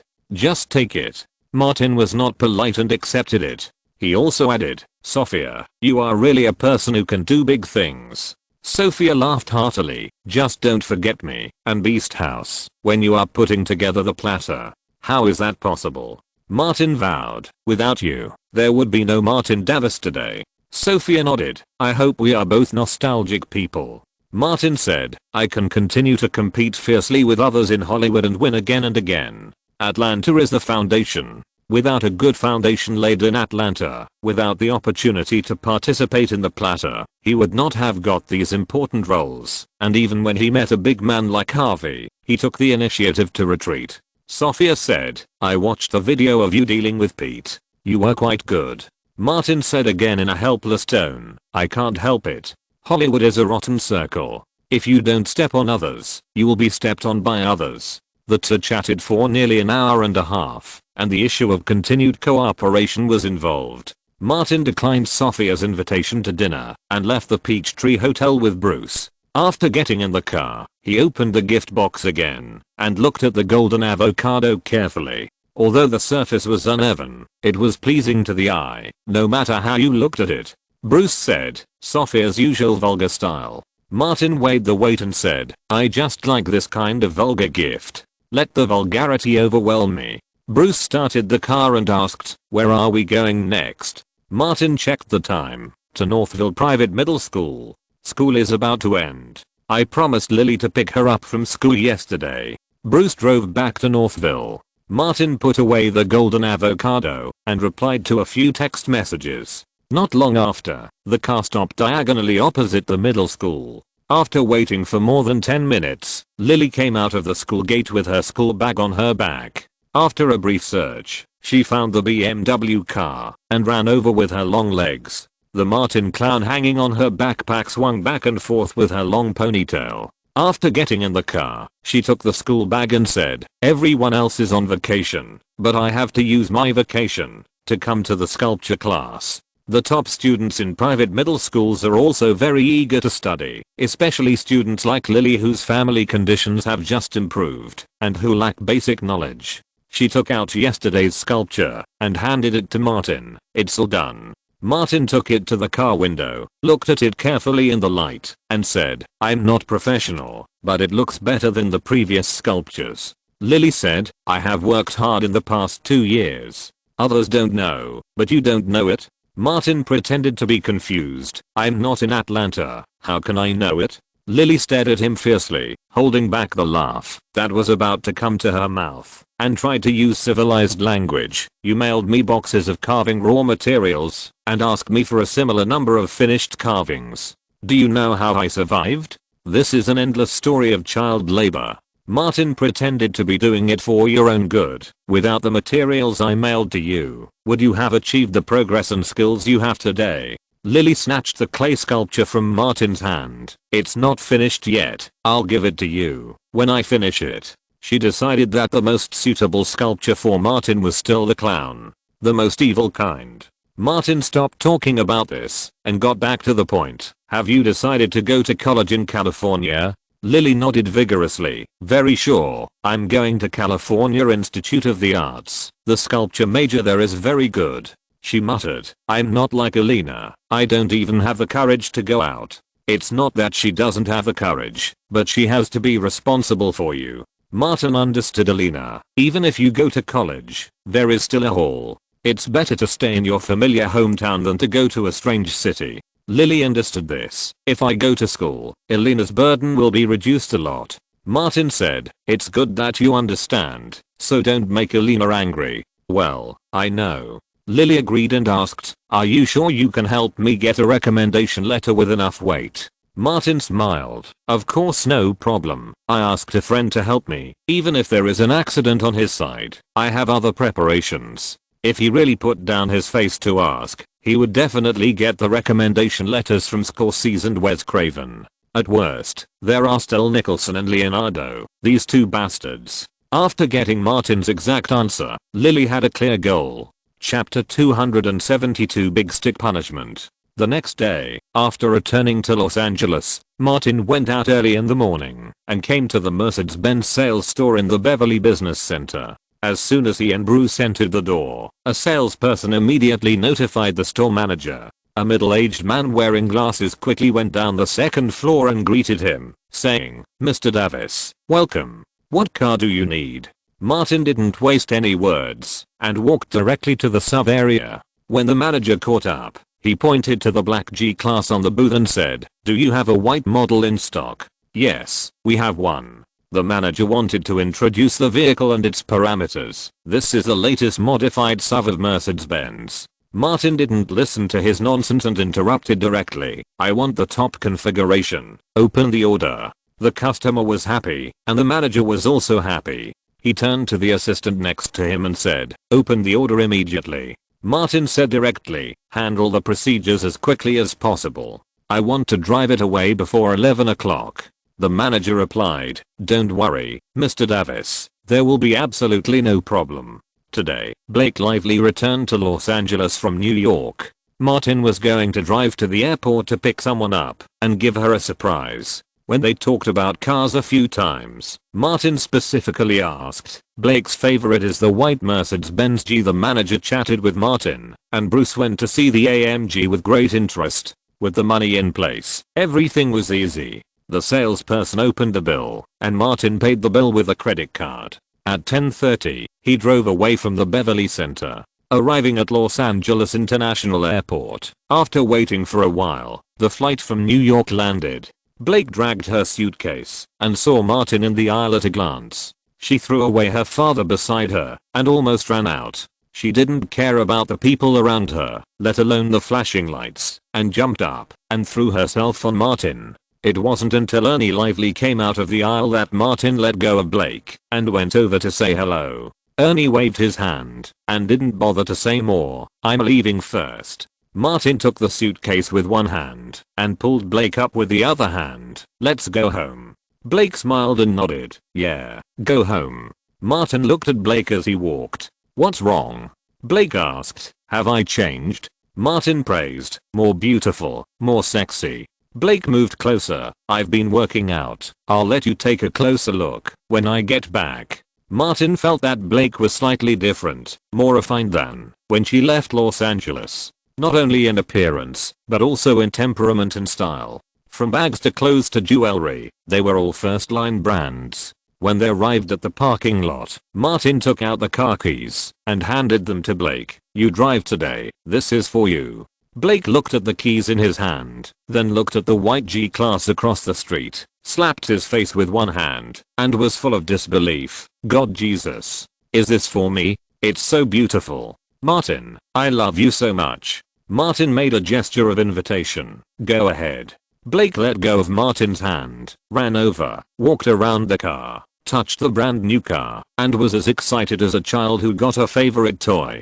After getting into the driver's seat, he shouted, Martin, what are you still standing there for? Get in the car. Get in the car. Martin put the luggage in the trunk first, and then got into the passenger seat. Blake started the car and accelerated suddenly after leaving the parking lot, which scared Martin. You don't drive much, so be steady, don't go too fast. Martin didn't want his friends to sing "See You Again" or to see a surge in the sales of the films he starred in.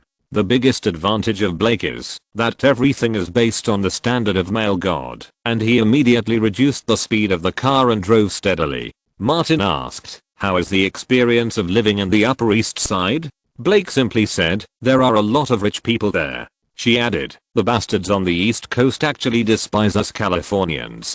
Strictly speaking, Martin is also from the East Coast. Blake quickly corrected, I'm talking about New Yorkers. Martin laughed, those Yankees are also mortal enemies with Atlanta. Blake said, I'm going to New York again next year. Preparations for Gossip Girl will start soon. Dad is planning it, and plans to make it a series for teenagers. Martin said, your father is experienced, you have to trust his vision. The white G-Class quickly entered the Coty community and drove directly into the house. The Escalade driven by Bruce behind it automatically stopped at the curb at the door. Old Bull knew that the couple would start to make trouble once they entered. Meanwhile, the flight from Toronto landed at Los Angeles International Airport. Mean, wearing sunglasses and carrying a bag, left the airport. His agent, Muni, was waiting for him. The two got in the car and returned to North Hollywood. Muni took out an invitation. At the beginning of next month, Warner Brothers will hold a celebration event and invite you to participate. Mean flipped through it. They also invited me? Muni said, probably because of Martin. Mean couldn't help but feel annoyed when Martin was mentioned. He patted his seat and said, the boss had a conflict with Pitt. It's a pity that I wasn't there, otherwise Pitt would have been in trouble. Muni knew what his client was best at and reminded, it's not your turn to lick Aniston. I know. Mean cherishes everything he has now, and he also knows where it comes from. Pitt, that bastard, won't give up like this. He asked Muni, how old is Pitt? How old is his mother? Uncle Mean's words shocked Muni so much that he almost exploded on the spot. He quickly reminded, Pitt seems to be over 40 years old. Only in his 60s? Mean decided to check. He took out his cell phone and called Bruce first. Old Bruce, I'm back. Come out for a drink with the boss tonight. Bruce sat in the car, looked at the door, and said, you made an appointment with Martin to drink, but let's do it another day. Blake is back from New York today. Mean understood, then let's do it another day. When they were about to reach North Hollywood, Muni suddenly remembered something extremely important. He slowed down the car a little and said, Paris Hilton contacted me during this period. Mean was alert. What does she want to do? Use the relationship between her and me to hype it up. That's all in the past. Why should I cooperate with her? She seems a little lonely. Muni said something completely different. She wants to ask you out for a tryst. She said something like she has a long-term suite at the Hilton Hotel. Mean frowned. That's all? Nothing else? Muni didn't understand. Aren't these hints enough to ask you out? Know this? Mean twisted her fingers and said, why should I go on a tryst with her without this? Why should I cooperate with her? Muni didn't want to talk anymore. Mean said confidently, Paris is so shameless, she actually wants to get free sex from Master Mean. In the past year, even those powerful female casting directors and producers who let Master Mean lick their licks paid real roles as compensation. On the Warner Brothers side, people who sent party invitations were everywhere. This year, Warner Brothers had outstanding performance and launched many hit movies. Not only did the Harry Potter series continue to sell well, but it also revitalized the Batman series, and many small and medium-sized productions released achieved high box office. Many partners of Warner Brothers received invitations to the celebration party. Martin went to Atlanta, so the invitation was sent to Thomas. When Thomas learned that Martin had returned to Los Angeles, he sent it over as soon as possible. Bruce could only call Martin and let Thomas wait for a while before the courtyard gate opened. Thomas walked in and saw only Martin. He handed him the invitation and told him, it's not something very important, but you must attend. Martin glanced over it and said, I will go. Thomas said, the Nolans will also go. Martin nodded and asked, is there anything I should pay attention to? Pitt will also go. If he doesn't bother you, don't pay attention to him. Thomas emphasized, if nothing unexpected happens, Charlie and Aniston have both received invitations. You should pay more attention. Martin said frankly, I'm just an ordinary friend to them. Pitt has a problem with his brain. Footsteps sounded on the stairs. Blake came down from upstairs after changing his clothes. He greeted Thomas and sat next to Martin. Thomas automatically cooperated with Martin. Yes, Pitt has a problem with his brain. He has wild thoughts. Martin asked, will you go too? Thomas nodded slightly. I have also received an invitation. He quickly glanced at Blake and felt that if he continued to talk, he might not be able to match Martin's thoughts. After all, he was playing too much, so he quickly said goodbye. I still have work to do at the company. I have to go back to deal with it. Martin and Blake sent Thomas out of the villa. Blake didn't even ask about Pitt and Aniston. These were minor matters in the eyes of female fans. Sleeping with the male god was more important than anything else. She winked at Martin. I brought back a few sets of clothes from New York.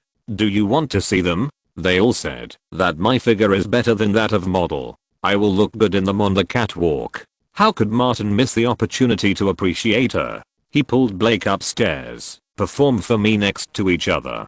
Blake lay on him and smiled. I even learned a little catwalk. The bedroom is my catwalk. A good actor must be able to handle various roles. Blake is in the learning stage. Let Martin, a guy with outstanding talent and highly praised acting skills, guide her on the spot on how to handle important roles such as sailors, PDs, white-collar workers, etc. If Blake performs well, Martin will give her a lollipop as a reward. If she performs poorly, Martin will use a big stick to severely punish her, so that she will be impressed, and will not make the same mistake again. Chapter 273, Fighting. This is Berrymere, CEO of Warner Brothers. In the luxurious and spacious banquet hall, Louise took Martin to find the host of the night and introduced him. This is Alan Horn, the president of Warner Pictures. Martin politely shook hands with the two men. These two were the heads of Warner Brothers during its heyday. The two shook hands with Martin and didn't say much. With Martin's status, he was not enough to impress them. Alan Horn's daughter Cody Horn chatted with Martin for a few more words. She asked, "I heard that you have promoted a new project. I'm also an actor. Do you have any roles suitable for me?" Martin immediately said, "You will have one when you come, but the role may not be large." Cody Horn handed him a business card. "You can send the role information to my email. If it is suitable, I will let the agent contact your crew." Martin took the business card and put it away solemnly. Then he followed Louise to another place. Louise reminded him, "She's acting just for fun. Don't take it too seriously." Martin understood, a rich lady experiencing life. Instead of treating it as your career like you do. Louise nodded slightly. "That's it." She suddenly stopped and pointed to the entrance of the banquet hall with her eyes. Julie and Aniston met. Interesting. Martin saw that Julie and Aniston arrived one after another, and the banquet hall was not very big, so it was normal for them to meet. Louise, the slut, said slutty words again. "You get them together and help them to mediate. I have a small villa, and there is a room with a perspective mirror." Martin said, "I'm a serious person." Near the entrance of the banquet hall, Julie and Aniston's eyes met, and neither of them retreated. Unlike in the past, Aniston did not avoid, but stared at Julie. With Julie's personality, how could she take the initiative to give in? She walked over to Aniston's gaze. Coming up to her, Julie whispered, "Hello, loser." The bitch's words rushed to Aniston's lips, but she was concerned about her image and couldn't say it in this situation. Julie said again, "You lost, in every aspect." Aniston swallowed her angry words and smiled gracefully and confidently. "Until the end, the winner may not be you." Julie turned around, took a glass of wine from the table next to her, and left alone. Aniston also took a glass of wine, glanced at the hall, and walked towards Martin. She came to Martin, nodded slightly to Louise, and said to Martin, "I want to talk to you about the script and the role." Louise's personality was equally bad, which could be seen in Kelly. She immediately said goodbye. "You guys chat. I saw a friend. Go say hello." Martin knew that Aniston was just talking nonsense, but it was right for a good man to stick to principles, but he had to know how to cooperate. He asked, "Is there a problem with your role?" "A little bit." Aniston took a step forward, found that the distance was not close enough, and took another step forward, and then said, "We are playing a couple, but the age gap between us is a bit big. It's hard to feel it. I think we should cultivate tacit understanding in advance." Martin said very seriously, "That makes sense." Aniston naturally reached out and grabbed Martin's arm. "It always feels a bit uncoordinated." Martin was such a good person. He took the initiative to cooperate and moved a step towards her. "Will this be better?" Not far away, Julie walked through the crowd and her eyes fell on the two of them. Aniston took Martin's arm, and the two looked like a couple. Julie bit her thick lips and tightly grasped the cup.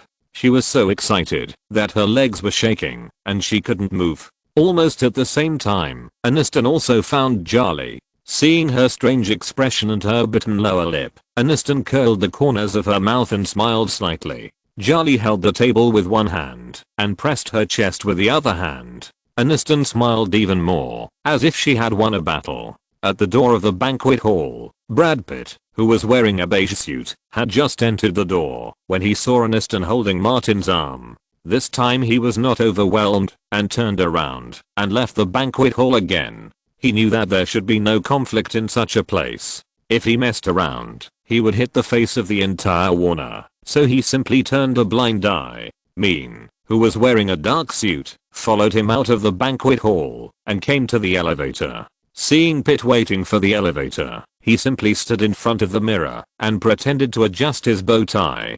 Pitt got on the elevator and went downstairs directly. Mean was a little disappointed that he didn't find Pitt's mother.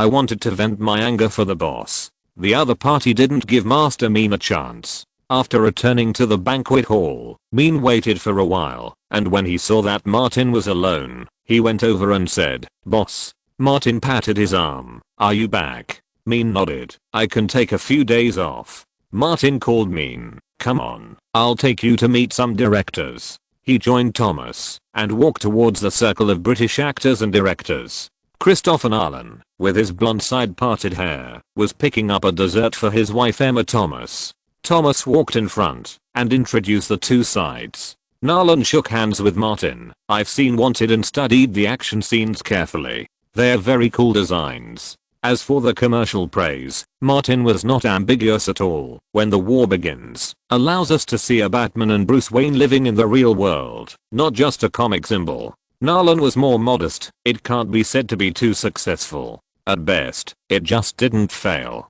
Martin asked curiously, "I like this movie and the new style you gave Batman. I heard from people at Warner that director Nolan. Do you have plans for the sequel?" "I have some simple ideas, but I haven't sorted them out systematically yet." Nolan thought Martin was interested in the role of Bruce Wayne, so he specifically said, "I have asked Bale to prepare in advance." Martin asked, "At the end of When the War Begins, the Joker's poker appeared. Let me ask, is the main villain of the sequel the Joker?" This was very obvious, and Nolan had no need to deny it. He said, "If nothing unexpected happens, the main villain will be the Joker. I'm very familiar with Nicholson, who played the Joker last time." Martin said, "Nicholson is born with an evil temperament." Nolan had also read the gossip about the three badasses and said, "Nicholson's performance in 1989 was very good, and that version of the Joker also gave me a lot of inspiration." He didn't want to talk about it and instead said, "This film is still a long way off, and I have projects to complete before that."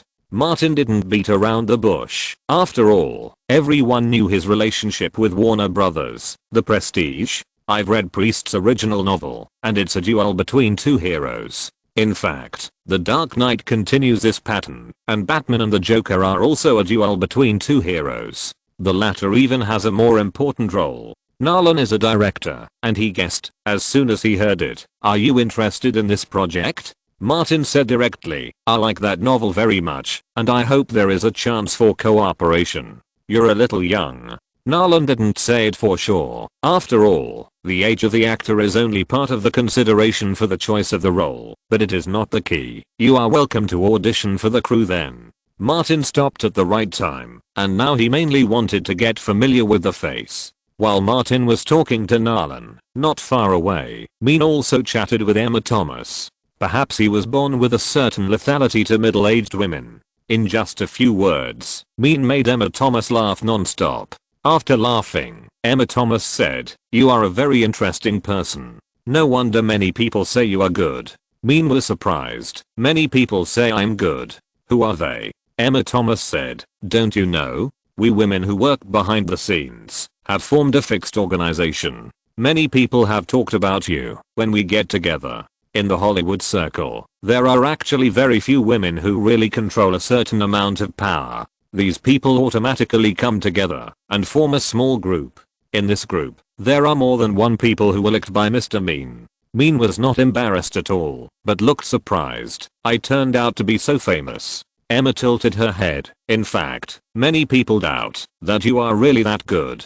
In this occasion, Mean was still relatively restrained when facing a female producer, especially when the other party's husband was present. She rubbed her lips lightly. "Maybe it's a natural advantage, a special talent given to me by God." Emma Thomas nodded and didn't ask any more questions. Compared to those women in their 40s and 50s in the industry, she is definitely a responsible female producer. Most of the time, she is solving her husband's worries. Seeing Martin and Nolan exchange business cards, Mean said politely and left with Martin. Thomas fell behind and asked Mean, "What did you gain?" Mean shook her head. "She is different." Thomas said softly, "Then don't mess around. Focus on stability." Martin saw Will Smith and turned back to ask Thomas, "Have I decided to be a legend?" Thomas quietly pointed to Alan Horn, who was talking to Will Smith. Last month, he insisted that Warner Pictures sign a contract with Will Smith. It is said that the salary is more than 20 million US dollars, and it may also involve later profits. Martin recognized the situation. Superstar, I'm still far away. This is the gap in comprehensive strength. Looking at Hollywood, only Leonardo can compete with him, and the others are not as good. Thomas said, in terms of commercial appeal, even Leonardo is not as good as Will Smith. Martin knew very well that this was an era when even the Emperor of Smith acted in a piece of shit, and countless people would pay for it. Work hard, Martin.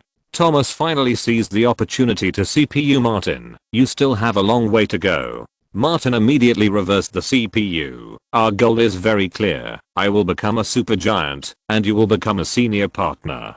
Thomas was full of energy when he heard this. Chapter 274, Using the Force to Fight Against the Force. For now, Thomas' interests are consistent with Martin's, and the two are tied together. But WMA is different. They are the two largest entertainment agencies in the industry along with CAA, and Martin is at best just one of the more important clients. It is necessary for clients to put some pressure on service companies at the appropriate time. If they do not actively strive for it, the service company may always use the same package to fool customers, or even secretly run traffic to reduce the treatment of customers. So, after seeing several CAA agents, although Martin did not take the initiative to say hello, he kept walking around in their sight and chatting with people. A few minutes later, Anne Hathaway's agent Maher Dakshia took the initiative to find Martin. Good evening, Martin. Maher took a quick look at the handsome guy in front of him. We have only known each other for a year, and you have gone from a small actor with a salary of 200,000 to a big star with a salary of nearly 10 million. It's amazing. Martin smiled and said, I find it incredible too. Everything is like a dream. He specifically asked, isn't he okay? Maher shook his head. She blames herself every day, saying that she was stupid and ruined the most beautiful relationship, and that she will never meet true love like you again. She sighed again. Annie fired me, and I'm no longer responsible for her business at CAA. Martin was curious. Why? You did a good job. Wasn't the Princess Diaries the project you fought for her? It has something to do with you. Maher said half truthfully. Annie blamed me for not stopping her from breaking up with you in time, and for not keeping abreast of your developments in time, so she fired me. Annie is under the service of Brian Lord in the company, and I'm only responsible for the executive agent of her business. Martin knew Brian Lord, an agent of the same level as Ari Emanuel of WMA, and one of the co-partners of CAA. Martin responded casually, I'm sorry. Maher said, Brian has been following your development. Someone recommended you to CAA at the beginning of this year, and we have been following your developments. Martin smiled and said, my pleasure. Maher waved to the waiter and ordered 2 glasses of wine. He specially toasted Martin and said, Anna's matter is in the past for you and me. Let's move on. Martin asked directly, you are looking for me, not just because of Anne's matter, right? There are 2 main things. Maher heard his direct words and stopped beating around the bush. One is Pitt's matter. I'm one of Pitt's condominium agents, and Pitt is Brian's client. Martin still said the same thing. Pitt and I have no personal grudges. If Pitt hadn't taken the initiative to cause trouble for me about what happened at Avalon that night, I wouldn't even talk to him. Instead, he suggested, you'd better talk to Pitt. He has a problem with his mentality. Don't say that there is no problem between me and Aniston. Even if there is a problem, he is just Aniston's ex-husband. As for Charlie, he was too lazy to mention it. Maher said, don't make it too much. The circle is so small that it is inevitable that we will have to cooperate. Martin nodded. Maher, for the sake of our friendship, as long as Pete doesn't provoke me, I will definitely not provoke him. Maher also stopped talking and said the next item. I remember your contract with WMA. The agent's commission is still 10%, right? You are not a small star anymore, so they didn't say anything? Martin didn't answer, just smiled. Maher said again, are you a 4th level or 3rd level customer in WMA? She smiled deliberately. It's the new century, and WMA is still using the old-fashioned customer classification, and they seriously don't pay enough attention to you. Martin, Come to CAA. I can guarantee that you will get better resources and treatment than Anne, and the agency's commission will be reduced by 2 points. Just a few days ago, Hall Barry, a client of Brian Lord, was poached by WMA. Although Hall Berry has an Oscar and is not a first-line star and has no ability to single-handedly resist the box office, she is definitely a top-level black movie star and is very popular when facing many specific roles that require black women. CAA had long noticed Martin, the rising star of WMA who was rising like a rocket. Martin looked like he was considering it seriously. Maher believed that there was no corner that could not be poached. The best agency in the industry now is CAA. From management to concept to operation, CAA is completely superior to WMA. Martin said, I can't answer you now. This is not a trivial matter. I have to consider all aspects of the situation. Maher shook hands with Martin again. I hope we can have the opportunity to cooperate. Not far away from the two, Thomas had been paying attention to the situation there since the CAA people approached Martin. Maher was a capable subordinate of CAA co-founder Brian Lord, and he always rushed to the front when something happened. CAA had poached many clients from WMA, and WMA had done similar things.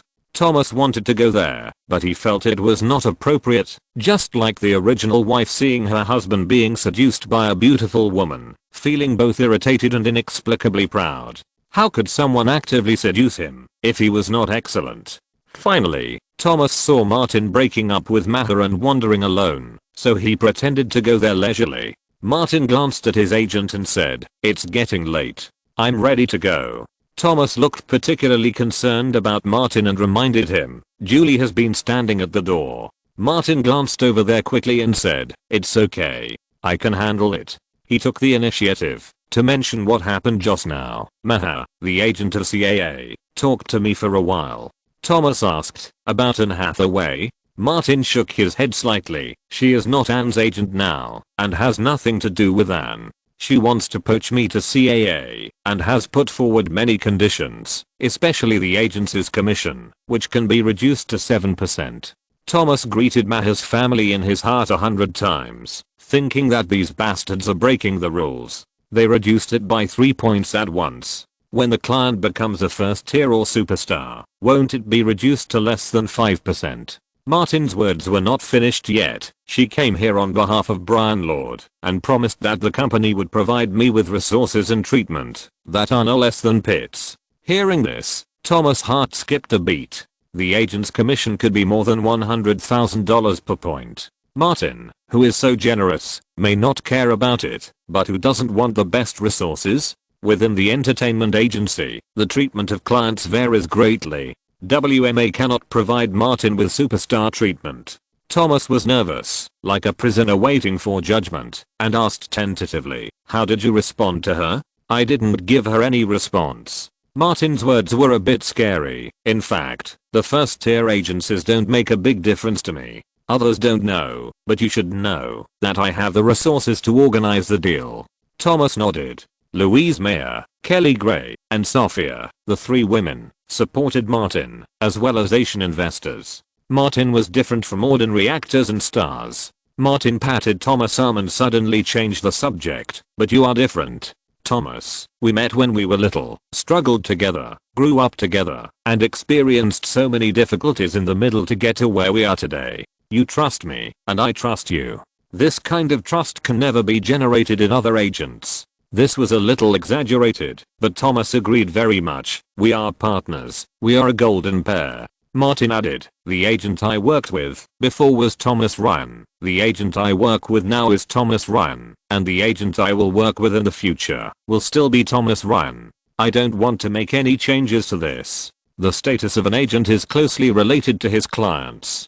Thomas's current status is inseparable from Martin. He did not hesitate at all. Don't worry, I will have a serious talk with the company. Your treatment must be substantially improved. This is what you deserve. Martin nodded and said, I'll leave this matter to you. Thomas did not intend to shirk his responsibilities. Tomorrow I will go to the company's senior management to formally discuss this matter. The guests in the banquet hall began to leave one after another. Martin said something to Thomas, found Louise who came with him tonight, said goodbye to Barry Meir and Alan Horn, and prepared to leave. Louise said, I just talked to Aniston for a few words. She likes you very much. Why don't you ask her to go with you? She saw Julie near the door again. Actually, it's exciting to think about it. Martin asked her to hold his arm and said, if you don't shut up, I'll drag you along. Louise laughed, but didn't say anything else. When they came to the door, Julie smiled at Martin inexplicably and didn't come over. After leaving the banquet hall and coming to the hotel lobby, Louise said again, Julie and Aniston were rivals in love before, and it will be interesting to continue to be rivals in love in the future. Martin did not hesitate to kill the donkey after it had done its work. Dear, you can go now. Louise took the initiative to let go of his arm. You are so ruthless. She went out of the hotel's main entrance alone and got into the Rolls-Royce waiting at the door. Bruce had not come in the Escalade yet, so Martin stood behind the hotel's revolving door waiting. Footsteps sounded from behind. Aniston came to the door, stopped beside Martin, and asked, isn't the car here yet? Martin said, wait a while. Julie suddenly appeared by the fence on the second floor. Aniston seemed to have sensed something, looked back, put her arm around Martin's arm, and said, I'll go to the crew tomorrow. Will you come? We really need to rehearse. Martin's principles did not allow him to refuse. I'll go to the crew tomorrow morning. Aniston moved closer and said, okay, see you tomorrow morning. The black Escalade stopped at the door of the hotel. Martin pointed and said, I should go. Aniston smiled and said, good night. Martin walked out, and before leaving, he turned back, smiled and waved, and then went out to get in the car. Aniston suddenly turned back and smiled at Julie, and an idea came to her mind. If Martin is trained to be a little puppy, Julie will definitely be angry, right? Chapter 275 Weird Customer. In the morning, Martin made toast, fried eggs, bacon sandwiches and other food.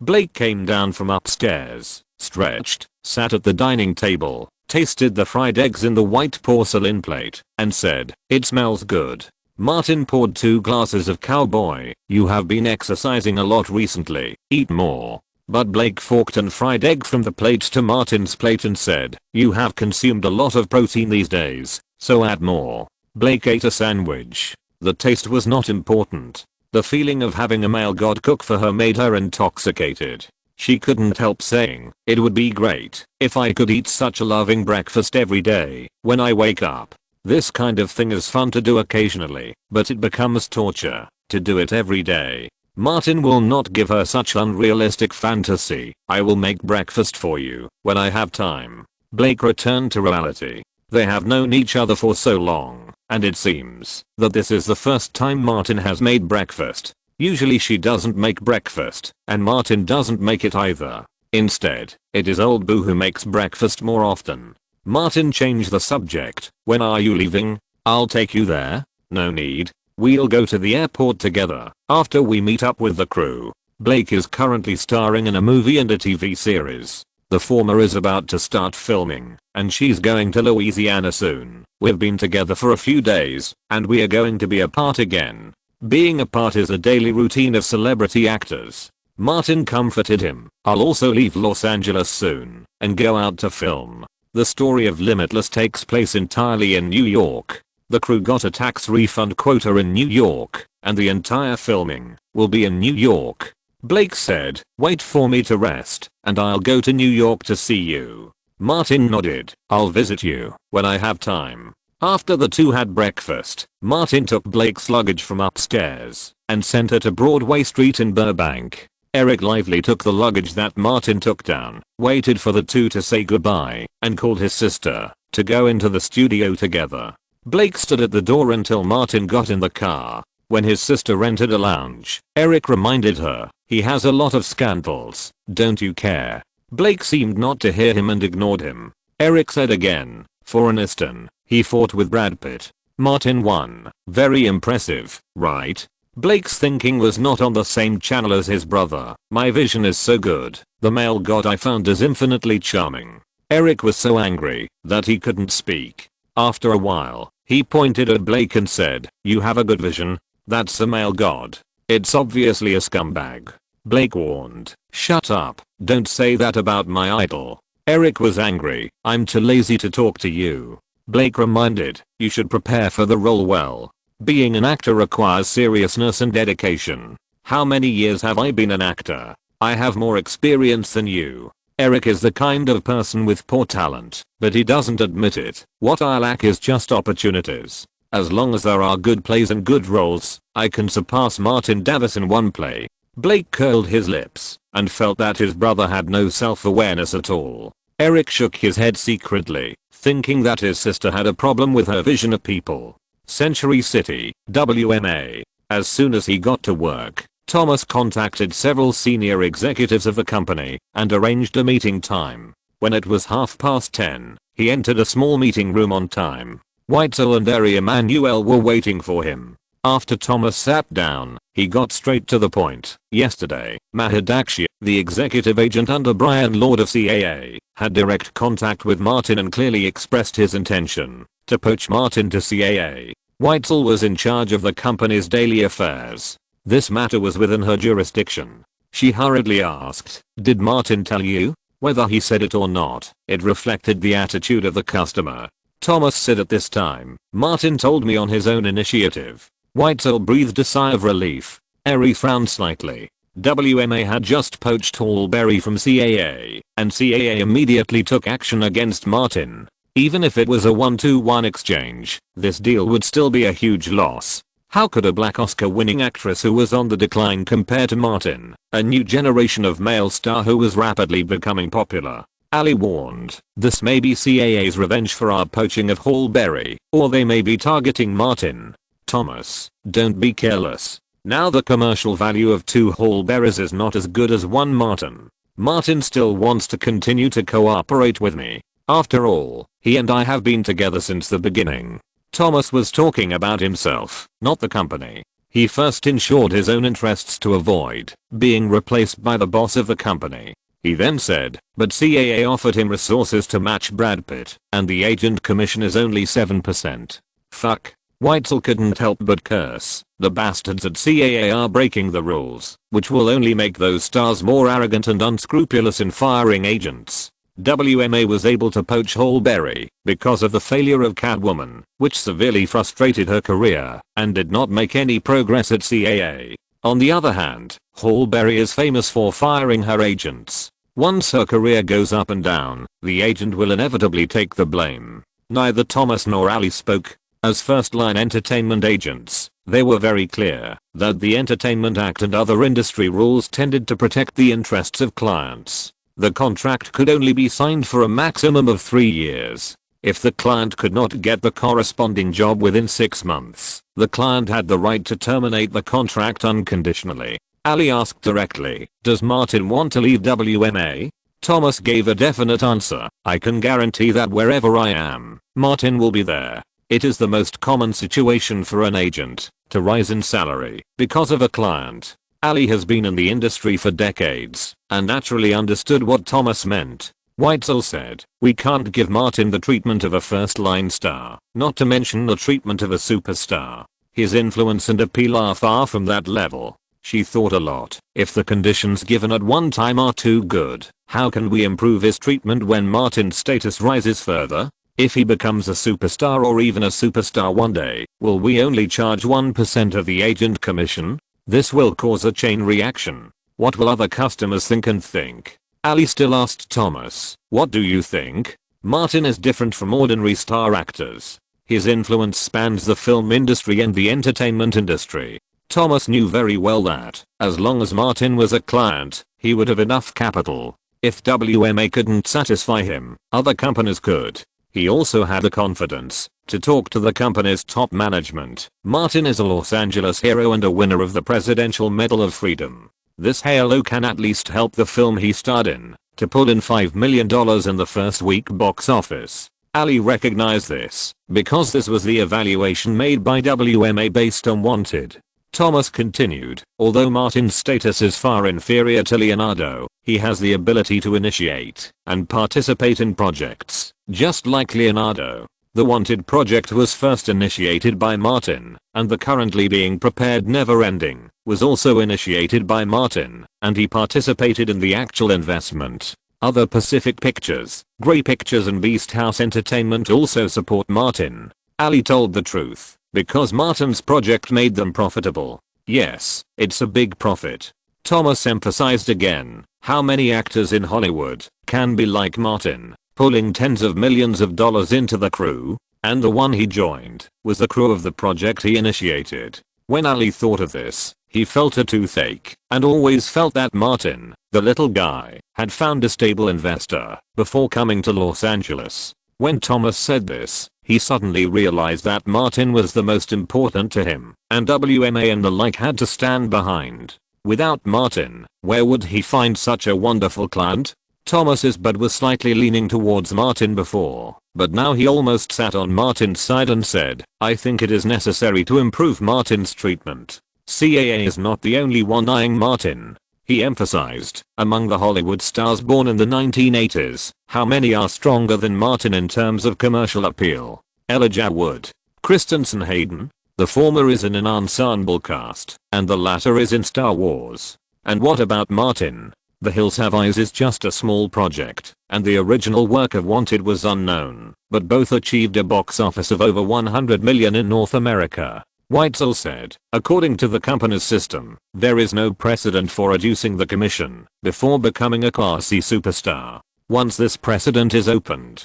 Thomas raised his voice slightly. You are worried about the chain effect, but aren't you worried that such an important client will be disappointed? Ali raised his hand to stop the two from continuing, picked up his phone, and called Jim Witt, another co-partner who was out of town. He looked at Thomas. The company's commission rate for Martin's business has been reduced from 10% to 8%. In addition, he enjoys quasi-giant level resource treatment in the company. Thomas was basically satisfied. I will inform Martin. Ali said again, if he needs to use the company's resources, notify the company in advance. Thomas nodded, no problem. Weitzel said nothing more. Ali had his own considerations. Martin's ability to initiate and attract people to join the platter was a very important ability. For WMA, it meant that many small stars or new actors could join in and get a chance to show their faces. How could he let others poach a client like Martin? Ali said again, when Martin has time, please sign a new contract with the company. Remember to notify me, and I will have a good chat with him. Thomas was instantly alert. Now he not only had to guard against people outside the company, but also people inside the company. It was tiring. End of this chapter. Thank you very much for reaching the end. Don't forget to like. Looking for more exclusive content and immediate access? Subscribe to our Patreon. Remember, every like, subscription, or donation encourages us to continue. Thanks to everyone. See you in the next video.